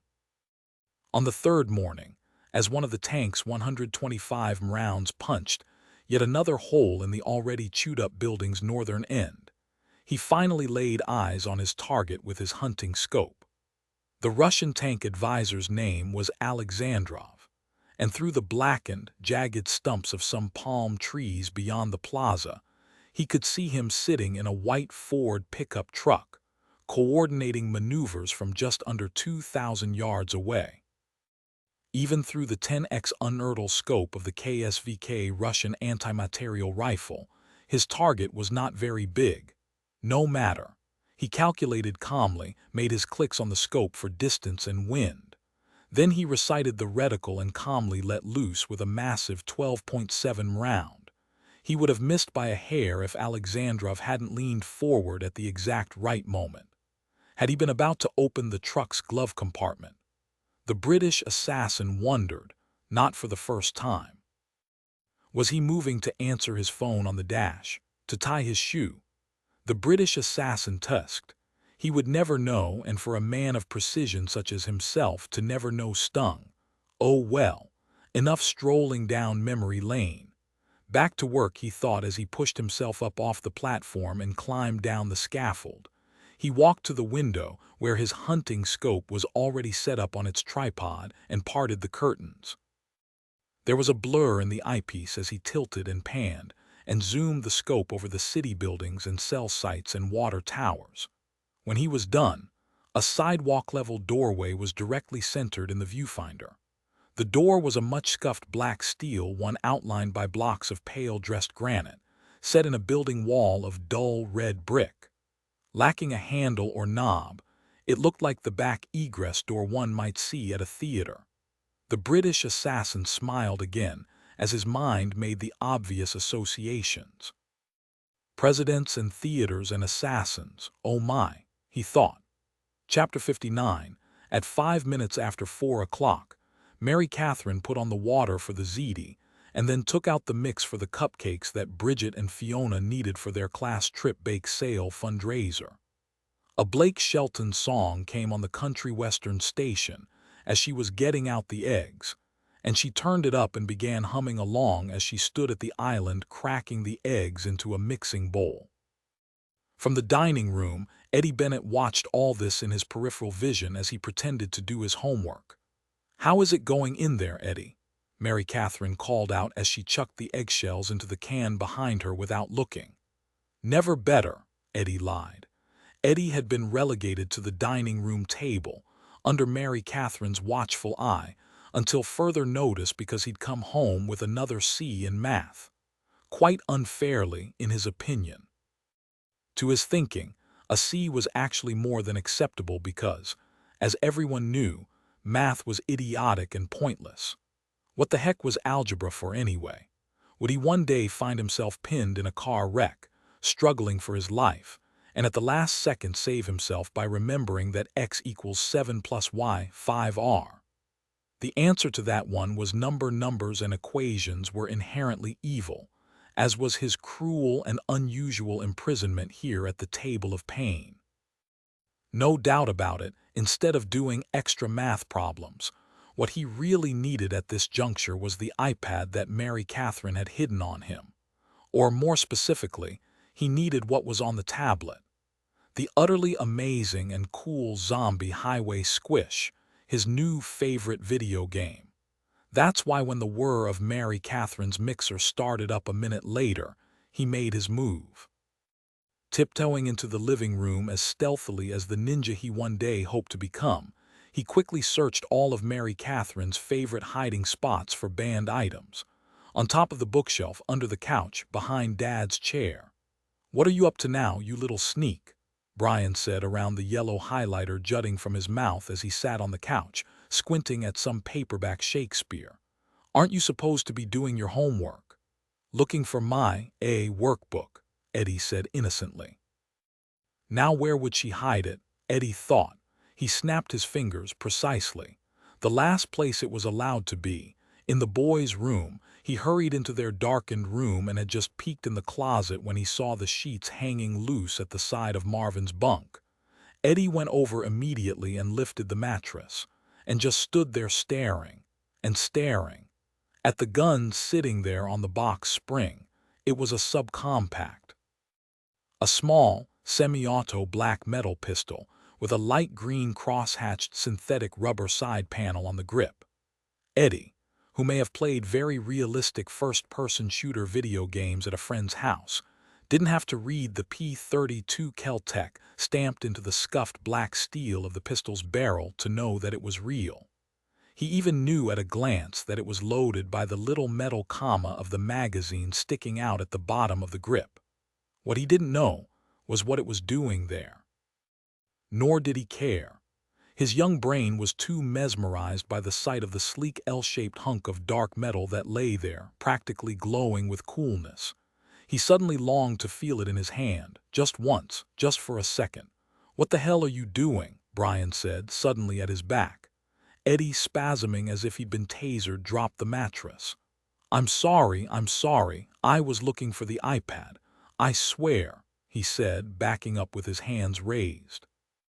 Brian went to the bed and lifted the mattress and then removed the gun, mindful of the trigger. He stared at it with a furious look on his face. "I can't believe this. He'd bring this here, into our room," Brian said in outrage. He quickly left the room with the gun. "Hey, where are you going, Brian? Dinner won't be long," Eddie heard Mary Catherine call from the kitchen. "To the library, be back quick." "Promise," Brian said.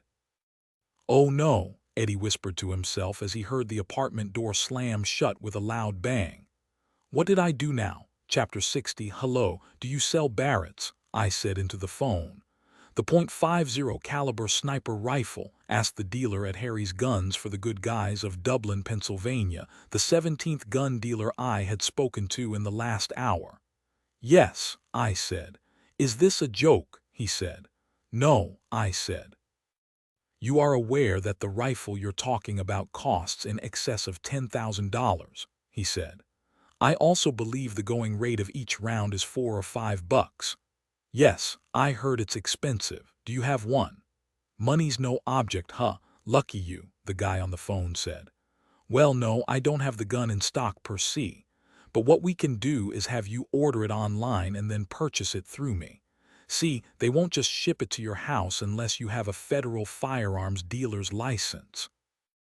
You have to have it shipped to my store so we can do the background paperwork and whatnot, provided you don't live in New York, New Jersey, or Connecticut, which all have a ban on large-caliber sniper rifles."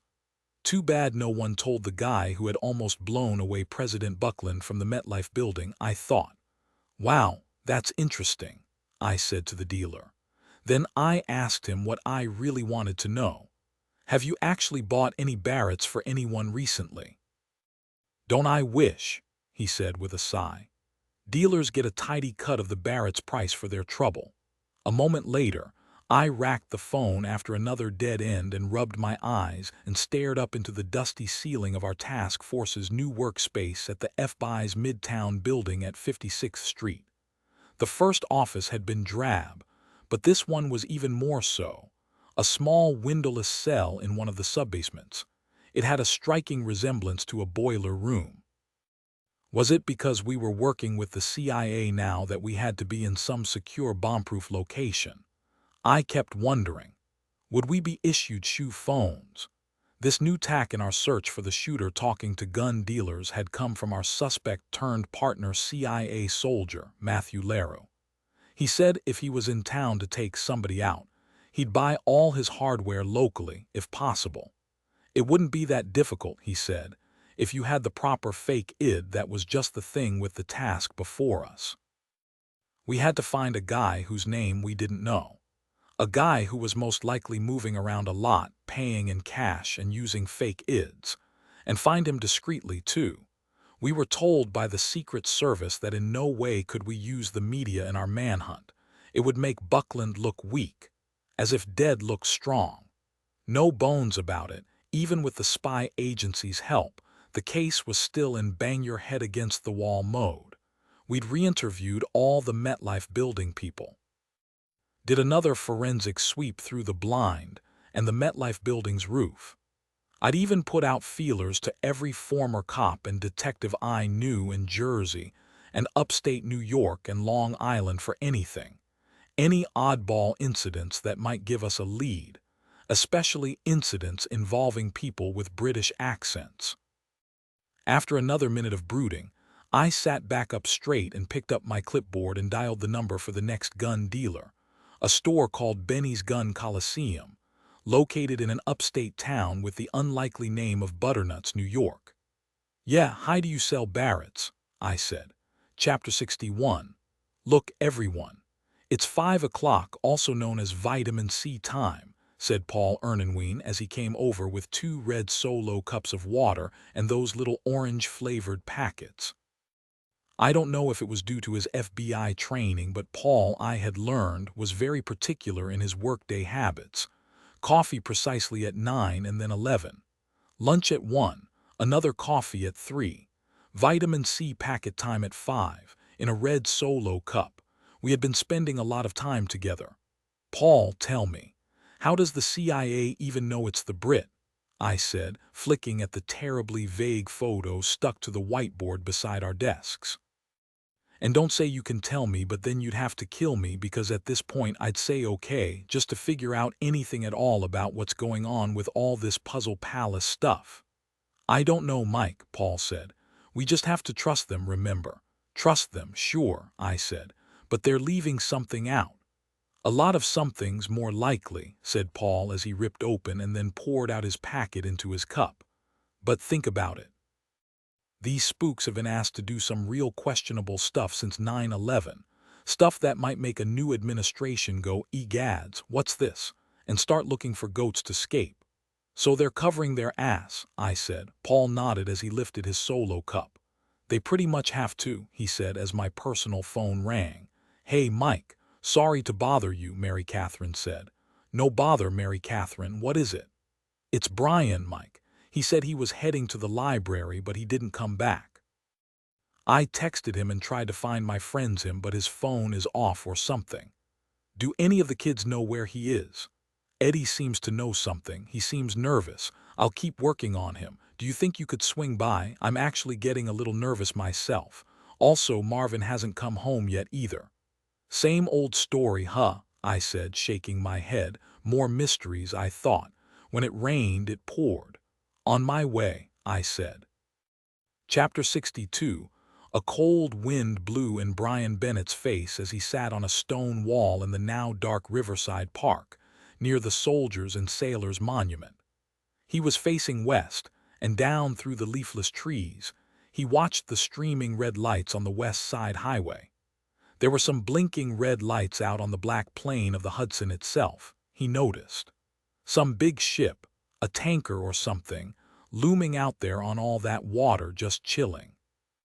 Chilling was the word, he thought, tightening the drawstrings on his hoodie before thrusting his hands back into his coat pockets. He checked his phone again. Nothing. What was up with this joker, he thought. He had said to be there in 20 a whole hour ago. Brian sighed as he noticed he had 7% battery left. "Just great," he mumbled as he glanced over his shoulder, up the empty stairs toward the monument.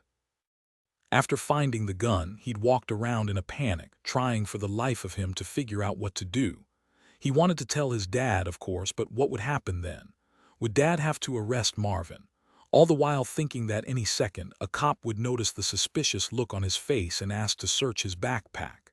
Then, as he was about to head into the Starbucks on Broadway to warm up, it dawned on him. How to end this whole crazy thing once and for all. "Hey," said a voice from behind him. Brian turned up to the dark figure standing at the top of the monument stairs.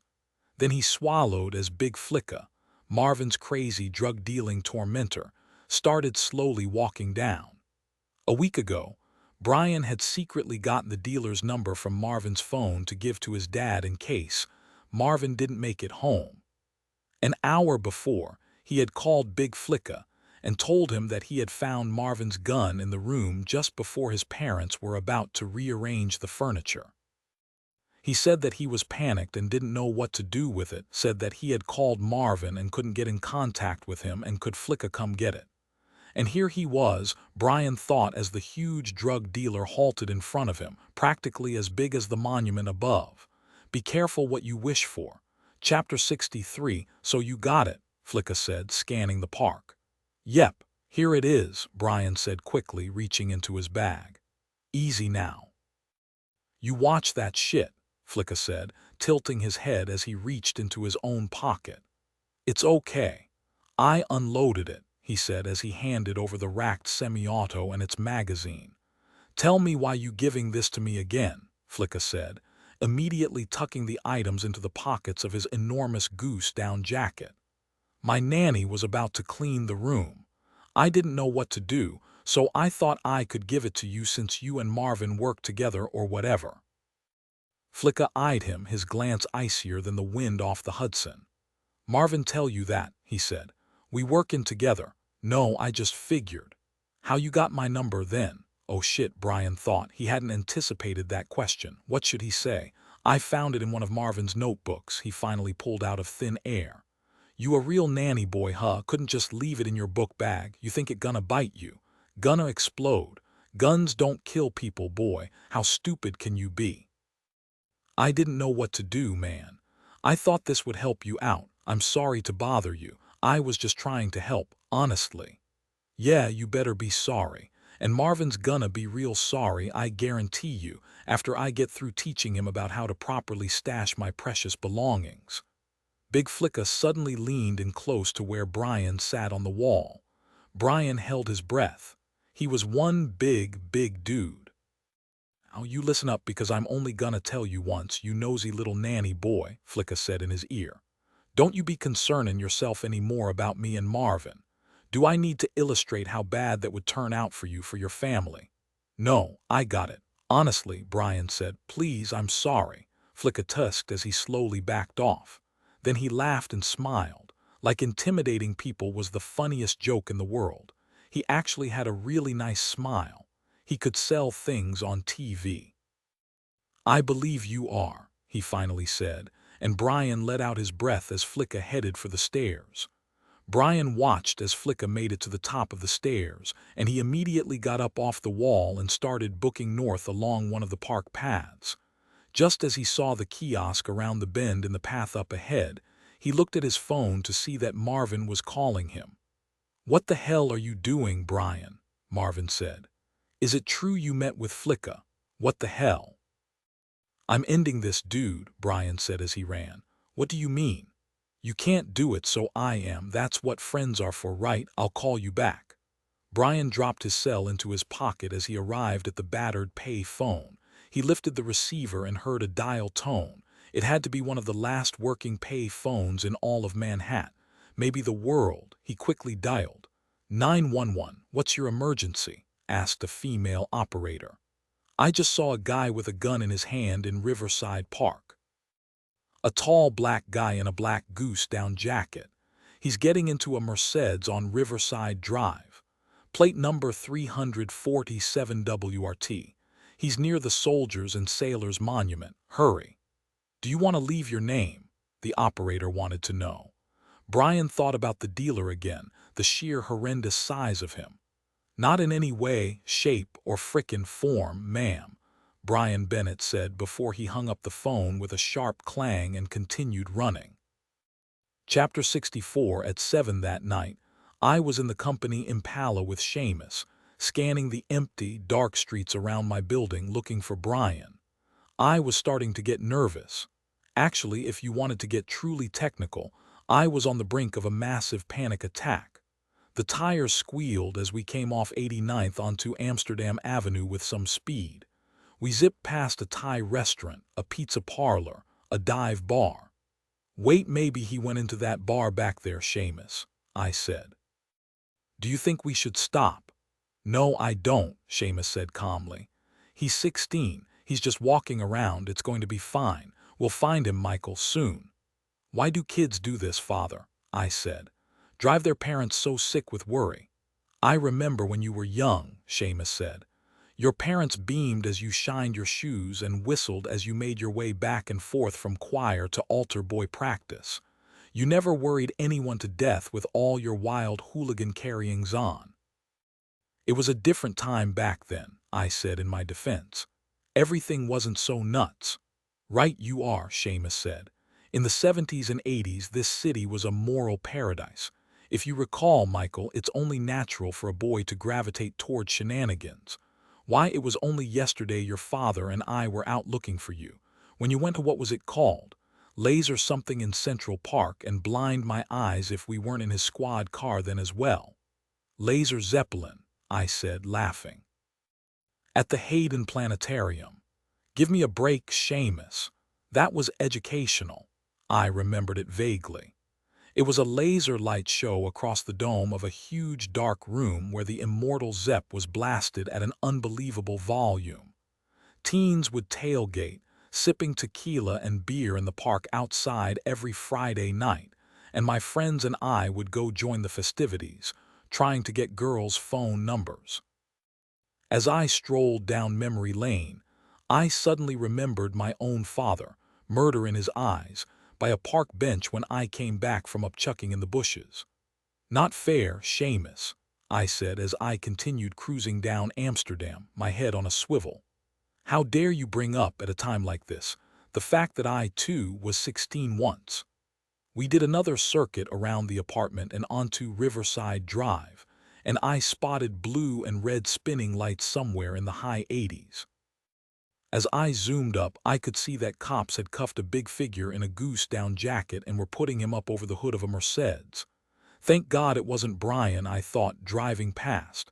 Then a minute later, there he was, on the corner of 96th, waiting to cross at the light. Hey, Dad, hey, Seamus, he said casually as I screeched up in front of him. Get your butt in this car now. I twisted around toward the back as he sat and I looked deep into his eyes. One chance. What are you on? I said. He gaped at me. Nothing, Dad, I swear. I went out for a walk, my phone died, I must have lost track of time, geez. Better your phone than you idiot, I said. You're up to something, your brother is sick with whatever it is. What the hell is going on in my house? I want answers. It was nothing. I went to the library and I met my friend. We just started walking and talking. Which friend? Rob from the football team. He came down to the city from Westchester and we were just chilling. He just hopped in a cab the second you showed up. I squinted at him. Brian, people lie to me all day. I need to get it at home too. I swear, Dad, please call him if you don't believe me. And listen to what you told him to say. No, thanks. Leave it for now, Seamus whispered, leaning over toward me. Remember the lasers, Michael. I rolled my eyes as I ripped the tranny into drive and hit the gas. Seamus was right, and not for the first time. Chapter 65. President Buckland heard the trill of the Sikorsky VH-60 and White Hawk's rotor lower in pitch, as the two Secret Service agents on the midnight shift softly closed the rose garden doors behind him. As he cleaned his shoes on the mat and walked down the warm carpeted corridor, he thought about the Secret Service and the two young full-dress Marines who had just popped the double doors of Marine One for him. Thought about all the Americans out there in the cold and dark, around the world, manning their posts. In the beginning, It had been difficult to accept all the fuss and ceremony of the job, but then he realized it wasn't about him. The fact that spit-shined Marines would greet him with a salute at 3 o'clock in the cold morning was just a small symbol of the extraordinary lengths they would go to protect their country. The dedication and full commitment of America's first responders never failed to humble and inspire him. He made a right at the end of the corridor and found the basement stairs. His chief of staff had texted during his late meeting at Langley that Buckland's presence was requested in the White House kitchen, which could mean only one thing. Some trick his wife was pulling, of course. 43 years of age, and she still loved tricks and pranks, even here in the White House. Upstairs in their personal quarters, she would hide on him from time to time, like an overgrown 3-year-old. As he approached the kitchen, he looked around for Danny, the workaholic head chef. Even at 3:00 a.m., he probably wasn't too far away, waiting for the president and his wife's little moment to be over so he could have his kitchen back. The kitchen was dark but for one pendant light shining down on his wife, who was sitting at one of the stainless steel prep counters, smiling and beautiful in her robe and slippers. He watched as she quickly slipped her rosary beads back into her pocket. She had always been a woman of faith, but ever since he'd gotten the big job, she'd become even more so. He prayed from time to time, but it was a constant with her. He sat beside her and kicked off his shoes. "And what the heck is this now?" Buckland said to his wife. "It's the middle of the night. Don't tell me you forgot," she said. "Forgot what? Our anniversary." "That's in June," Buckland said, throwing up his hands. "Not that one," she said. "The other one, silly." She pushed over the covered silver tray beside her. He took off the cover and his mouth fell open as he saw the 2 Klondike bars on the tray. "Oh, that one," he said, laughing. He remembered it like it was yesterday.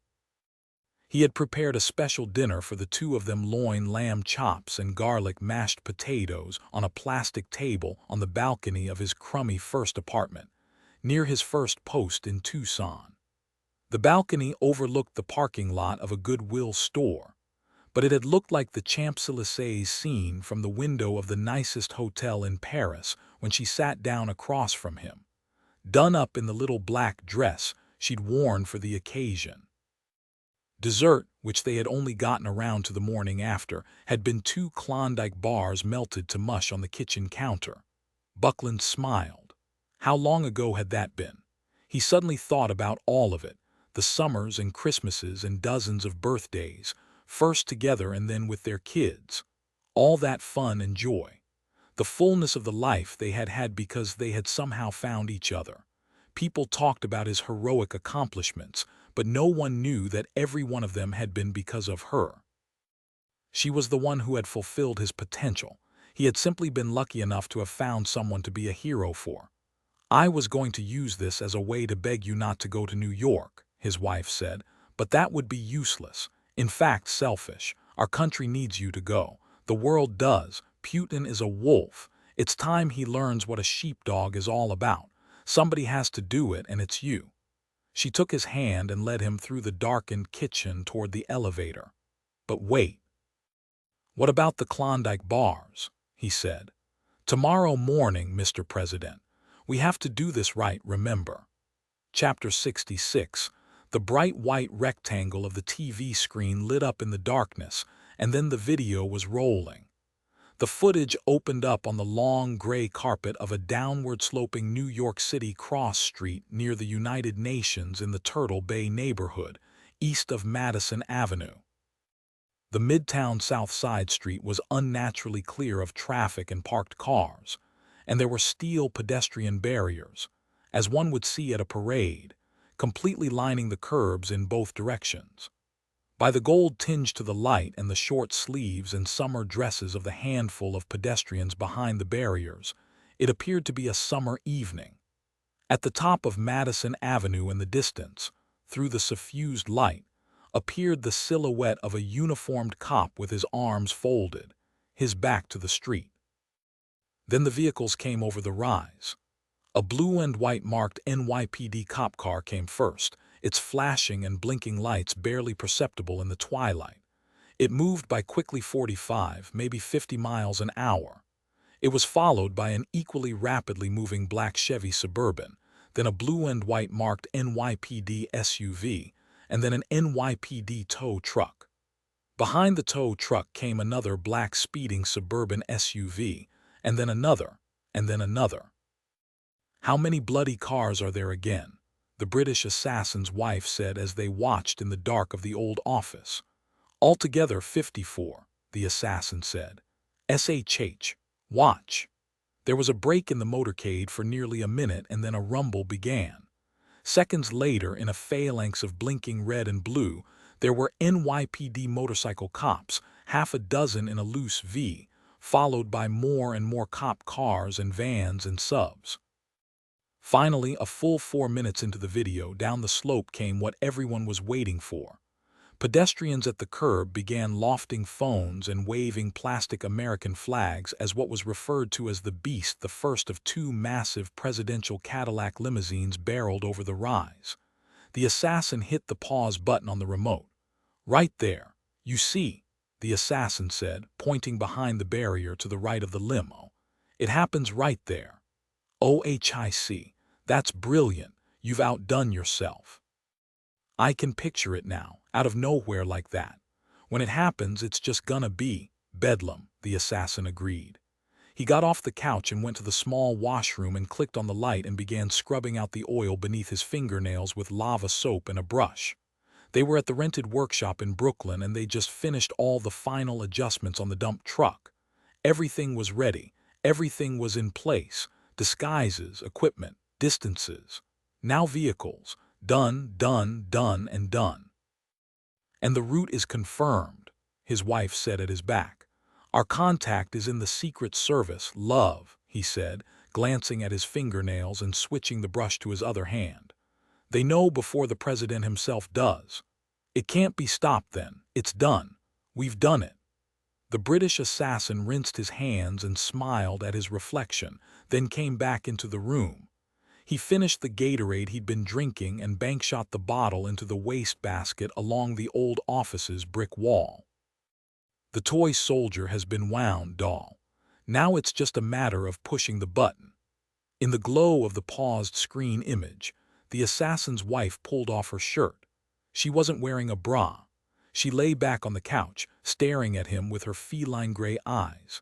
As he watched her slip out of her jeans, the British assassin imagined the new Italian racing red Jag XFRS he was going to buy when the final payment came.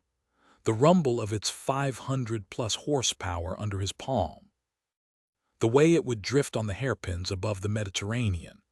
"Then what are you waiting for?" his wife said in the glow. "Push away." Chapter 67. It was Saturday, and down on the field, a bunch of thin dudes in baby blue uniforms milled around another crew of skinny guys wearing all-white uniforms. The crowd around me suddenly roared as a light blue guy with girly hair booted the ball with a loud champagne cork-popping sound. The spinning ball made a surprisingly sharp curve through the air as it streaked for the top right corner of the goal. Then the crowd groaned as the ball banged off the goal's top bar and spun out of bounds. As I watched the slow-mo replay of the corner kick up on the massive jumbotron above Yankee Stadium's center field wall, I couldn't decide which was more surprising, that I was actually at a professional soccer game, or that the soccer game was sacrilegiously occurring down on the hallowed outfield grass of my beloved Bronx Bombers. "Gee, get out of here. There wasn't a goal made," I said sarcastically to Archero beside me. We were standing in the cold of the open terrace-level seating, just below the stadium's upper deck on the third base side. Around us, a crowd of about 30,000 surrounded the improvised soccer field, set up foul pole to foul pole in the baseball stadium's outfield. "Tell me, is there ever a goal in soccer?" I said. "Or is zip-zip the point? Is it like a Zen thing?" "Soccer no longer exists, Mike," Archero said as he lifted his binoculars. "It's called football now, and it's the world's sport, so get into it." "Oh, I do, Archero," I said, lifting my own binocs. "But only when it's played properly, on Sundays by men with upper body strength who wear helmets." I was on my way home from another fruitless day of not finding the assassin the night before when Archero had called me. Archero, a soccer fan, had heard on the radio about the Saturday exhibition match between the New York City Football Club and a team from England called Leeds United. Leeds United, as it turned out, was a team from northern England, precisely where our shooter was supposed to be from. Coming here this afternoon with Archero to look for him was a long shot, I knew. Under normal circumstances, I'd say there was probably no chance in hell that a public enemy #1 on the run would do something as nuts as pop by and cheer on his home team. But then again, this was no normal crook. I'd been studying up on these warrior sniper types, and the thing about them was, although they were extremely precise and patient, they truly had no problem with risk. Things like grenades without pins, tightropes with no nets, and jumping out of perfectly good aircraft were for some reason incredibly alluring to them. Risk was how they got their rocks off. Also a plus point probably, the only one was that the CIA had actually dug up another, slightly better photo of the Brit, standing in the crowd at some Middle Eastern market. He was wearing aviator sunglasses, but the shape of his nose and ears and jaw were clear. Better than that, the smug frown on his face and the way he held himself, with a kind of shoulders-back, arrogant swagger, were quite distinctive. I studied the photo for the 1,000th time, the features, the demeanor and carriage. Then I lifted my binoculars and went back to scanning the crowd. If he was here, we could find him. Maybe. I panned over the sea of baby blue. Though the mostly male crowd jumped up and down a lot and did weird chants as they drank beer, they struck me as, rather than violent Euro hooligans, clean-cut fellows who had probably played soccer in high school and college. Good-natured enough. Well, except for the idiots who insisted on constantly blowing those stupid head-splitting vuvuzela horns that sounded like bees buzzing. After another minute of not finding the needle in the haystack, an air horn went off near us at an eardrum-perforating volume as another baby blue guy failed to kick the ball into the goal. "Take me out to a real ball game," I sang under my breath as I put my Nikon binocs back up on my eyes. I saw it a nanosecond later. I aimed the glasses down on the main level almost directly by first base and kept them there. "No," I said, spinning the target into focus. "No. What is it, Mike?" "Come on," I said as I jogged up the stairs for the concourse. "Hurry up." Chapter 68. The British assassin smiled at the curvy brunette waitress with big black-rimmed eyes as she stopped before him with a tray filled with bottles of Budweiser and champagne and flutes. He was going to grab a few lagers, but then his wife elbowed him and he thought again. A second later, another chesty-serving wench brought caviar and hot dogs. This one was a no-brainer. He liberally sprinkled beluga onto 2 francs. "Welcome to America," he said to his wife after a surprisingly tasty bite. They were in luxury suite 321 on Yankee Stadium's private level, and it actually fit its ridiculous billing. It had leather seats and couches, flat screens everywhere, a pine-scented private loo. The suite even had a heated balcony overlooking the field, which was coming in quite handy now, this far into November. Leeds United's American debut was a true to-do of the old school, so it was filled with posh expat Brits, and even richer real Brits from the other side of the pond, in the Northern Territories. There were obnoxious Brit big oil crooks and obnoxious Brit big media crooks, and obnoxious Brit too-big-to-fail central banking crooks who lent them other people's money. Coming in, they'd almost knocked down a former Brit supermodel famous for getting busted snorting heroin on the Prime Minister's plane.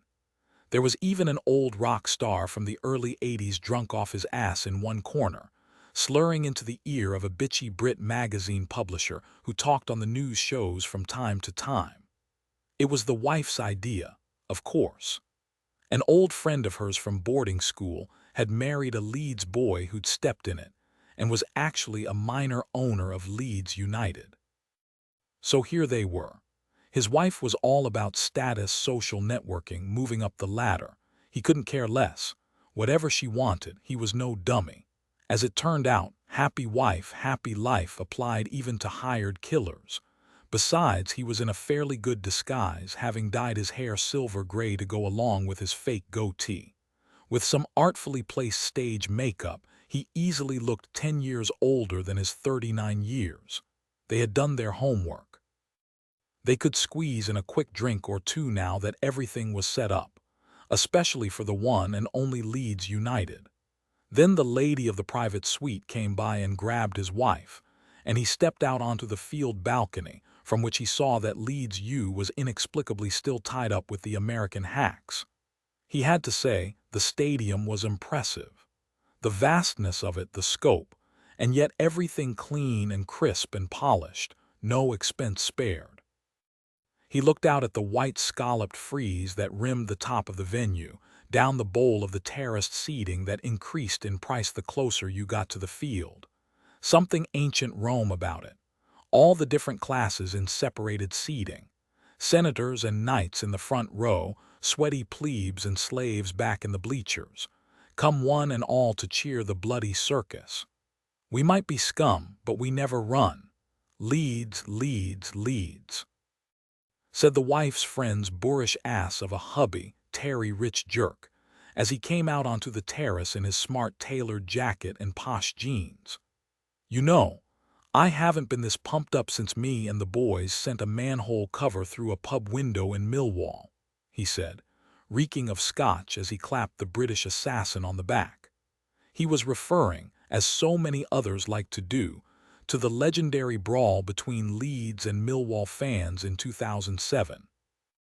Only problem was that Terry, like so many others, hadn't been there, the assassin knew. As one of the top head breakers in the Leeds service crew, the gang of hooligans who had supported Leeds U, since the mid-90s he never missed a game when he wasn't abroad. There'd been no manhole covers through pub windows that day, but he and a few chums had set a chip van alight when things started getting interesting.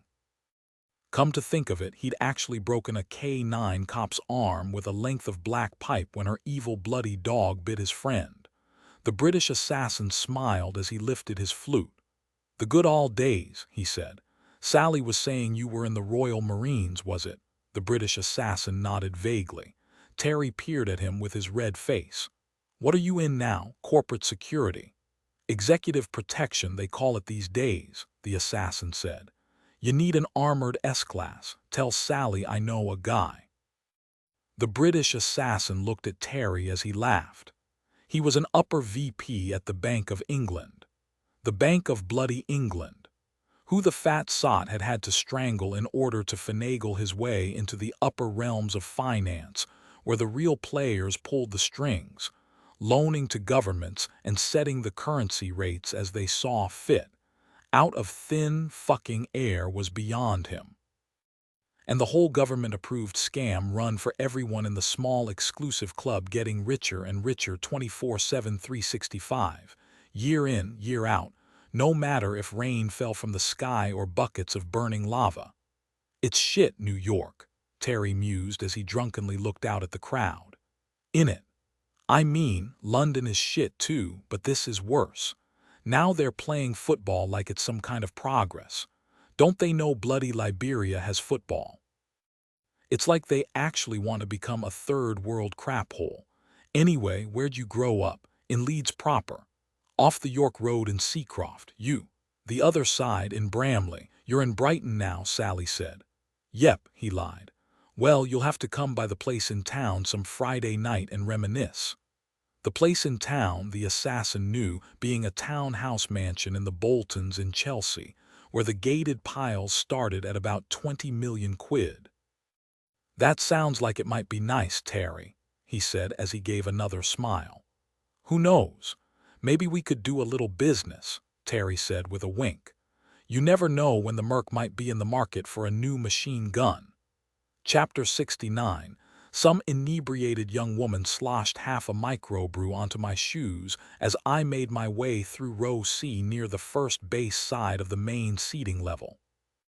At the end of the row, I came down 2 steps and knelt in the aisle and tapped the shoulder of a light blue-clad gentleman sitting at the end of row A. Hey, how's it going, buddy? I said. CIA operative Matthew Leroux smiled broadly as he looked at me. Beside him, his blonde wife, Sophie, also clad in blue, rolled her eyes. They, like Archero and me, were both sporting some pretty expensive-looking binoculars, I noticed. Mike, buddy, small world, Leroux said. You a big New York City soccer fanatic, too? Oh, the biggest, I said. I still have my Palais Cosmos lunch box from 2nd grade. No way, original owner, huh? I had to buy mine on eBay, Leroux said. But I just bought this nifty supporter blue scarf. What do you think? Stylish. It goes with your eyes, I said. I see you've brought your wife, Leroux, I turned to her. I'm Mike, Detective Mike Bennett. Oh, I remember you, detective, the pretty blonde woman said, peering at me. I peered back at the intelligence in her green eyes. There was something else there, too, I could see. Something still and cold and dangerous. I suddenly remembered the blood-splattered Hamilton Heights crime scene and how this petite, friendly woman had more than likely done some of the splattering. Were all CIA couples this nuts? I thought. All in the family, huh? I said.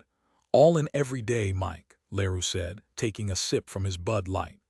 I hear that the family that watches soccer together stays together. Leroux smiled. Couldn't agree more, he said, looking around. Think the visiting team has a chance, I said. Overconfidence will get you every time, Leroux said.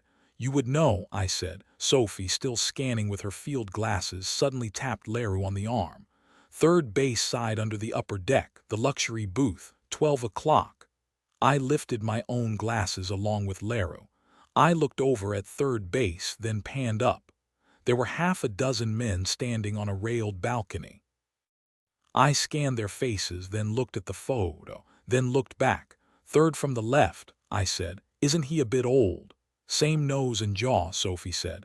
Same cocky bearing and frown, too, I said. What do you think, Matt? Leroux focused his glasses, then stood. I say close enough for government work, Mike, he said. Give me your phone.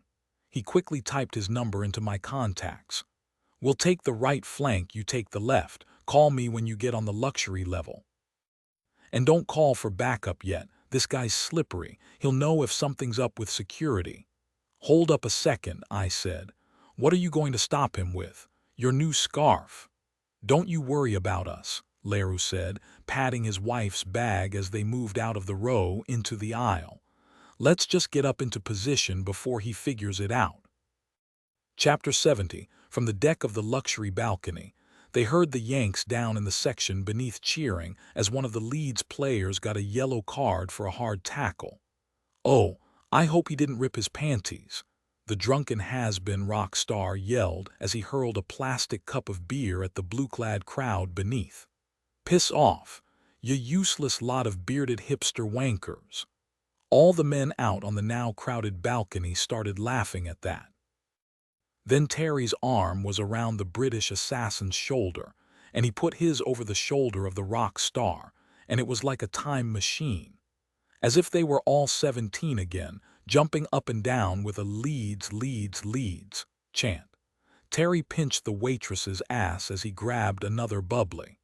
The British assassin drained his champagne and took a breath and drank it all in, there in the cold above the crowd. This was the life. One more trigger pull and he'd get the sour he'd been sucking all his life out of his mouth, once and for all. He felt it a second later, right as he placed his empty on the tart's tray. It was like a tingle along the nape of his neck, a sixth sense. He glanced around left and right down into the crowd below without moving his head. There were eyes on him. Of all those eyes, someone was watching him. It was impossible that he knew it, but it was true. He was a watcher and he knew. He could feel it. He'd seen it happen often enough to targets. The glass would come on them and they'd suddenly run, dive, duck. There was something psychic between a hunter and his prey. Now he was the one being spotted. He looked down to the left on the stairs 2 sections below. A guy was heading up them, a guy in a suit, cop all over him. He sucked in a breath, felt the hard beat of his heart in his chest as he held the breath. He'd screwed up. Big time. They shouldn't have come here. He needed to get out. Now. He slowly stepped back inside. He got his wife's attention, and then he touched his ear, giving her the bug-out signal. They had planned contingencies to split up and regarding where to meet later. At least they weren't looking for her. Her eyes widened with a rare expression of fear, and then he was moving for the door. There was no one yet out in the luxury level hall. The level had its own private elevator on the left, but that would be the first thing they'd be onto. On his right, he saw a waitress go through a staff-only door. Following her, he saw that there was a small kitchen and wet bar behind it and another door on the other side of the room. "Sir, can I help you?" the waitress said by the sink as he crossed the room. He kept going. The new door led to a narrow, slightly curving back corridor. There were garbage bags in a gray plastic rolling bin on the right. As he hurried toward it, he saw the stainless steel threshold of a freight elevator just beyond it. He poked his head in. Except for a mop and a yellow rolling bucket, the elevator was empty. Better yet, the car's security key was in the console. He stepped in and turned the key and hit the main level button. The elevator spilled him out into the great hall by gate 6, where he had come in. He faced the cavernous space and headed for the gate, walking steadily toward the dozen stadium security guards standing there. He swallowed as he got closer and saw that there were 2 NYPD uniformed cops standing with the guards. He took a breath as he approached and forced himself to glance at them. They weren't on their radios. They didn't seem any more alert than usual. A sudden roar from the crowd boomed out low and muffled in the high-ceilinged concourse. "It's okay," he mentally coached himself. "Just walk out. They don't know yet. 50 meters. You can do this. Just calmly walk past them." He was outside in the plaza, 50 meters on the other side of the ratcheting turnstile, when he heard the yell at his back. "Stop that guy in the white hoodie. Stop him." He didn't turn around. Instead, he just moved north quickly, yet still passably casually. There were 100 or so people moving around souvenir vendors and hot dog carts to hide among. Then, as he reached the corner of 161st Street and River Avenue, where the elevated track was, he suddenly bolted beneath it. He'd made it across River Avenue and was booking around the corner of the stair entrance for the uptown side of the subway when he almost ran straight into the uniformed beat cop coming at a run from the other side with his partner. "Hey, yo, stop," the beefy Asian cop said, reaching out with his palm. Instead of stopping, the Brit kept coming and seized the cop's hand and yanked hard, breaking 2 of his fingers. Then he reached and grabbed the baton out of his belt and cracked the other cop, a short Hispanic-looking woman, across the bridge of her nose. He brought the baton whistling back across at the first cop, breaking his wrist, as the Glock the guy was in the process of trying to pull from his holster clattered across the concrete. The assassin scooped up the semi-auto as he ran north up the incline of 161st. He needed to make the corner, he thought, as he flat-out sprinted toward it, past shocked pedestrians out in front of the small, ugly, rundown stores. Just the first corner, he thought, his thighs and lungs beginning to burn. The supersonic crackle of a bullet suddenly passed less than an inch to the left of his ear. No, they were going to shoot him down in the back as he was running, the bastards. The first bullet was followed by another that shattered the glass side of the phone kiosk on his left as he passed it. Then he was around the corner, pulling off his hoodie, sweat flying and arms pumping in the cold as he ran for his life. Chapter 71, Racing Out of the Stadium. I ran under the L on River Avenue and was 20 feet behind Matthew Leroux when he suddenly hopped up on the grass median between the lanes on 161st Street. A woman across the street screamed as he produced a suppressed pistol and began firing right there in broad daylight at the sprinting Brit up the block. "Are you crazy? Put that damn thing away, you're going to kill someone," I yelled, smacking the barrel of his gun down as I arrived. "You're right, I am the president's assassin," he yelled back as he hopped off the median and started running north after the Brit. "Archero," I said as he and Sophie caught up to me. "The Brit just turned the corner and is heading south. You guys head south down river in case he tries to come around the block." People were coming out of the stores to gape as I ran up the north side of 161st Street behind Leroux. I thought I was pretty fast for my age, but Leroux was incredible. The commando was pulling away at an embarrassing clip. I finally followed around the first corner onto Girard Avenue and spotted Leroux in the middle of the street, already halfway down the block.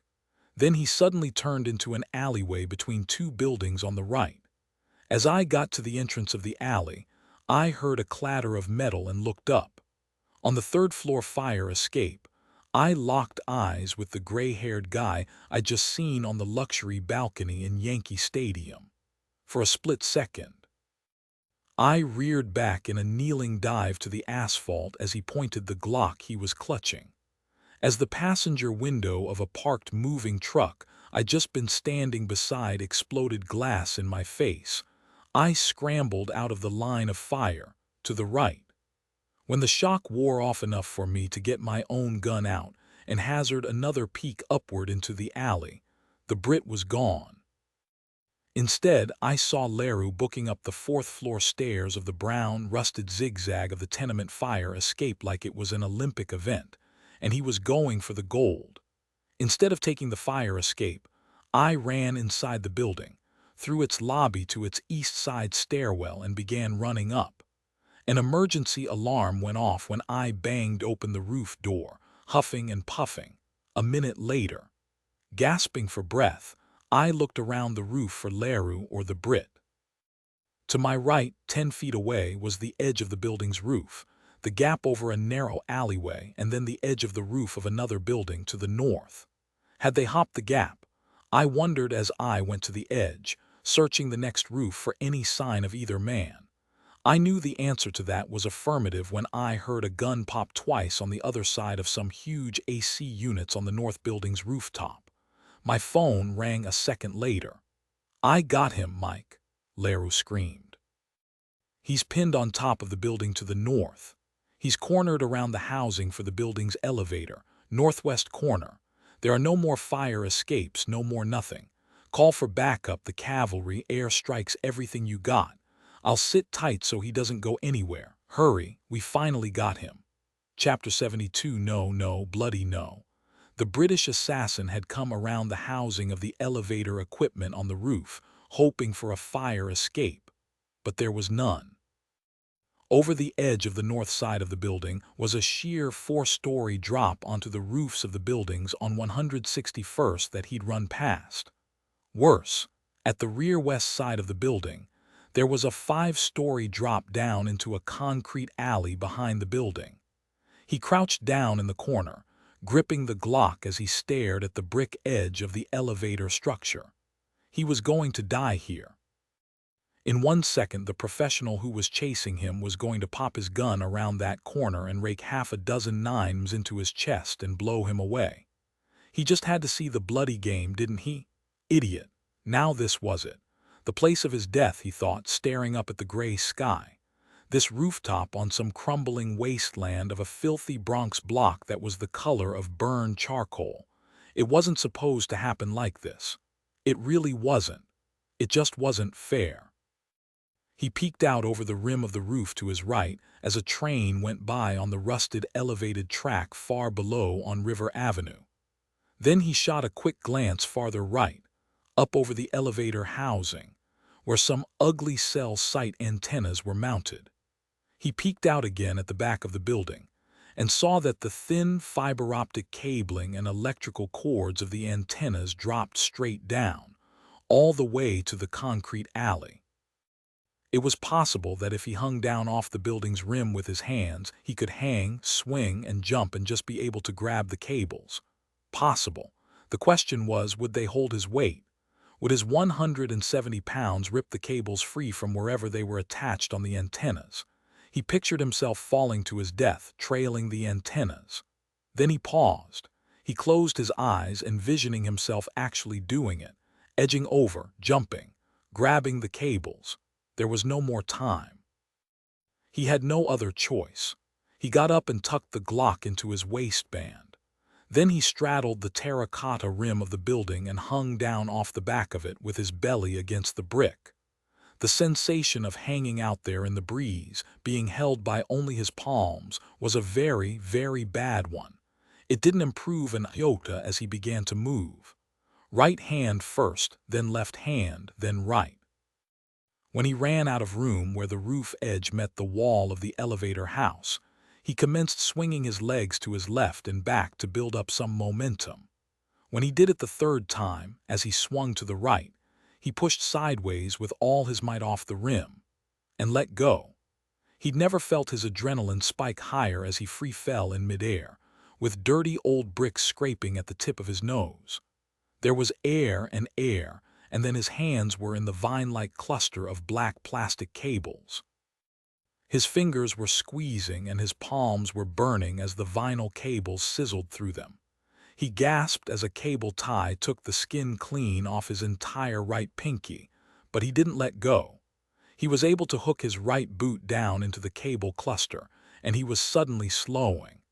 And then, a miraculous second later, he was no longer falling at all. The now swinging cable made a creaking sound under his weight. He began laughing uncontrollably as he descended hand over bloody hand down the length of the building like the world's largest, happiest monkey. He scrambled down toward the alleyway and whatever else was going to happen next. Chapter 73. I heard Leru moaning as I finally arrived on the roof of the north building with 3 uniforms. "Where is he?" I said, hurrying around the corner of the elevator housing. "He's gone," Leru said, crazed, bent out over the edge, looking north and then west. "Gone." "How?" I said. "Where?" He continued to stare out at the buildings. "The cable's there, look," he said, pointing at some cell site tower cables hanging down the back of the building behind the elevator house. "That's impossible," I said. "He's dead then." I looked down at the shadowed alley far beneath. "The cables are too far off this edge. Spider-Man couldn't do it." "Well, he did it. We need to get someone down there now." "What's that low building there between us and the train track?" "Stan's Sports Bar." "Don't worry. If he's down there, we got him," I said, as an NYPD Aviation Bell helicopter came in low from the south. "We're surrounding the block." "He's not." I wasn't able to finish the sentence because the boom, boom, boom of a gun started below, to the west by the River Avenue side of the sports bar. I couldn't see what was happening because of the elevated track.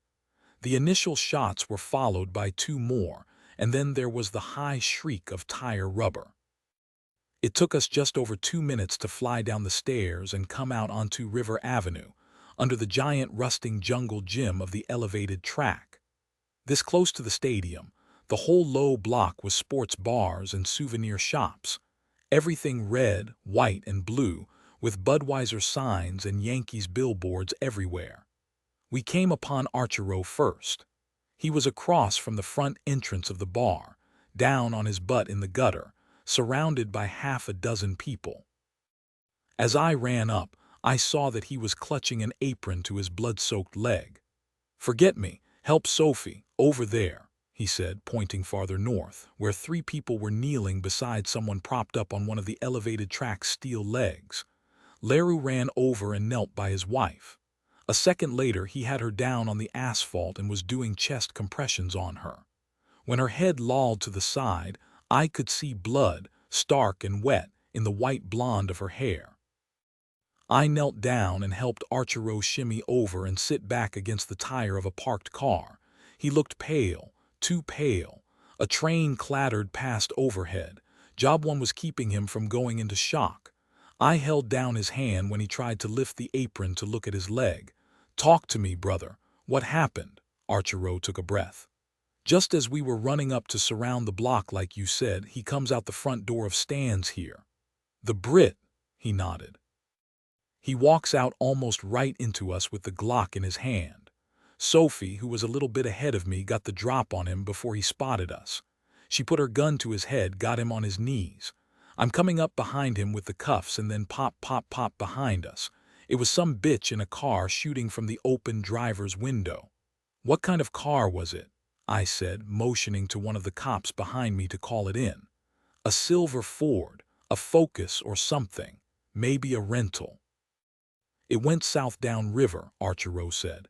It was some kind of submachine gun or something, Mike. After I took one in the leg, I was able to drop down behind the pillar, but Sophie got caught out. She tried to run, but the bitch just lit her up. I patted his back as he started crying.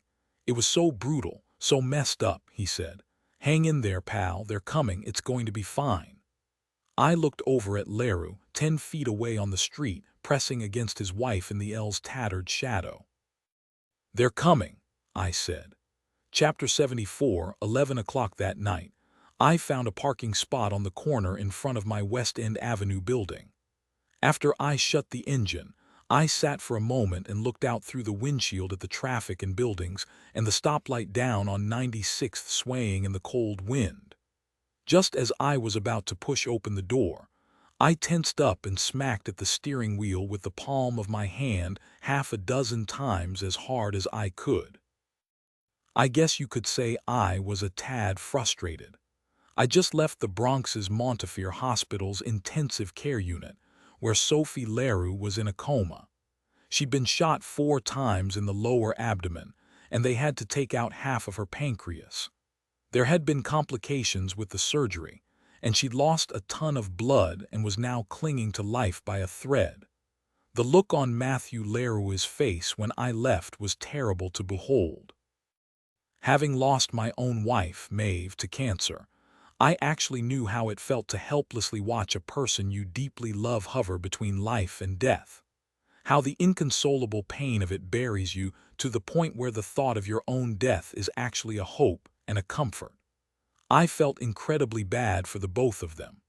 Since 9/11, so many heroes in the military and intelligence services, like the Leroux's, were out there on the front lines taking the hits for all of us. And did anyone even notice anymore? Or care? Speaking of hopelessness, we hadn't found the Brit. I'd gone back to the stadium to the luxury booth where we had spotted him. But the man who had rented it, some British banker by the name of David Chester, had left. I traced him to the Carlisle Hotel and then out to Teterboro Airport, only to find he had just taken off for London in his private jet. Dear holy Pete, did it piss me off that some rich English jackwad actually knew the assassin. Matthew Leroux's boss, Everard, said he was putting pressure on the State Department, which was putting pressure on the Brits to talk to Chester and figure out who the assassin was. But I knew what a load of hooey that was. If Chester had the kind of connections that a transatlantic private jet suggested, there was no way he would ever admit to knowing or consorting with an assassin. None. His lawyers would drag their asses on this like there was no tomorrow, while for Sophie Leroux, there actually might not be one. I couldn't believe this assassin had slipped away from me for the second time. He'd reached out and almost killed another one of us, and we still were no closer to finding him. I was staring out at the lonely street when there was a knock on the passenger window. I smiled as I turned to see that it was Mary Catherine. I reached over and opened the door. "Where are you off to on this cold, bitter night?" I said as she sat next to me and closed the door. "Back to Ireland. I wouldn't blame you, you know." "Heck, maybe I'll go with you. It's getting dangerous around here." I saw the car. "When you didn't get out, I got worried," she said. I squeezed her hand. "Rough day," she said. "Yep, situation normal there," I said. "How about upstairs? About the same. How's Brian's grounding going?" "About what you'd expect. The surly level is even higher than usual. I think he's got his headphones actually crazy glued to his ears now. But he's home, at least. No more mysterious late-night library runs." "Thank God for small mercies," I said as I reached over her and opened the car door and slid out after her. "Did you eat?" she said as we headed for the front door of the building. I thought about it. "Well, you're in luck," she said with a smile. "I made fried chicken." "You don't understand precisely how good that sounds right now," I said. "Have you eaten already?" "No," she said. "I was waiting for you." She'd wait for me forever, I realized as I watched her walk ahead of me to the door. "Are you actually going to make her?" asked a voice in my head. Part 4, Nowhere to Hide, Chapter 75. Noon 2 days later found me on Queens Boulevard, staring up at a building that was 12 tall stories of ugly. It was a dirty beige brick 70s-style residential high-rise that looked pretty much exactly like a giant cardboard box with windows. There were lots and lots of windows, 84 of them to be exact. I'd counted them with my spotting scope 3 times already, looking for a rifle barrel. Vladimir Putin had finally come to New York for the Summit, and Paul and I and the rest of our task force were following him around. He'd just come in from Kennedy, and his first stop was here on Queens Boulevard, in Kew Gardens, Queens, of all places. There was a restaurant of a long-lost cousin of his or something, and he'd just gone in with his brutish personal security detail for some backslaps and vodka shots. It had fallen on us to stand watch and make sure that he didn't get any of the non-vodka kind of shots to his head. Which was ironic, since we still didn't know if he was behind the ongoing stalking of our own president by the still-missing assassin, the Brit. All I gotta say, this international relations shit is truly pissing me off, I said as we sat in an FBI van parked in the greasy alleyway between the Russian restaurant and a rundown funeral home. I mean, here we are, busting our horns protecting this jackwad from getting taken out, when what we probably should be doing is slapping cuffs on him for trying to take out President Buckland. I mean, how the hell does this make even the slightest bit of common sense? "Mike, please. Where have you been?" Paul said from behind me, where he was sitting with some of the FBI's hostage rescue commando guys, who'd recently been assigned to our detail. "Do you honestly believe that the bigwigs above us who run these things would deign to use something as common sense in making decisions? Our elite leaders, of course, use only Ivy League sense, which has had all the seedy, low-born common sense bred out of it for years now. Honestly, Paul. You ask me, the whole thing, Putin being here, all of it is a distraction, a head fake," I said. "He wants to be as close to Buckland as possible if something goes down. But officer, how could I be responsible? I was right beside him, it wasn't me." "Well, we can't let that happen then, can we?" Paul said. "We bag the Brit beforehand, Putin loses." "If it even is Putin," I said with an exasperated sigh. "Do you really think it is? That it is actually Putin, and this is all some deep blue chess move he's making that only Garry Kasparov could figure out?" "I don't know," Paul said. "As usual, we have lots of questions, but unfortunately also as usual no answers. I'm getting sick of those." "The questions or the fact that there are no answers?" Paul said. "Yep," I said as I started counting windows again. Chapter 76, several hours later, coming on 7 that evening, after Putin was in for the night upstairs at the Waldorf. We were downstairs in a back room off its ornate lobby, in one of its conference rooms. The beautiful varnished boardroom table we were sitting at was done up with the Waldorf signature A1 high style. There were sumptuous flower arrangements running down the middle of the table, and tissues in intricately carved decorative boxes.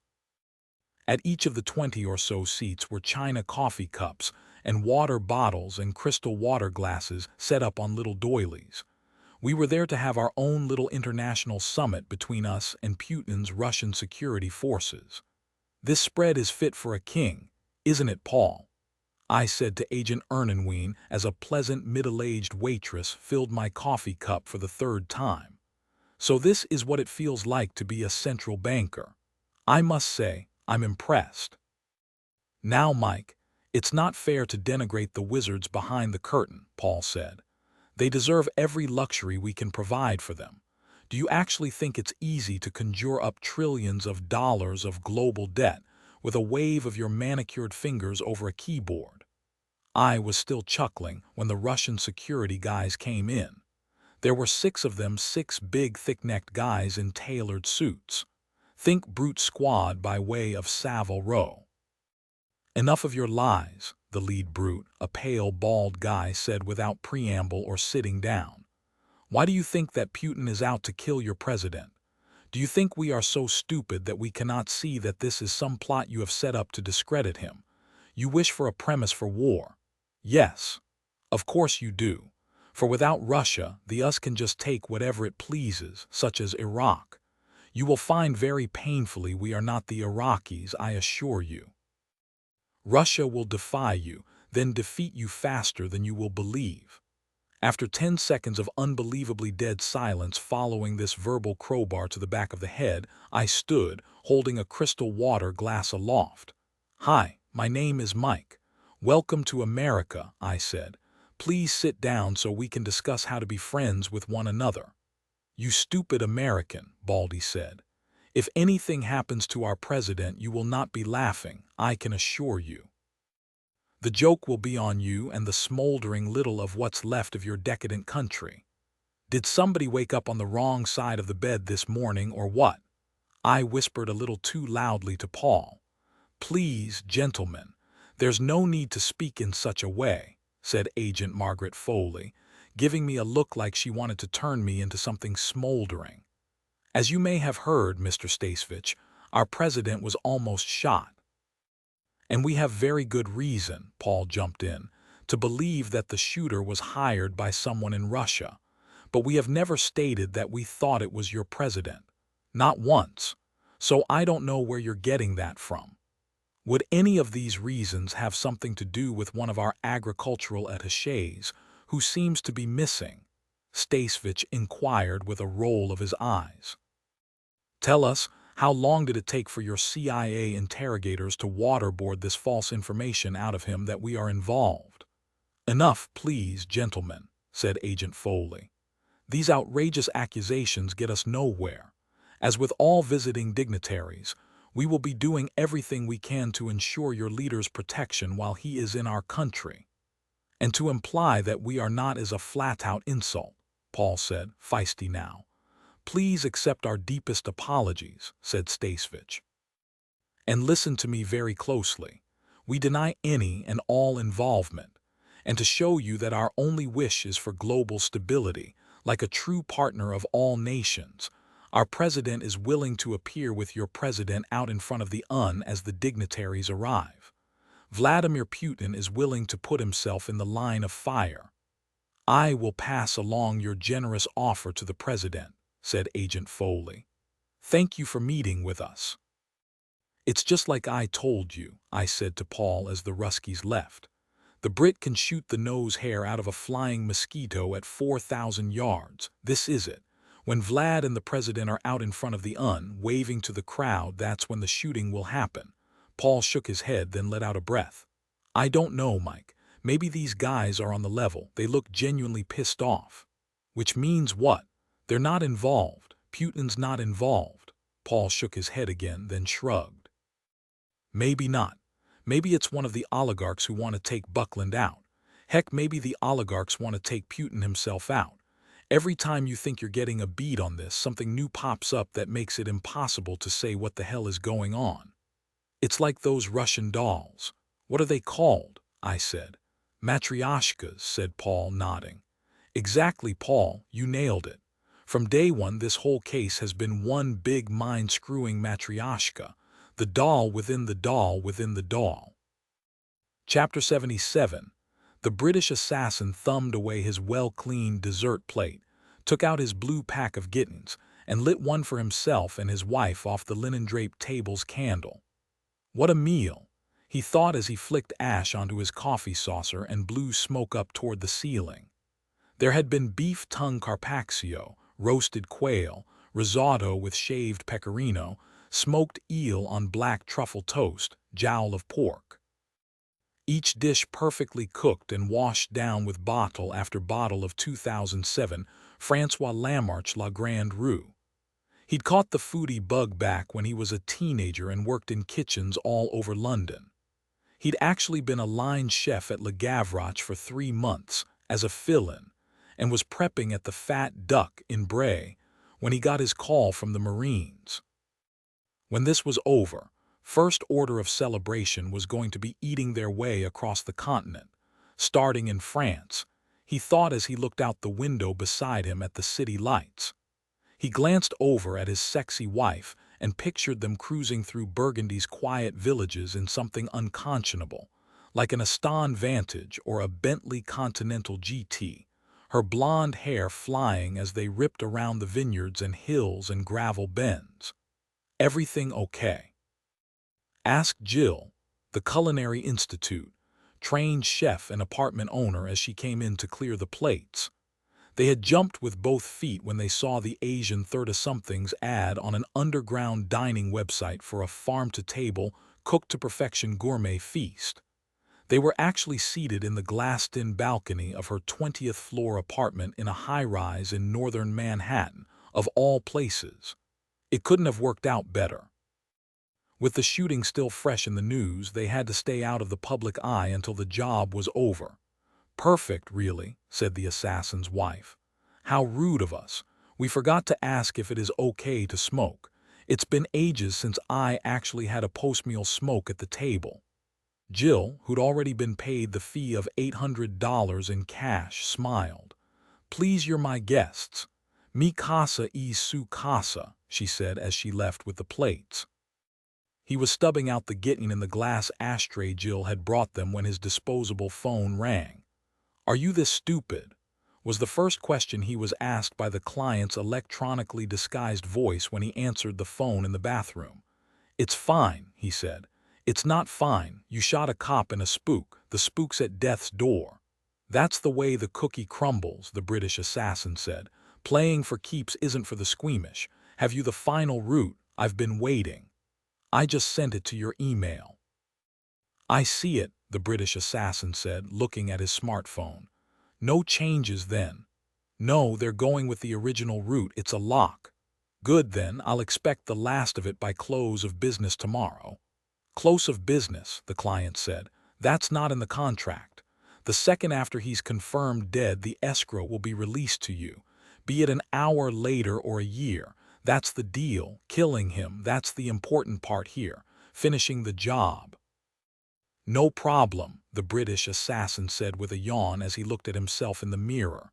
"So you're good to go now, right? You don't have to deal with Levkov anymore, do you?" "No, I haven't spoken to him since I started dealing with you."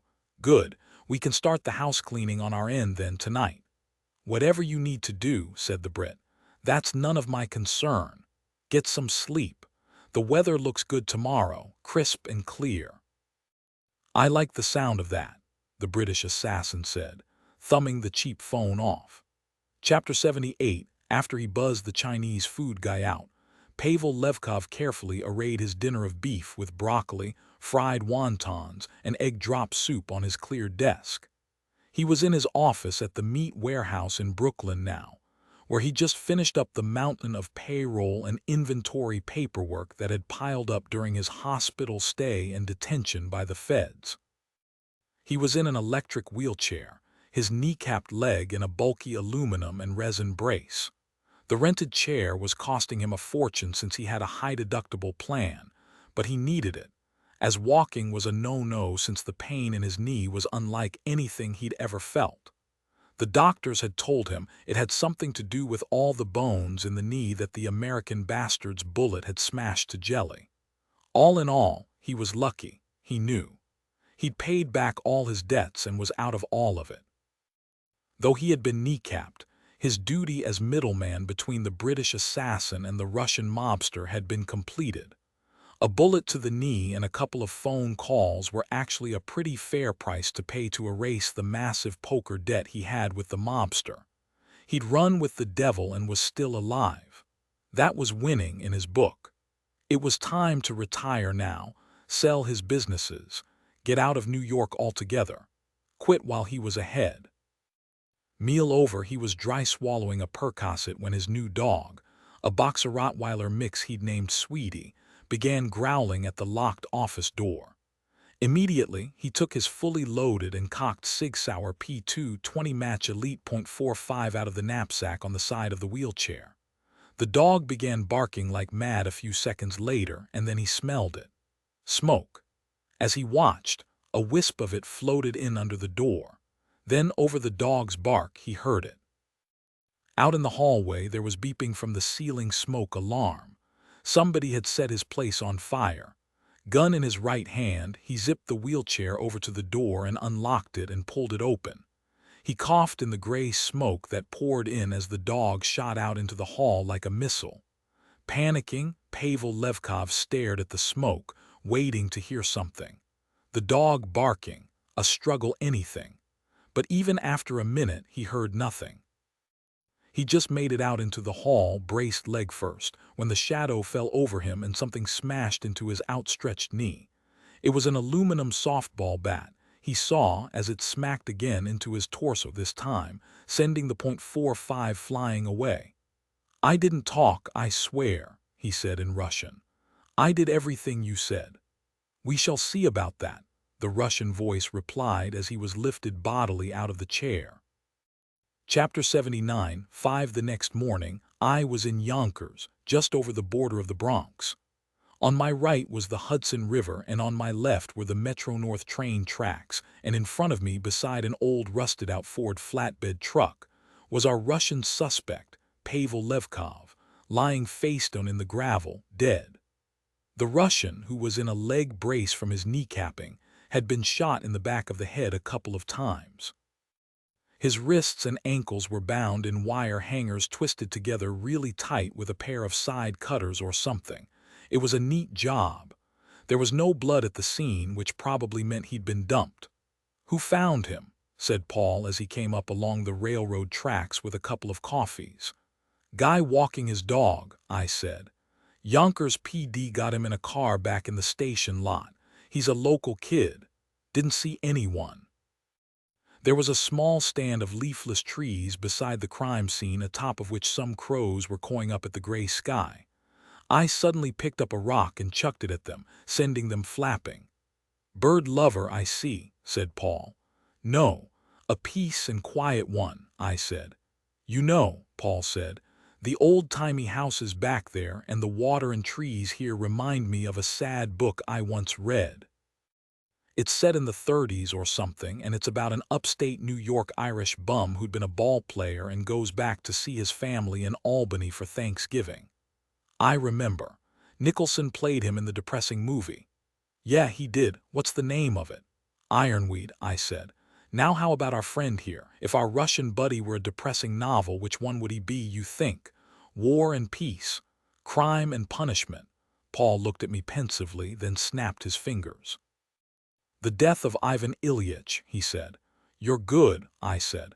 "So what does this mean, Paul? Levkov was the link to the Brit, the middleman, and now he's dead. He's the cutout, so they cut him out. Meaning, the Brit doesn't need him, or I should say the people who hired him to hire the Brit. Even if we catch the Brit, he can only lead us back to this gentleman, and the dead tell no tales." "Everything is set then," I said. "This thing really is going down. The fuse is lit, Mike. We need to find the bomb." "How many hours till touchdown?" Paul checked his watch. 10, he said. I shook my head as the crows came back, their caws skipping out over the gray water. "It's official," I said. "We're going to have to make our own luck now." Chapter 80. The bright white light gradually grew larger in the dark pre-dawn sky until suddenly Air Force One materialized above the JFK runway lights, its big jets screaming. I held my breath as it came in right over the Port Authority Airport Command Center beside me. I actually didn't let the breath out until the plane touched down safely on the tarmac. This was going to be one long day. The idling vehicle in whose front passenger seat I was sitting was a military personnel carrier called a Bay Cayman MRAP. Behind me, in the bank vault, like rear of the truck, Paul Ernenwein and a half-dozen members of the FBI's hostage rescue team were doing last-minute coordination over the radio with the Secret Service's tactical cat agents. The massive presidential motorcade was beside us, on the left, but because our bulky composite armored vehicle looked like something fresh off the battlefield, it wasn't going to be in the motorcade itself, but always nearby. There were actually going to be two of them present for the entirety of the president's stay in New York. As I glanced out at the taxiing plane through the bullet and blast-proof windshield, I remembered what CIA sniper Matthew Leroux had said about the battlefield being everywhere now. He was actually with us, there in the back, dressed in the same black body armor and gear as the hostage rescue guys. It was a last-second thing. His wife Sophie was in stable condition now, thank God, and he had pulled some strings to get put onto the protection detail as a special advisor. Though obviously emotionally involved, Leroux was actually considered one of the top 5 snipers in the country, so the New York FBI SAC had finally reluctantly agreed. "Poor son of a bitch," said Paul Ernenwein, pointing a chin to where Leroux knelt in the back, doing a meticulous equipment check. "You see the look in his eyes, geez. Mike." Leroux called up to the front of the truck. "What is it?" I said as I arrived beside him. "I was wondering if you could do me a favor," he said. "What's up?" He stared at me intently with his blue eyes. "Somebody told me you used to be a spotter. I want you to be mine. These other FBI guys are far better trained, Matt." He held up a hand. "I'm sure they are, but I don't know them. I know you. You're old school like me, Mike. I need someone beside me who knows that quit ain't ever an option." He held out the spotting scope in its case carefully with both hands. "Will you do it?" he asked. I stared at the case, at the terrible look in his blue eyes. "Of course," I said as I took the case. Chapter 81. As the president's motorcade made its long, slow loop out of JFK miles to the east, the British assassin and his wife burst out of the southeast end of Central Park at a run, caught the green, and crossed Fifth Avenue. They were layered up in the latest cold-weather running clothes. Black North Face skullcaps, capelline shirts and pants, neon yellow Brooks running jackets that matched their flying A6. Coming east in the street down 58th, past Midtown's early morning delivery and garbage trucks, they looked just like they wanted to look. Like another high-flying yuppie couple getting in their essential morning run before work. They arrived at Madison and crossed it and then hooked a right a block down, onto Park. The British assassin looked up at the MetLife building looming now in front of them as they ran toward it. Then he forced himself to stop looking at it and shook his head. No thoughts about past failures. No room for that. Not today of all days. As they came across 57th Street, they could see the security already amassed around the Waldorf. They hooked a left, east down 56th to Lexington, and then crossed that, and then, after another block, crossed 3rd. Between 3rd and 2nd Avenues, they paused for the briefest of moments to scan the dump truck. They had parked the monster the night before, and it was just as they had left it. Nothing awry. They exchanged a quick tense glance as they made the corner of 2nd Avenue. It was almost impossible to consider what they were about to do today. History was literally in the making, and they were the ones making it. All systems were go. They did their stretches out in front of the Starbucks on 2nd, noting their progress on their Fitbits like good yuppies. Once inside, she waited at a couch by the window while he arrived with their venti blacks and the Times. They sat reading for 20 minutes. He took a breath before he folded the Metro section and placed it on the table. He stood and looked at her. She looked back then, leaned forward and grabbed his hand fiercely. He squeezed back. Then he was back out in the cold and a taxi was pulling up. "Yeah," said the hack as the British assassin sat. He could see his wife through the window. His heart faltered, then fluttered. A bad feeling came over him, a premonition, or was it just nerves? Maybe they didn't have to, maybe. "Yo, where to?" said the driver. The Brit looked at his wife again. 69th and 2nd, he said, and then he closed his eyes and his wife was gone. Chapter 82. Brian Bennett was in fourth period Latin class when he smelled the French fries. At the front of the classroom, Mr. Swanson, the kids called him Swansonius Maximus among themselves, was fervently trying to explain the subtle difference between hortatory and jussive subjunctive independent clauses. But this close to lunch, and now with the smell of the cafeteria fries wafting in through the open door, he had about as much of a chance as Carthage during the Third Punic War. Undeterred, Swansonius continued on, and Brian suddenly remembered the honey nut clusters Mary Catherine always stuck in the side pocket of his knapsack. He could ask for a bathroom break and then do a quick drive-by to his locker, down the hall, around the corner, he thought. Going to your locker during classes was technically a detention offense, but he was starvin' Marvin. Speaking of which, Brian thought, turning around to glance hopefully at Marvin in the next row. But Big Marv only looked away. Still pissed at him, Marvin still wasn't talking to him after what he had pulled in the park with Big Flicka.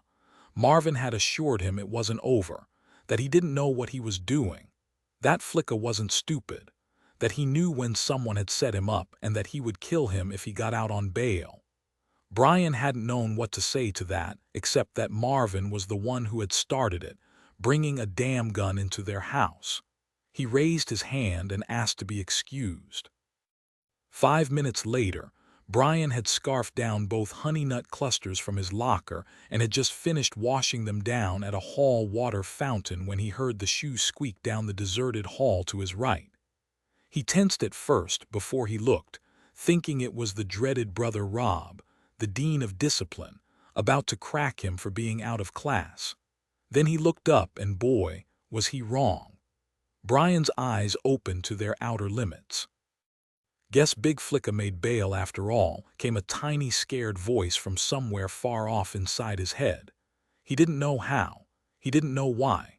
All he knew was that the crazy-ass drug dealer he'd pulled a fast one on was marching down the middle of the hall.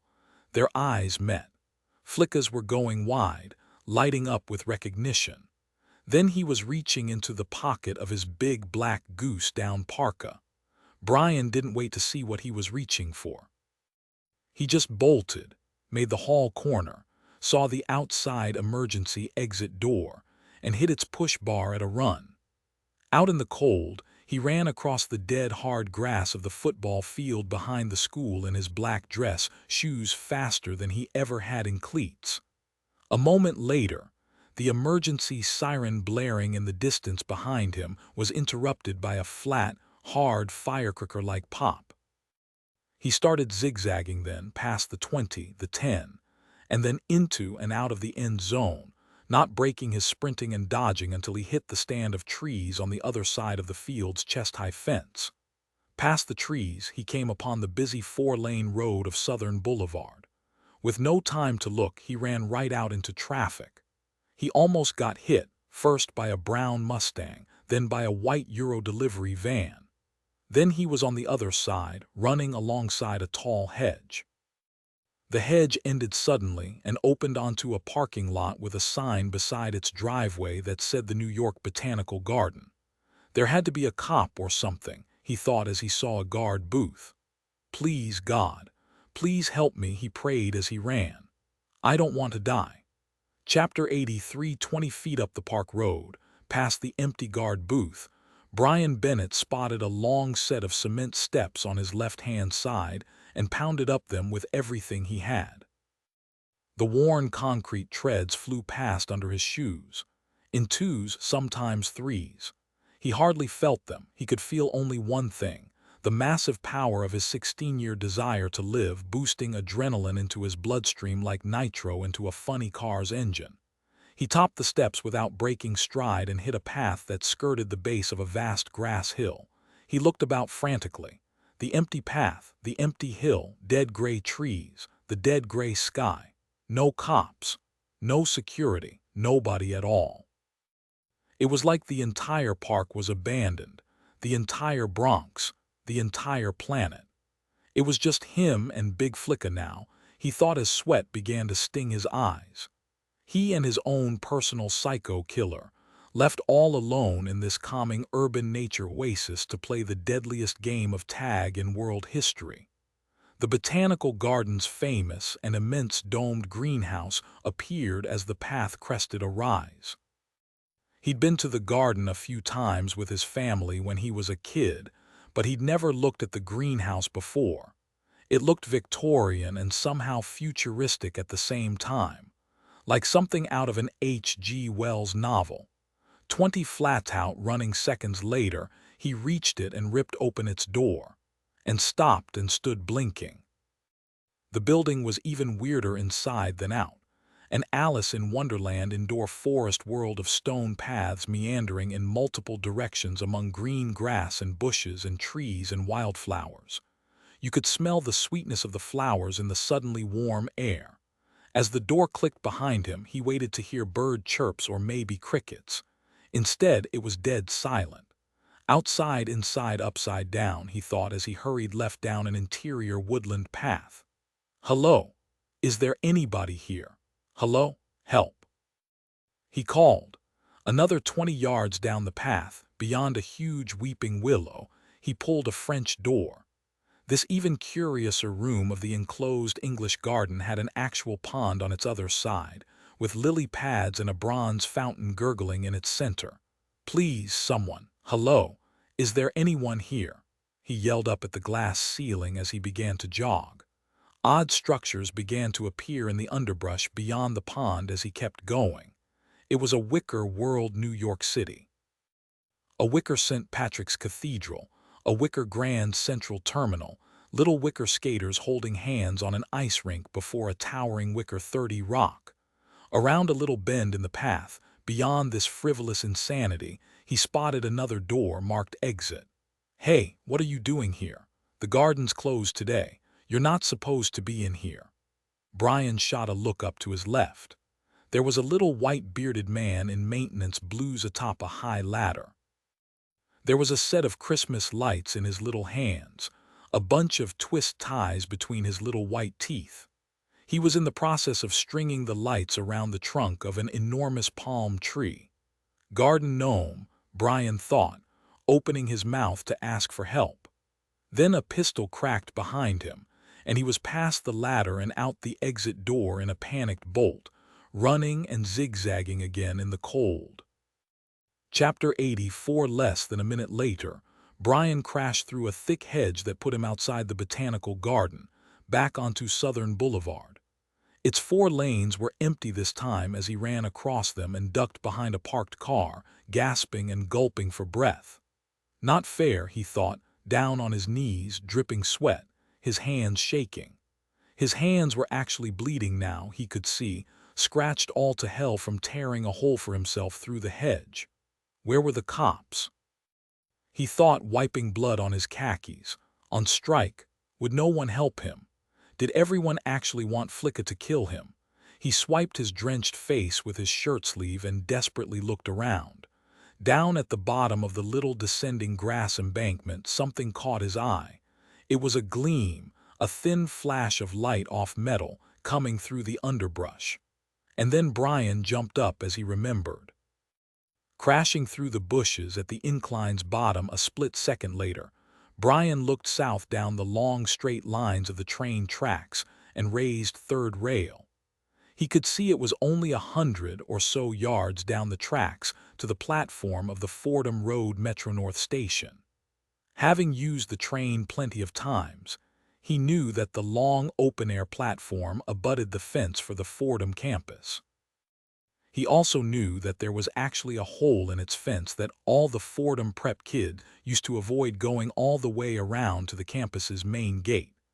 Brian sprinted over the trestles and had just pulled himself up onto the Westchester-bound concrete platform when he saw that the train was coming in at its far end. It had slowed to a stop by the time he was about to cut through the hole in the fence. That's when he remembered. The Metro-North trains had conductors. They could call the cops. When he hopped through the opening doors of the train car and moved left down the car's aisle, he saw that the seats were more than half empty. He passed a middle-aged white woman, then an old Hispanic-looking man. Since both were glued to their phones, they were completely and utterly oblivious to the apparition that walked past. The world's most panicked Catholic school white boy, dripping sweat and blood like a lost young medieval saint sent running through the countryside after being visited with the stigmata. He was all the way down the car about to head into the next when he heard the woman scream. Brian turned and froze. Flicka, sweat dripping off his terrible face, stepped into the car in his big black parka. The huge dude had to actually duck a little to clear the opening. Brian's eyes darted immediately to the gun the big man held. It was a little silver and black semi-auto. This was it, Brian thought as he helplessly watched the gun rise toward him in slow-mo. He'd tried with all his might for it not to be it, but he had failed. He was going to die now. He couldn't believe it, after all that. He glanced around helplessly. A sunset on an ad placard promising cheap flights to Miami, an abandoned newspaper on a pleather seat. He wiped at his nose with the back of his bloody hand. Before he even graduated from high school, he was actually going to violently die on some stupid damned commuter train. Chapter 85. Just as he thought this, from beyond the still-open train door to Flicka's right, there was a sound and movement. Brian watched, immobilized, as Marvin bounded into the car, already off his feet, Superman style, as if shot out of a cannon. He hit Big Flicka high, blindsiding him, actually taking him off his big feet sideways and crunching him against the opposite closed door of the train. Brian shook off his shock and ran forward as Marvin straddled Big Flicka and started pounding him, screaming and screeching like a wild animal as he clubbed the drug dealer again and again in the face. Brian spotted the pistol on the scuffed train floor beside them, and he kicked it out of the door of the train, and then gloriously joined in on the beating of Big Flicka, kicking at the guy's long legs, his stomach, the side of his head. More passengers arrived out of nowhere, yelling and screaming as the three gasped and growled as they fought for their lives there on the dirty train floor. Then suddenly, after he didn't know how long a minute, an hour a big uniformed cop was pulling Brian from the back, up onto his feet, and he was outside on the platform getting handcuffed. A second later, Marvin was handcuffed beside him, and they both watched as Big Flicka was dragged out. Brian couldn't believe the state of him. There was blood pouring out of his broken nose and out of a huge gash on the side of his head, which was swelled up like a pumpkin. He was out cold or maybe dead, hopefully, Brian thought as he realized he was crying. He wasn't the only one he saw as he turned to Marvin. Big Marv was flat out bawling on the platform next to him, just helplessly weeping. Brian leaned over and nudged him with his cuffed hands. "It's over, Marvin. It's okay, dude. It's over. We got him. You saved me, man. You saved me." That's when it really hit Brian, when he looked at the number of cops around them, the crowd of commuters standing outside the stopped train, the imps rattling a stretcher over the platform cement, how close they had come to not making it. "No, man," Marvin said in an almost whisper through his weeping. "You did it. You saved me, bro. It was you." Chapter 86. Yellow and white sparks pinwheeled off the Black Hawk helicopter's windshield glass as we ascended out of the shadow of the Chrysler Building, into the bright, late morning sunlight above the canyons of Midtown Manhattan. From my perch on a none-too-comfortable bench in the rear of the FBI's big black military-style helicopter, I stared out a side-door window at Midtown Manhattan's East Side. Next to me was CIA sniper Matthew Lero, and we, along with another helicopter team that was now hovering over the East River near the had been assigned counter-sniper air cover for Buckland's motorcade. I had tried to beg off being Leroy's spotter several times as we rolled into the city behind the motorcade in the MRAP. I'd cited my lack of qualifications, that it had been years since I'd held a spotting scope. Leroy had ended the discussion at the 59th Street heliport, where the FBI Black Hawks were waiting, by holding up some fingers. "How many you see, Mike?" he had said. "Two," I told him. "Then by the powers vested in me by the gods of war, I here now dub you officially qualified," he had said. "Stop worrying. I got you covered. It's just like riding a bike." Some bike, I thought, feeling the hard, high-turbine thrum of the 5-ton military aircraft through my back and butt and shoe soles. Leroux was busy kneeling on the deck of the cabin, putting the final touches on some bulky piece of military hardware called a gyroscopic shooting platform. It was a gun bench, an extremely expensive, high-tech, rotating adjustable gun sling that was underhung with the same pill-shaped gyroscopic motors that Hollywood steady cams use to counter vibration. But instead of a camera chocked into the gyroscopic mount, there was a huge bolt-action sniper rifle called a Chadek M300 Intervention.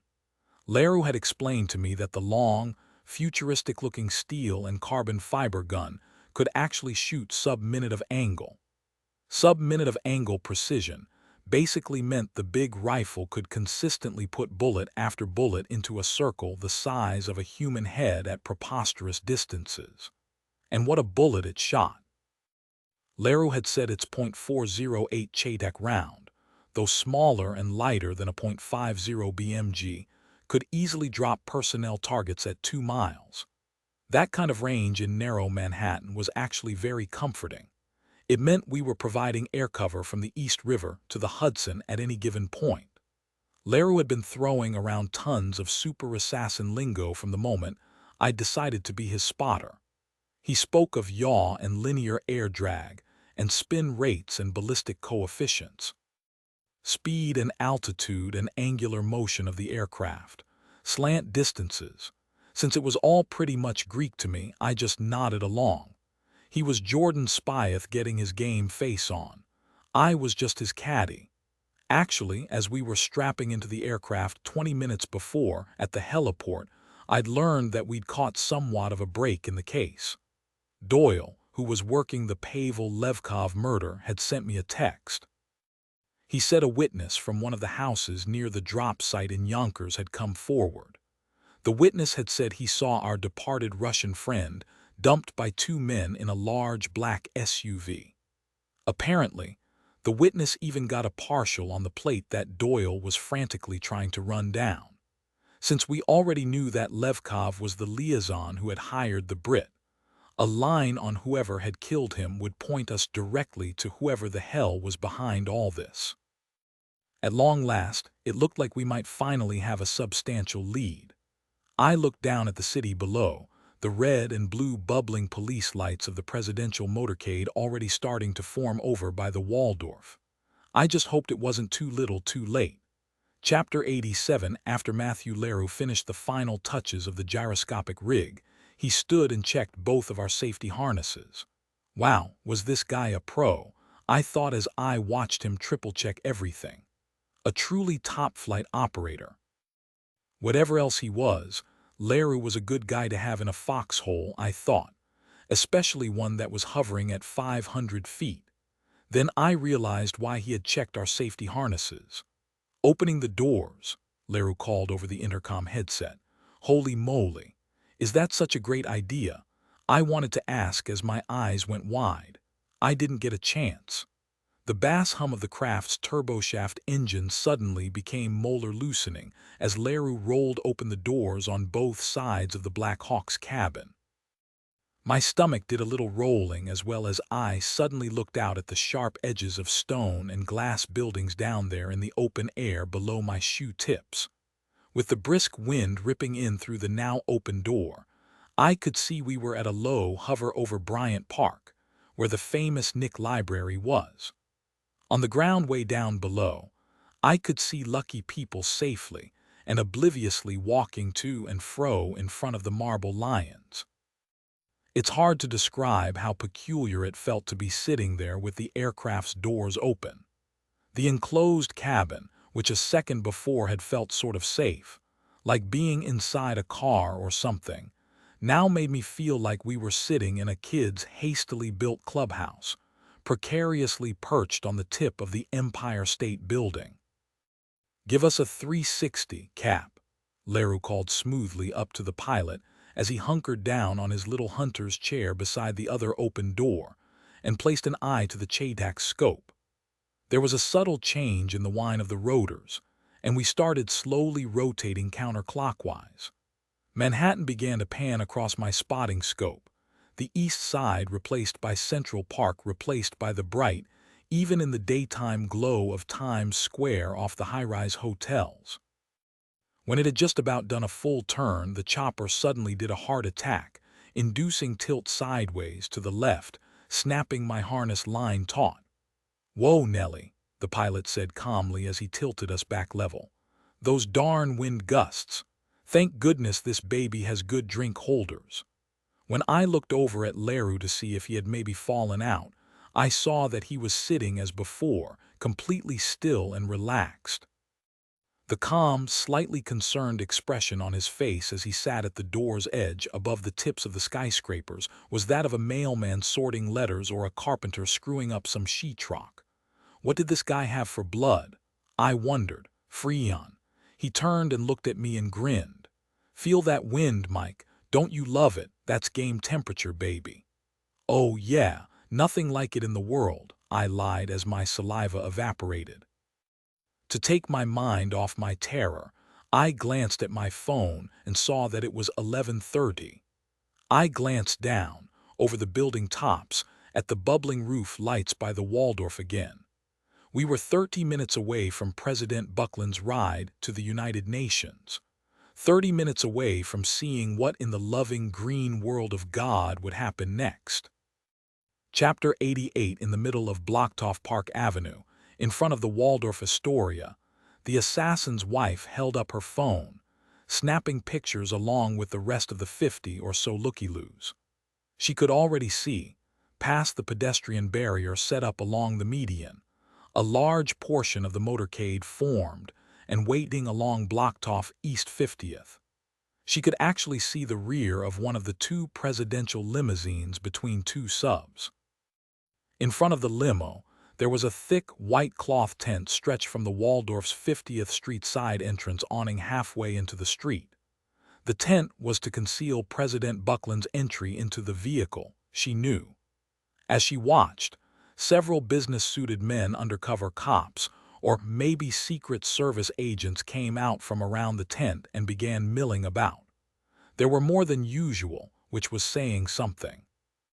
She'd heard on the radio that they'd even brought in some military-style MRAPs to bolster this visit. She stifled a laugh. What would be next?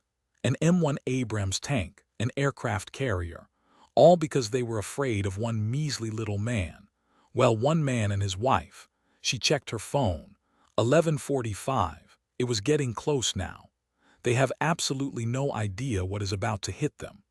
The smoky, bitter roasted coffee smell of a pretzel cart hit her as she walked closer to the corner of 50th. The scent, surprisingly strong, halted her for a moment as memories even stronger than the aroma instantly flooded in. Ever since she was a kid, that simple yet of its own essence pretzel smell was New York for her. Midtown and Times Square and yellow taxis. The gigantic Christmas tree in Rockefeller Center, Broadway musicals, and Alois at the Plaza. How many of her dad's business trips from England had she been on back then? A dozen, perhaps. They had taken the Concorde more than a few times. How wonderfully Nick's storybook it had been. How wonderfully, royally let them eat cake. For how many other little girls in the history of the world had ever had breakfast in London, lunch in New York, and then dinner in London? But what did kiddie memories matter now? She thought, shoving them quickly down a mental dustbin. She needed to focus now, really focus, and do the final checks. If she got this right, she'd be letting everyone eat cake again for the rest of her life. Chapter 89. The business-suited cops behind the barriers began getting into their armored vehicles as she arrived on the northeast corner. She watched as the NYPD tow truck that would be the tip of the motorcade arrived at the 50th Street barrier and was let through. She swallowed as she felt a butterfly swirl of tension begin to corkscrew in her stomach. Now. She gripped her iPhone, turned it in her hand. It was happening right now. "Don't you just love Buckland?" said a voice close by as she was about to leave. She turned to her left, a little startled. A boyish man, tall, handsome, and preppy in a Brooks Brothers overcoat, stood there on the corner beside her, his arms crossed, smiling. She looked at him, warily checking his hands, trying to place his American accent. Chicago, maybe. A cop, she thought. No, too well dressed, too prissy, but who knew? She expected the feds to have agents in the crowd. They were all on high alert now. Just how many agents she didn't know. It unnerved her, though, that they were perhaps being called in from as far away as the Midwest. Was it the look on her face? She wondered quickly. Did she appear too keyed up, too off in some way? Was her cover blown? "He's awesome," she finally said, giving him her dumb blonde act along with her best American accent. "I know, right," the guy said, gesturing at the motorcade with a little fist pump. "He's bringing our country back, and not a moment too soon, if you ask me." This fool was actually just being patriotic, she realized. He was just as he appeared, some overgrown American frat boy finance type with a massive preponderance of bone between his ears. He was just flirting with her. "I'm Jimmy, by the way," the man said, giving her his Division I quarterback smile. "I'm supposed to be at my trading desk across the street, but what the hell, I slipped out. Be a fool to miss all this." "You said it," she said, winking as she turned on her heel. So long now. It was nothing. The guy was nothing, she told herself as she hit the opposite corner of Park and waded into the business lunch crowd of pedestrians heading north. Just an average yokel. She was just being paranoid. 7 blocks north, on the north side of East 57th, she pulled open the door of a bank. Instead of going inside the bank itself, she did a right face and crossed the empty vestibule of its ATM lobby. On the other side of the machine, she did another right face and stopped by the sill of a window that faced south back down Park, toward the Waldorf. For 5 minutes, she searched the passing pedestrian crowd for the Chicago hot dog, but there was no one. No one on the sidewalk, no surveillance car, no one. She was clean. She lifted her phone as its text vibration went off. It was from her husband. 2 words. "Start it." "Yes, love," she said in the empty vestibule as she brought up the new app. Timing was of the essence here, she thought as she took in and let out a long breath. Perfect timing. Chapter 90, because of its heavy armor plating, capable of repelling high-powered rifle fire and rocket-propelled grenades, the rear seat of the presidential Cadillac limo, known as the Beast, is smaller than one would think. President Buckland thought it was even smaller than usual, as he sat directly across from the governor of New York's pushy wife, Janet Haber. "I loved your wife's shoes at the inauguration ceremony, Mr. President. Were they Louboutins, Zanottis?" she asked as Buckland signed the 3rd of the 7 inaugural invites she had brought with her. "I don't actually know, Janet," Buckland said, smiling. "I'll have her send you a note." Right away, too, Buckland thought. It's not like I'm in the midst of some of the testiest international relations in world history or anything. Buckland glanced over at the woman's husband, the smug Governor Martin Haber himself, sitting beside her. His big legs crossed, his long, haughty face glued to his smartphone. He was feeling right at home in Cadillac One, wasn't he? Buckland thought. He was an even bigger jerk than the wife, it seemed. But Haber had, after all, helped them win New York for the first time since Reagan. This ungeneral assembly appearance at the president's side was the least and hopefully last thing they could do for him. There were actually 6 people in the vehicle in total. Beside President Buckland was his advisor, Ellen Huxley Laffer, with the Habers facing them. Beyond the Habers in the front seat, past the open glass partition, was his driver, Secret Service vet Vince Kellett, along with Secret Service ASAC Luke Foldiger.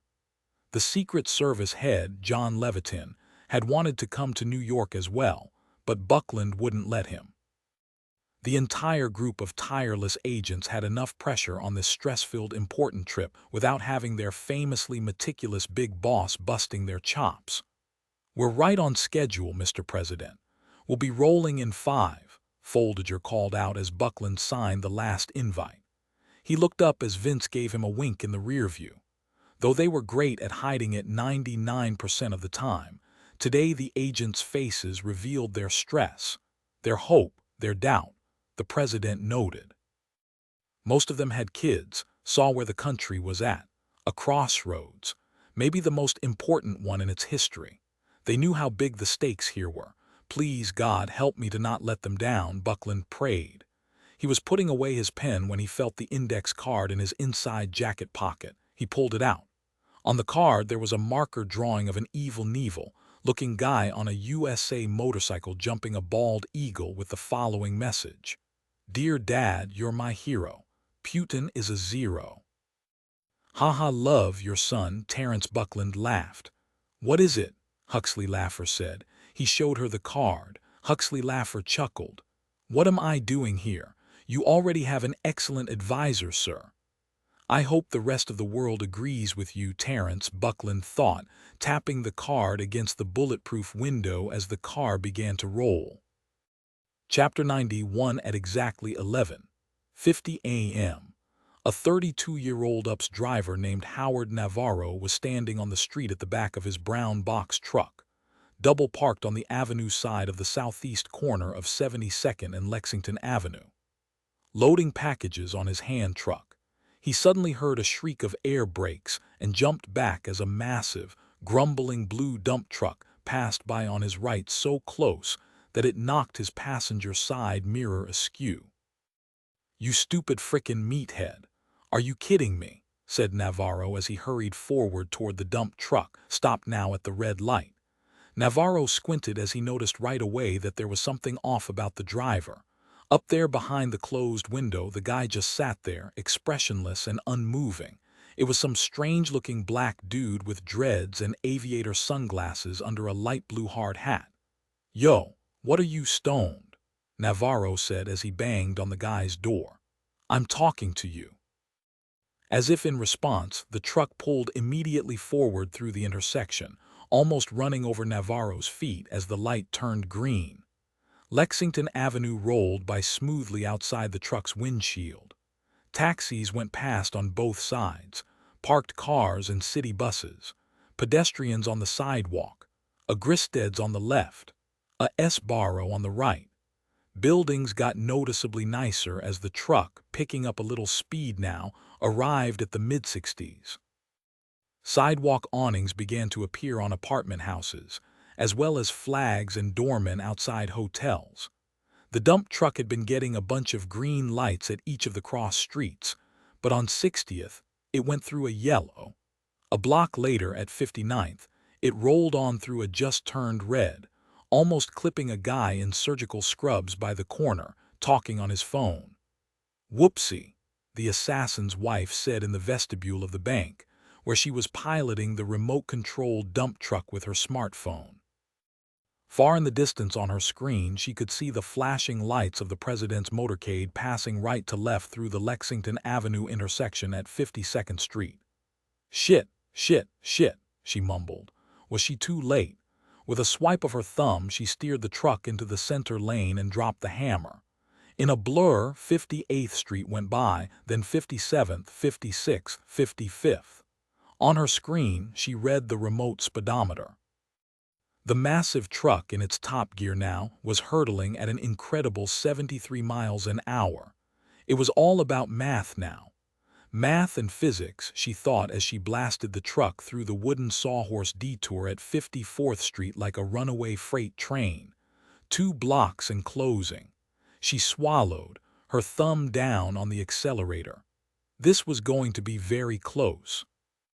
On her screen, at the intersection of 52nd and Lexington, she could now clearly see the rapidly closing white sides of the massive city sanitation trucks that were being used to protect the intersections along the entire motorcade's route.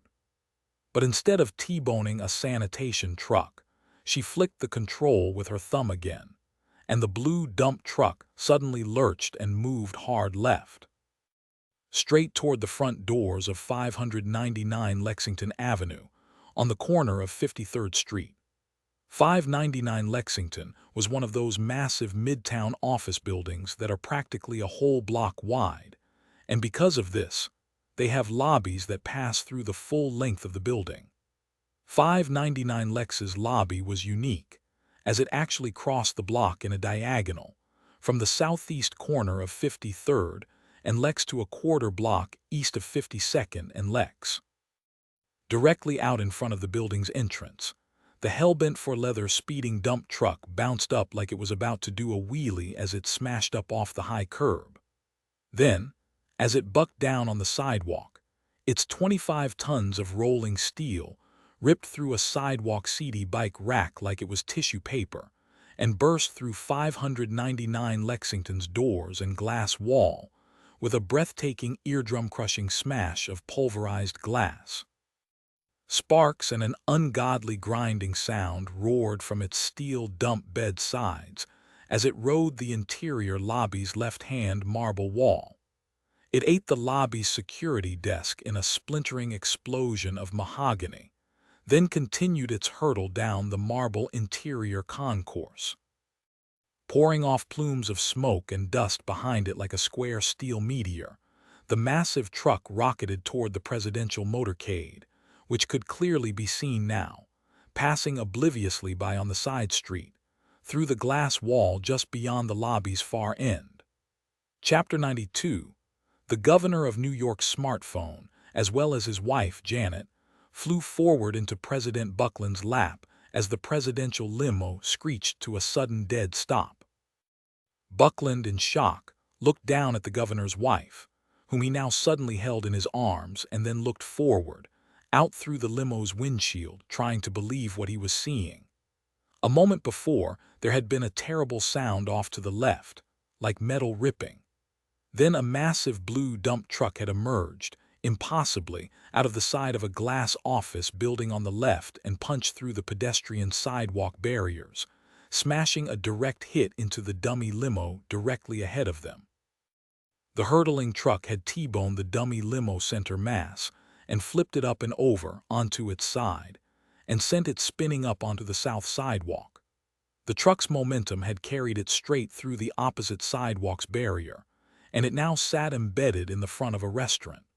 Through the rising dust, Buckland could see that the cab of the truck was in flames. One of the steel walls of the dump truck's bed had become detached and was quivering back and forth like a just-used diving board. As he watched, the tailgate it was attached to ripped free and fell into the street with a hollow clang. "Move back!" screamed Secret Service Agent Luke Foldiger to the driver as he somehow leaped through the open driver's partition and into the rear of the limo and pulled the governor's wife out of Buckland's lap. "Are you hurt, sir?" Foldiger said. A high-pitched metallic radio twerping was coming from the dashboard as the limo began reversing, its tires squealing. "Is Bronco injured?" Agent Kellett yelled from the front seat, not waiting for an answer.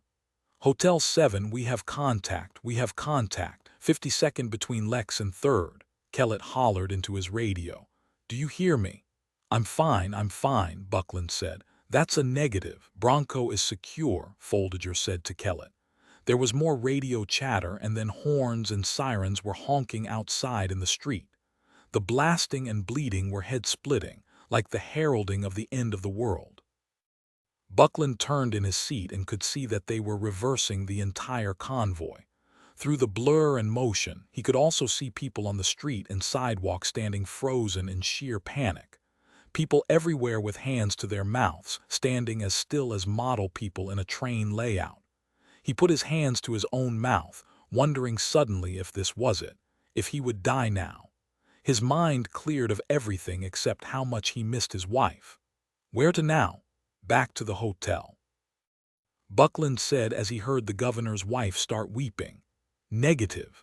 The situation is too volatile, sir," Foldiger said as the limo did a hard sliding lurch to the left and pinned it up Lexington. "We are going to go to our fallback, Sanctuary 1. "Sanctuary 1? Asked Huxley Laffer. "Park Avenue Armory, ma'am. That's our fallback position. You'll all be safe there until we get this thing sussed out."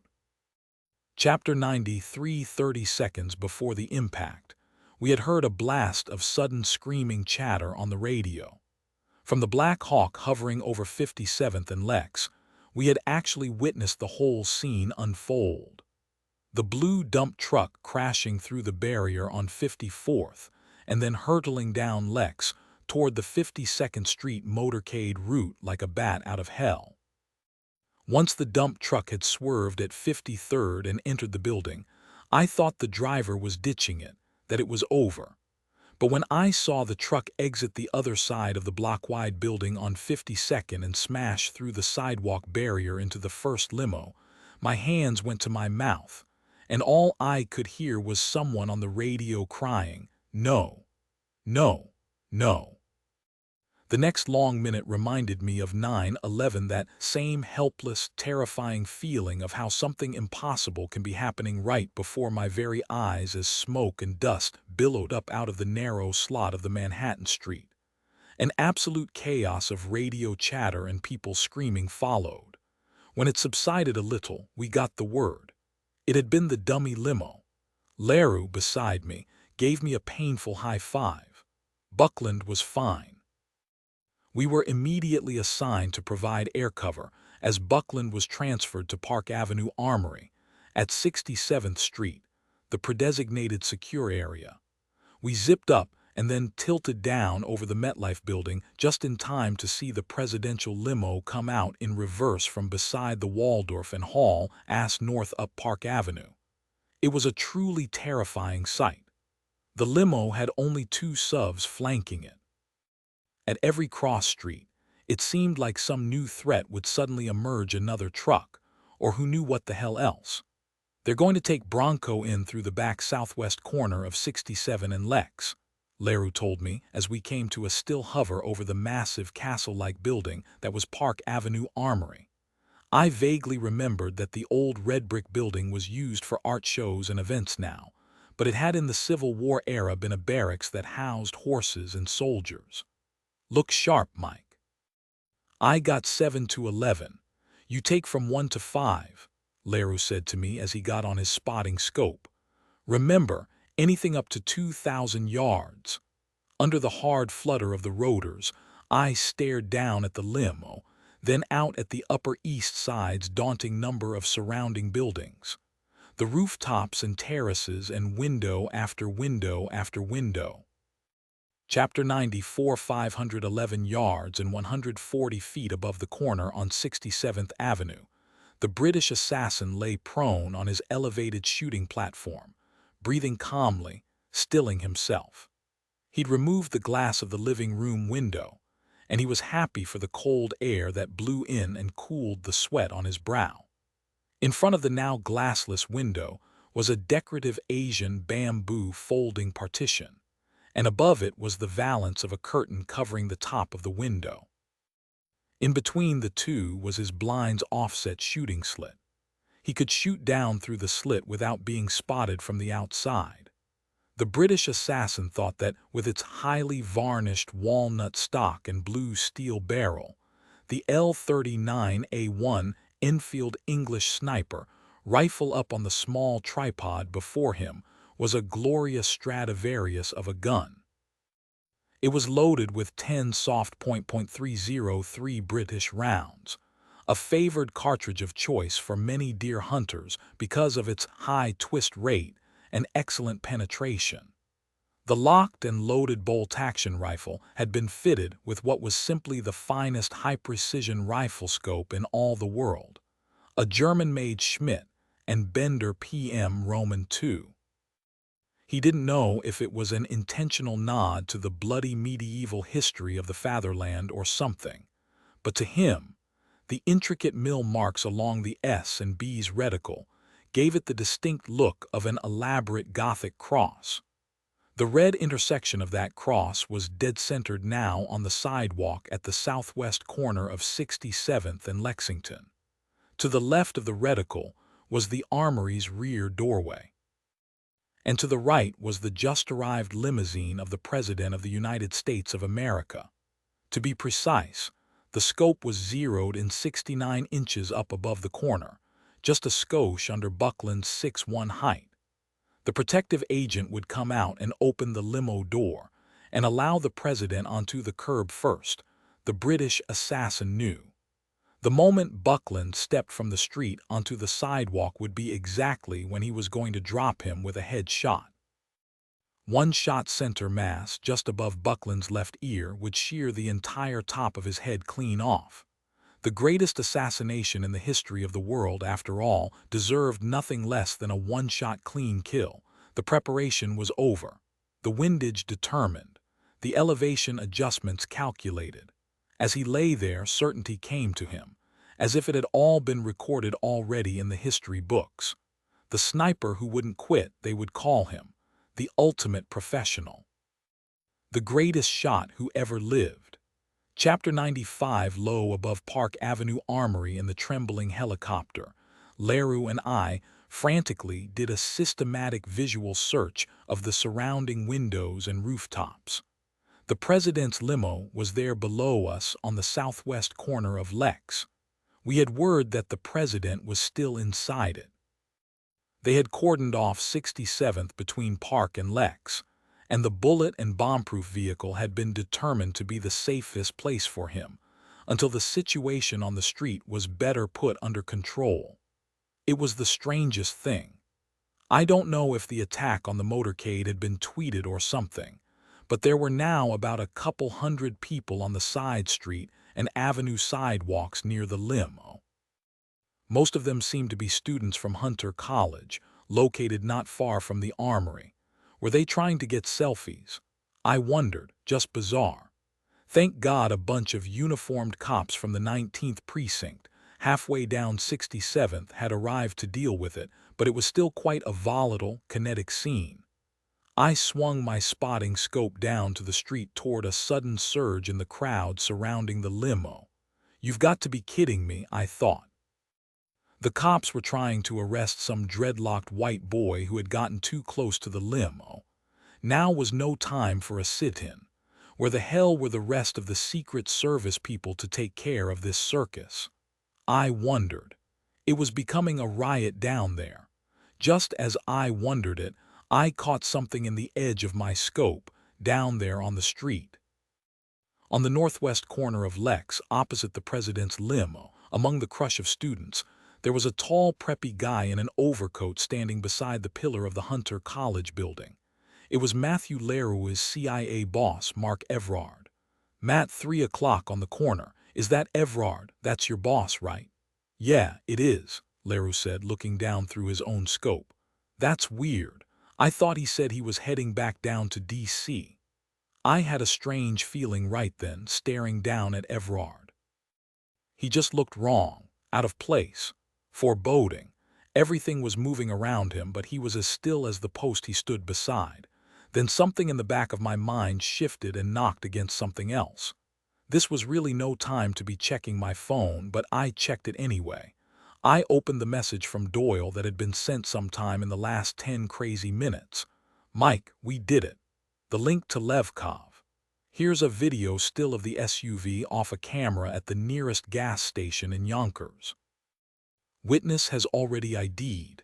These are the guys who dumped Levkov's body. I tapped the photo and nodded my exploding head. I looked down at the corner, then at the photo, then down at the corner again. In the photo was Everard.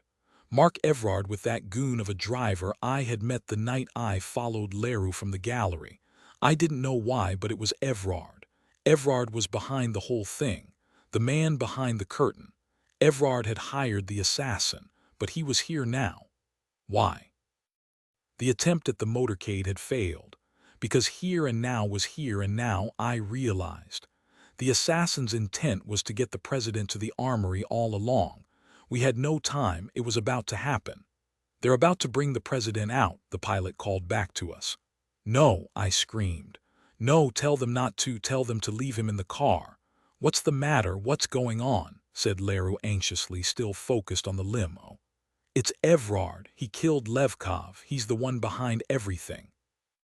Are you sure? This is the photo of the guys who killed Levkov, I said, showing Leroux my phone. You mean? Yes, I said. He set you up, he set all of us up. I pointed my spotting scope at the street. Down on the corner, Everard was looking east down 67th and looking up. He glanced at the presidential limo as he took out his cell, checking something. Then he looked back east, back up. "Matt, watch Everard. He's looking up.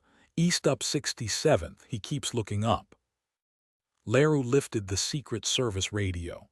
"This is Air Cover 1. We have a problem on the outside of the vehicle. Do you copy? Keep Bronco in the vehicle. Copy." We listened to the radio. There was nothing. There was just static, white noise. "Hey, can you get them?" Leroux yelled up to the pilot. "No, it's not working," he said. "Nothing. They're jamming the signal or something," I cried as I looked frantically up 67th Street with the spotting scope. "They're going to kill him now." "I see it. I see it," I said a second later. "That white building. Farthest window on the right, 2 floors down. See how the other windows in the building have a sun glare on them? But that one doesn't have any. He must have taken out the glass." I zeroed in tighter with my scope's zoom. Instead of shades or blinds in the window, there was some kind of Chinese screen and a little curtain. Between them were what looked like the aluminum legs of a ladder or a painter's scaffold. That's when I remembered the sniper's blind in the MetLife building. The shooter had been up high, near the ceiling of the space, far back to get a down-shot angle on the street. When I took my eye off the scope, I saw Leroux pounding on the shoulder of the pilot. "Down, down, put me on the roof of the armory." Chapter 96. Because of the raised structures on the armory's roof, the helicopter could only get us to about 10 feet above it. We had to hang off the sides and jump, and I went first. It was farther down than I'd anticipated, and I landed off balance and went over onto the rough tar paper, the breath knocked out of me. I was standing, looking up, waiting for Leroux to follow when his sniper rifle fell out of the chopper's side door and clattered to the rooftop beside me. "What the hell?" I thought, looking down at it. Then I looked up again and saw Leroux himself drop sideways out of the helicopter, crashing hard onto the roof. "I'm shot," he said as he clutched himself with both bloody hands above his groin. "What?" I thought. It was unbelievable, impossible, just like that. "I saw the muzzle flash," he gasped as blood began to pool out onto the tar paper beneath him. "It was from the window, the one you spotted." "Medic, help!" I yelled up at the chopper. "No time," Leroux said as I knelt to help him. He took one of his blood-covered hands off his wound and pointed toward the huge sniper rifle. "If you don't get help, you're gonna die, Matt." "No, the president is. You have to save the president," he said. "But there's no buts," he screamed, his face clotted with pain. "Get over to that corner of the roof and drop that son of a bitch. Shoot the bastard." I ran across the roof with the rifle. At the corner of the crazy old building was an actual battlement like you'd see on the top of a rook chess piece. I set the huge rifle into the battlement's chest-high indentation and looked up through the scope. Even at this lower angle, I still couldn't see the shooter in the window, just the crazy Chinese screen, the little curtain, the ladder, and the gap between them. There was no target. I glanced down to the street as a roar came from the crowd. It was the president's limo. One of the Secret Service agents was at its rear, opening the door. "No, get back," I screamed, but I knew it was fruitless. He couldn't hear me over the crowd and chopper rotor wash. There was no more time, do or die. I looked back up at the glassless window 2 blocks to the east, and I knelt as I put the rifle to my shoulder. Chapter 97. In one oiled, piston-like motion, the British assassin cleared the brass casing of the bullet with which he just gut-shot the cop out of the chopper and reclosed the Enfield rifle's blue steel bolt. He'd been alternating his aim from the limo to the chopper from the moment it arrived. He didn't know how the sniper team had spotted him, but they had. When he had looked back up from the limo a moment before, the 2-man team had both of their scopes on him. Reorienting on his target, he watched in the scope as the other cop scurried and ducked behind one of the armory roof's battlements a split second before the British assassin was going to blow his brains out. Smart man, he thought. Run for your life. When he looked back down at the limo, there was a Secret Service agent at its rear, ready to open the door. Buckland was coming out. There still was a chance. The British assassin adjusted the infield a millimeter down as the president stood up from behind the limo door and stepped onto the sidewalk. He sucked in his breath, held it. Just as he slipped the center of the Gothic cross reticle onto Buckland's head, he saw the muzzle flash from the armory's roof. The .408 Chadak round, traveling at 3,500 feet per second, came in at him just under his own rifle. As it struck home, it cut a perfectly circular groove through the bones of the ring and pinky fingers of his left hand, holding the infield stock. Then it bored a perfect quarter-size hole through the center of his chest cavity and blew his spine and heart and much of his back out across the wall behind him. Epilogue Chapter 98. A week later, Old Glory snapped in the wind along with the coattails of the honor guard, standing out on the grass as the marching band played the national anthem. When it was established that we had, in fact, somehow managed to still keep our flag waving over the land of the free and the home of the brave, at least for the time being, there was much hooting and cries of "Let's go! Let's go!" from the field and the stands. We were at Fordham Prep's famous homecoming turkey bowl game against Xavier, and Mary Catherine and Seamus and all my kids and I went nuts as Brian and Marvin took the field with the rest of the Rams for the kickoff. Well, they made it, the two knuckleheads, despite all their own efforts to the contrary, Seamus said. I shook my head. I didn't want to even think about what could have happened to them once I had gotten to the bottom of the saga of Marvin and Brian and the drug dealer. Sometimes, if you're wise and like to sleep at night, as a parent you say, all's well that ends well, and leave it at that. Which is exactly what I did say as I handed Seamus and Mary Catherine brimming plastic cups. After I clicked cups with two of my 12 favorite people in the world, I took a long, much-deserved sip out in the cold air as Fordham booted the ball high and long for the kickoff. Marvin, of course, being the biggest and yet somehow fastest kid on the field, made the first tackle, sending a Xavier kid into a sideline tuba player. I patted Marvin's uncle in front of us on the back. Tuba players, be warned, I said, smiling. We expect nothing less than the Bronx's version of Bo Jackson. Mr. Peters, who was almost as big as his nephew, gave out a bellowing laugh. The sweet old man had finally made it up from North Carolina to stay with Big Marv, who had moved out of the Bennett abode amid many teary goodbyes and hugs 2 days before. We were all going to miss the big galoot.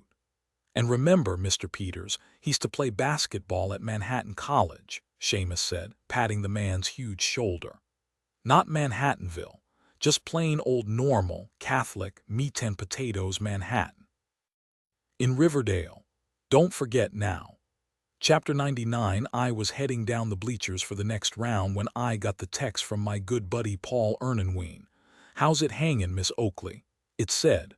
Rootin' tootin', I texted back, laughing at our little inside joke. There had been a lot of hoopla about the shot that had dropped the assassin, especially the fact that he had been shot through the hand holding his rifle before he'd been killed. World-famous snipers had weighed in with glowing reviews of the shot's professionalism, which suggested years and years of training. The Post even did a detailed mock-up of it, where the chopper was, where I was, where Matthew Leroux was, a dotted line showing the trajectory of the bullet up 67th Street.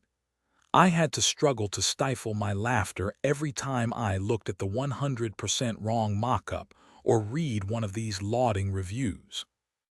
Because the whole thing, the famous world-class shot, was actually a complete accident. Before I was able to adjust my aim, the big awkward Chatak rifle had slipped from where I'd placed it between the crenellations. Grabbing at it to keep it from falling, I'd hit the damn thing's hair trigger. Call it dumb blind luck, the hand of God. But I had nothing to do with shooting the Brit through his hand holding the rifle. Since I knew hoopla to be far more trouble than it's worth, I had actually insisted that Leroux had done it. After the shot, Matthew Joseph Leroux died right there on the roof as we were trying to get him back into the chopper. Crediting him was the least I could do for his poor family after all the sacrifices he had made for us. The Brit's real name, it turned out, was Andy Heathton. The FBI had sent a photo of the body to British intelligence, who had finally been able to id the shooter. The 39-year-old professional killer had been born and raised in Leeds, England, and had been taught how to shoot by the British Royal Marines at age 21. Apparently, he had spent the next several years of his life as a mercenary, killing folks all over the world. His wife, Holly Heathton, 33, who was thought to be responsible for the remote-controlled dump truck that had rammed the motorcade, was caught by customs out at JFK trying to leave the country the night of the attempted assassination. You hear, Paul texted me a second later. About what? I texted back. About the Times article, Paul said from behind me. I turned and stared at the red-headed Fed. No, I said, but something tells me I'm about to find out about it. Come on, Paul said, patting me on the shoulder as he pocketed his phone. Let's walk and talk. Chapter 100. We arrested Secret Service SAC Margaret Foley late last night, Paul said as we walked down a breezy drive past Fordham's beautiful old stone buildings. Is that right? Yep, we got up on a phone we found in the shed of her house in Silver Spring. There were hundreds of calls between her and Mark Everard, photos on there as well, startling ones. Of an intimate nature, I said. The most highly intimate. She'd been sleeping with him for years, apparently. They met down at the pile after 9/11. Love among the wreckage, I said. Romantic. She finally broke last night, Paul said. She had given Everard the president's route and itinerary, which he then passed along to the assassin through back channels. They'd been planning this for over a year. She happened to mention why she and Everard wanted to off their own country's leader. Nothing new on Netflix. She said it was about Buckland's call to slice the federal budget to the bone and do a thorough audit of all the books, including Homeland Security. She said she had misappropriated a few dollars here and there over the years and didn't want to wind up on the unemployment line or in jail. Wow. Correct me if I'm wrong, but didn't she have a family? Yep. Married with 3 kids, Paul said. How do you go from skimming off the top at the Secret Service to planning your boss's funeral because there might be layoffs? I said. Are things really that corrupt, I wonder? Or have we gotten to the point where we don't catch it anymore? That's if you even buy that story, Paul said. Everard was a spy, and I think, like all spies, Everard sold her and played her like an asset, used her own fears and desires to manipulate her. He needed the info she could access. Too bad we can't ask him to confirm, huh? I said. Everard had hung himself with a tied-together pair of sneaker laces in his cell down at the Federal Detention Center in Lower Manhattan on the second night after his arrest. No one knew how the sneaker laces had gotten into his solitary confinement cell, but I wasn't worried because it was under investigation. Why do you think Everard did it? Was he a double agent, hired by someone else? Paul shrugged. He was hired by somebody. And my gut says not the Russian government. I think he just got the Russian mob involved in order to make it look like it was coming from Putin's direction, but it wasn't. It was just a smoke screen. But who could fund an operation of this scale? I said. It would have to cost a pretty penny these days to assassinate a president. Who has that kind of juice? Paul looked at me. You're right. The Brit didn't work cheap. I heard a rumor that he had a numbered account in the kind of Swiss bank they won't let you into the lobby of unless you're there to park 8 figures. But don't forget, Everard's been in the business a long time. He definitely had the connections. Then he shrugged. Buckland did mention he wanted to audit the Federal Reserve. Ah, the central bankers, I said. That's true. Auditing them is probably something they don't want. Making money out of thin air must make it easy to fund an assassination. Let's face it, there isn't anything that's really too much of a problem for them with that kind of power. True, Paul said, but perhaps it'll all come out in the congressional commission that's being assembled. I stopped walking. A gust of cold wind blew up, hammering the trees as the branches cracked against one another like kids playing swords with broomsticks. "We'll never know, will we?" I said after a beat. "Just like JFK's assassination, we'll never know." "No, Mike," Paul said. "I don't think we ever will, but look on the bright side. Whoever it was, we squashed them. We checked their shit. We could be going to a presidential funeral right now. We stood our watch. We did, all of us. You, me, Matt, your detective friends. Sometimes it's all you can do." Then I shook Paul's hand and turned on my heel and went back down the drive toward the cheers and the field. At this point, I was wise enough to no longer give a care. One day at a time and all that, and this one day was one of my favorites of the year. I wasn't about to waste one more second of it on work. Chapter 101, and it's no nay never, no nay never no more. Seamus sang as he played the accordion in the living room after the turkey was demolished. Turkeys, to be exact. "How do you like Irish Thanksgiving?" I said to Mr. Peters as I was stacking cleaned plates from the dining room table. "We also do an Irish Halloween and even, impossibly, an Irish 4th of July, because nothing enhances a fireworks display like green beer and a hearty jig." "I like it just fine," Mr. Peters said, laughing and looking like he was ready for a long tryptophan nap. "That gravy Mary Catherine made was divine, and those biscuits," the Southerner winked, "rivaled my own mama's." I smiled as I headed into the kitchen. Mary Catherine had insisted we do Thanksgiving early, for Marvin and his uncle, who were just settling into their new place. I dropped off the china next to Mary Catherine, who was rinsing a platter in the sink. I stood there looking at her for a second. She'd put her hair up, and she was smiling to herself about something, a memory, maybe a joke. She looked so incredibly beautiful and sweet as she stood there in her apron that I felt a physical pulse, an almost electric shock of happiness, pass through me.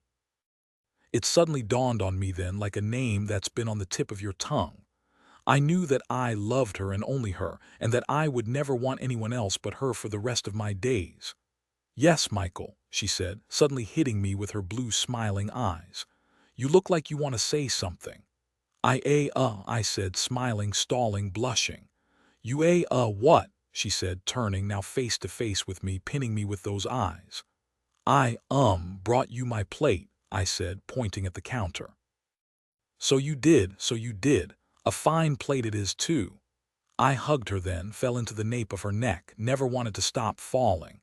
"You had my plate at hello, my Irish beauty," I whispered in her ear. "Cross my plate and hope to die. St. Peter's Square, Rome. White smoke signals that a new pope has been chosen. Is it possible that the new pope is a woman?" For an excerpt, turn the page. Prologue. 20 years from now, one Vatican City, the story had begun deep inside the Vatican, had leaked out into the city of Rome, and within days had whipped around the globe with the momentum of a biblical prophecy. If true, it would transform not only the Roman Catholic Church but all of Christianity and possibly history. Today was Easter Sunday. The sun was bright, almost blinding, as it glanced off the ancient and sacred buildings of Vatican City. A tall, dark-haired man stood between towering statues on the colonnade, the overlook above St. Peter's Square. He wore Ray-Bans under the bill of his cap, a casual blue jacket, a denim shirt, workaday jeans, and combat boots. The press corps milled and chatted behind him, but writer Zachary Graham was transfixed by the hundreds of thousands of people packed together in the square below like one enormous single-cell organism. The sight both moved him and made him sick with worry. Terrifying, unprecedented events were happening around the world. Famines and floods and violent weather patterns, compounded by wars and other untethered forms of human destruction. The New York Times had flown Graham to Rome to cover Easter in the Vatican, and what might be the last days in the life of an aging Pope Gregory Roman 17.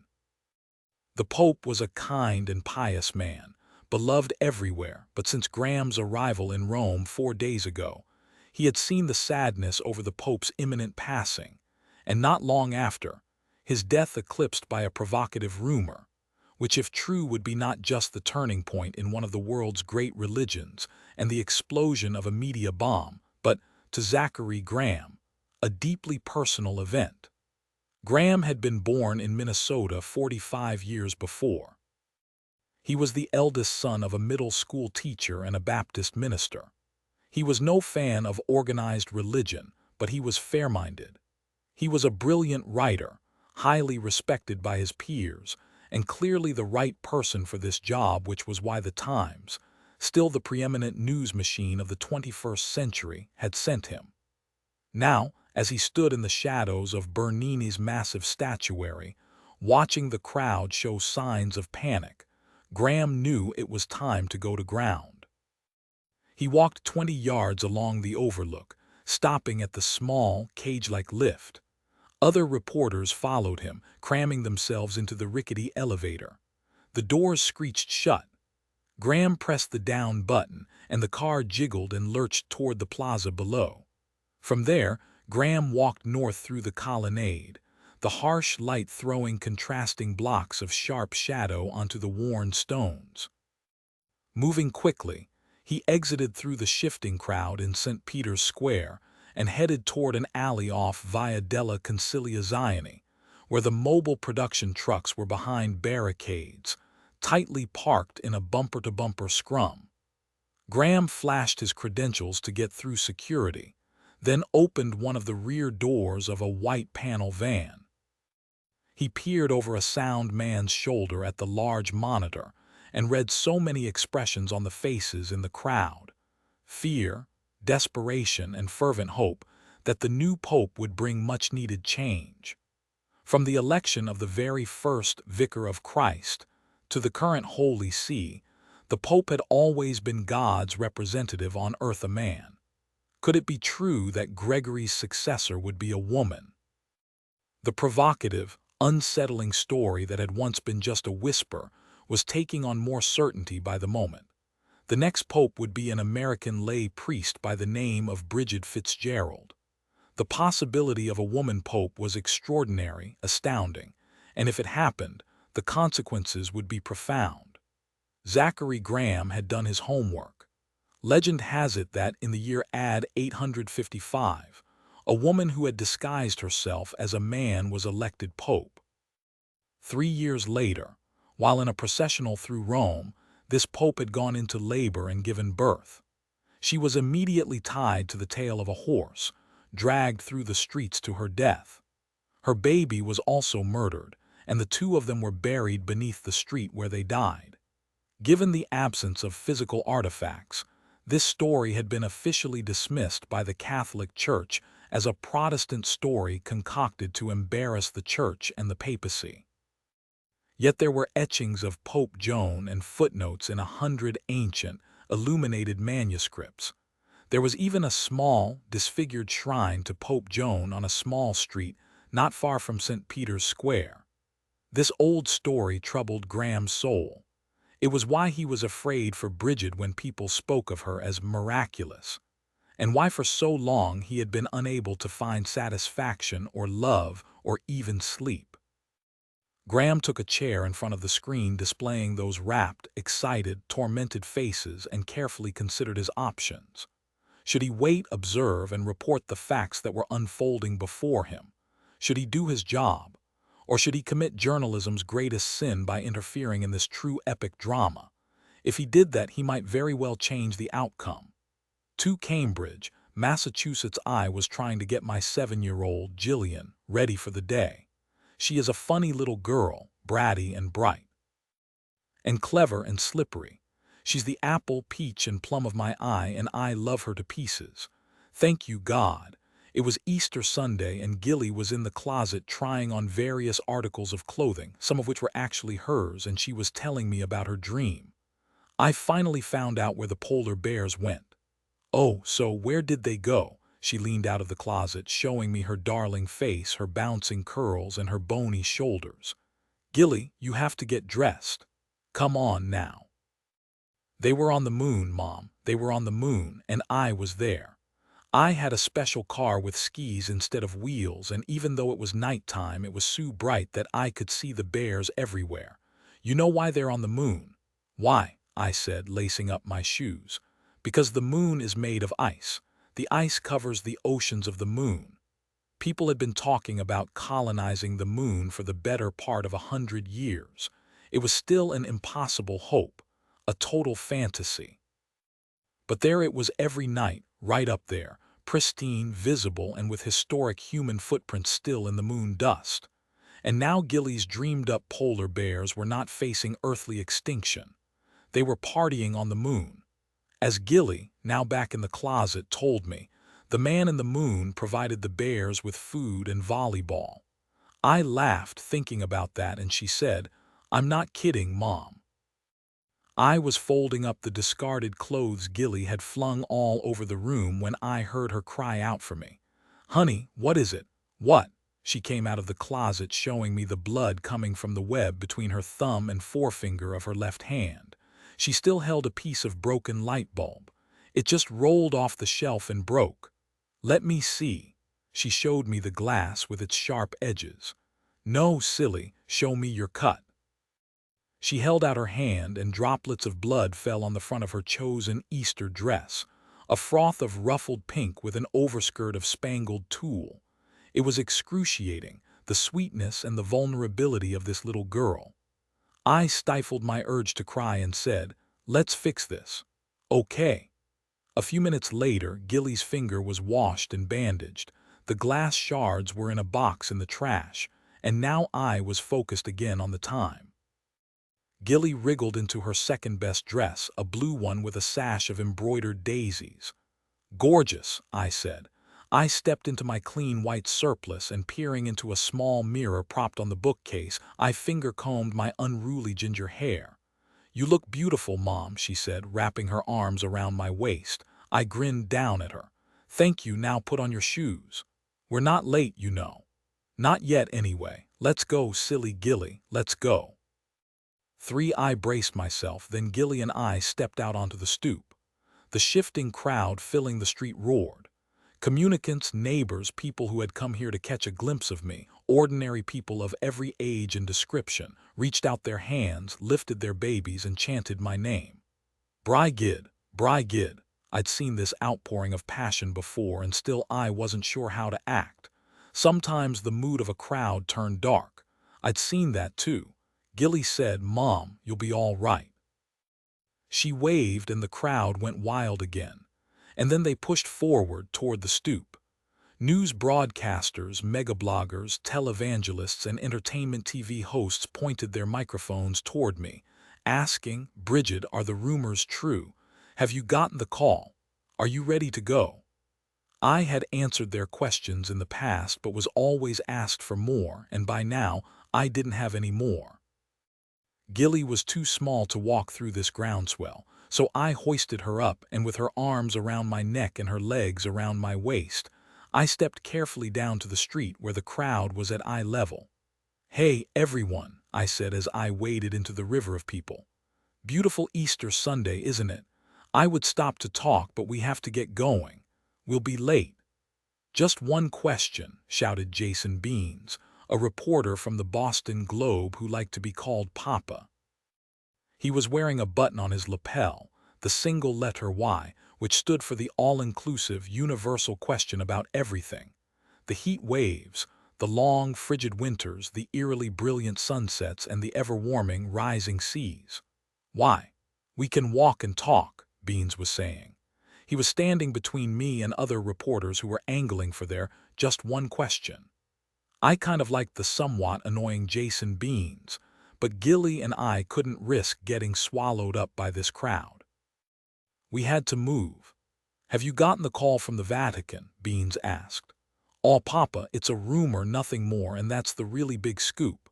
Now please pardon me, I have to go to church. I have a mass to say." "Brigid, Brigid." Flowers flew at me, and hands grabbed at my skirts, and Jason Beans stepped in front of us and wedged open a path. Gilly and I drafted behind him. We crossed the street, and there, mid-block, stood the homey brick church that had anchored this neighborhood for a century. People crowded us from all directions, calling out, "We love you, Bridget. Bridget, will you remember us when you're living in Rome? I remember you right here and now, Lewin. See you in church."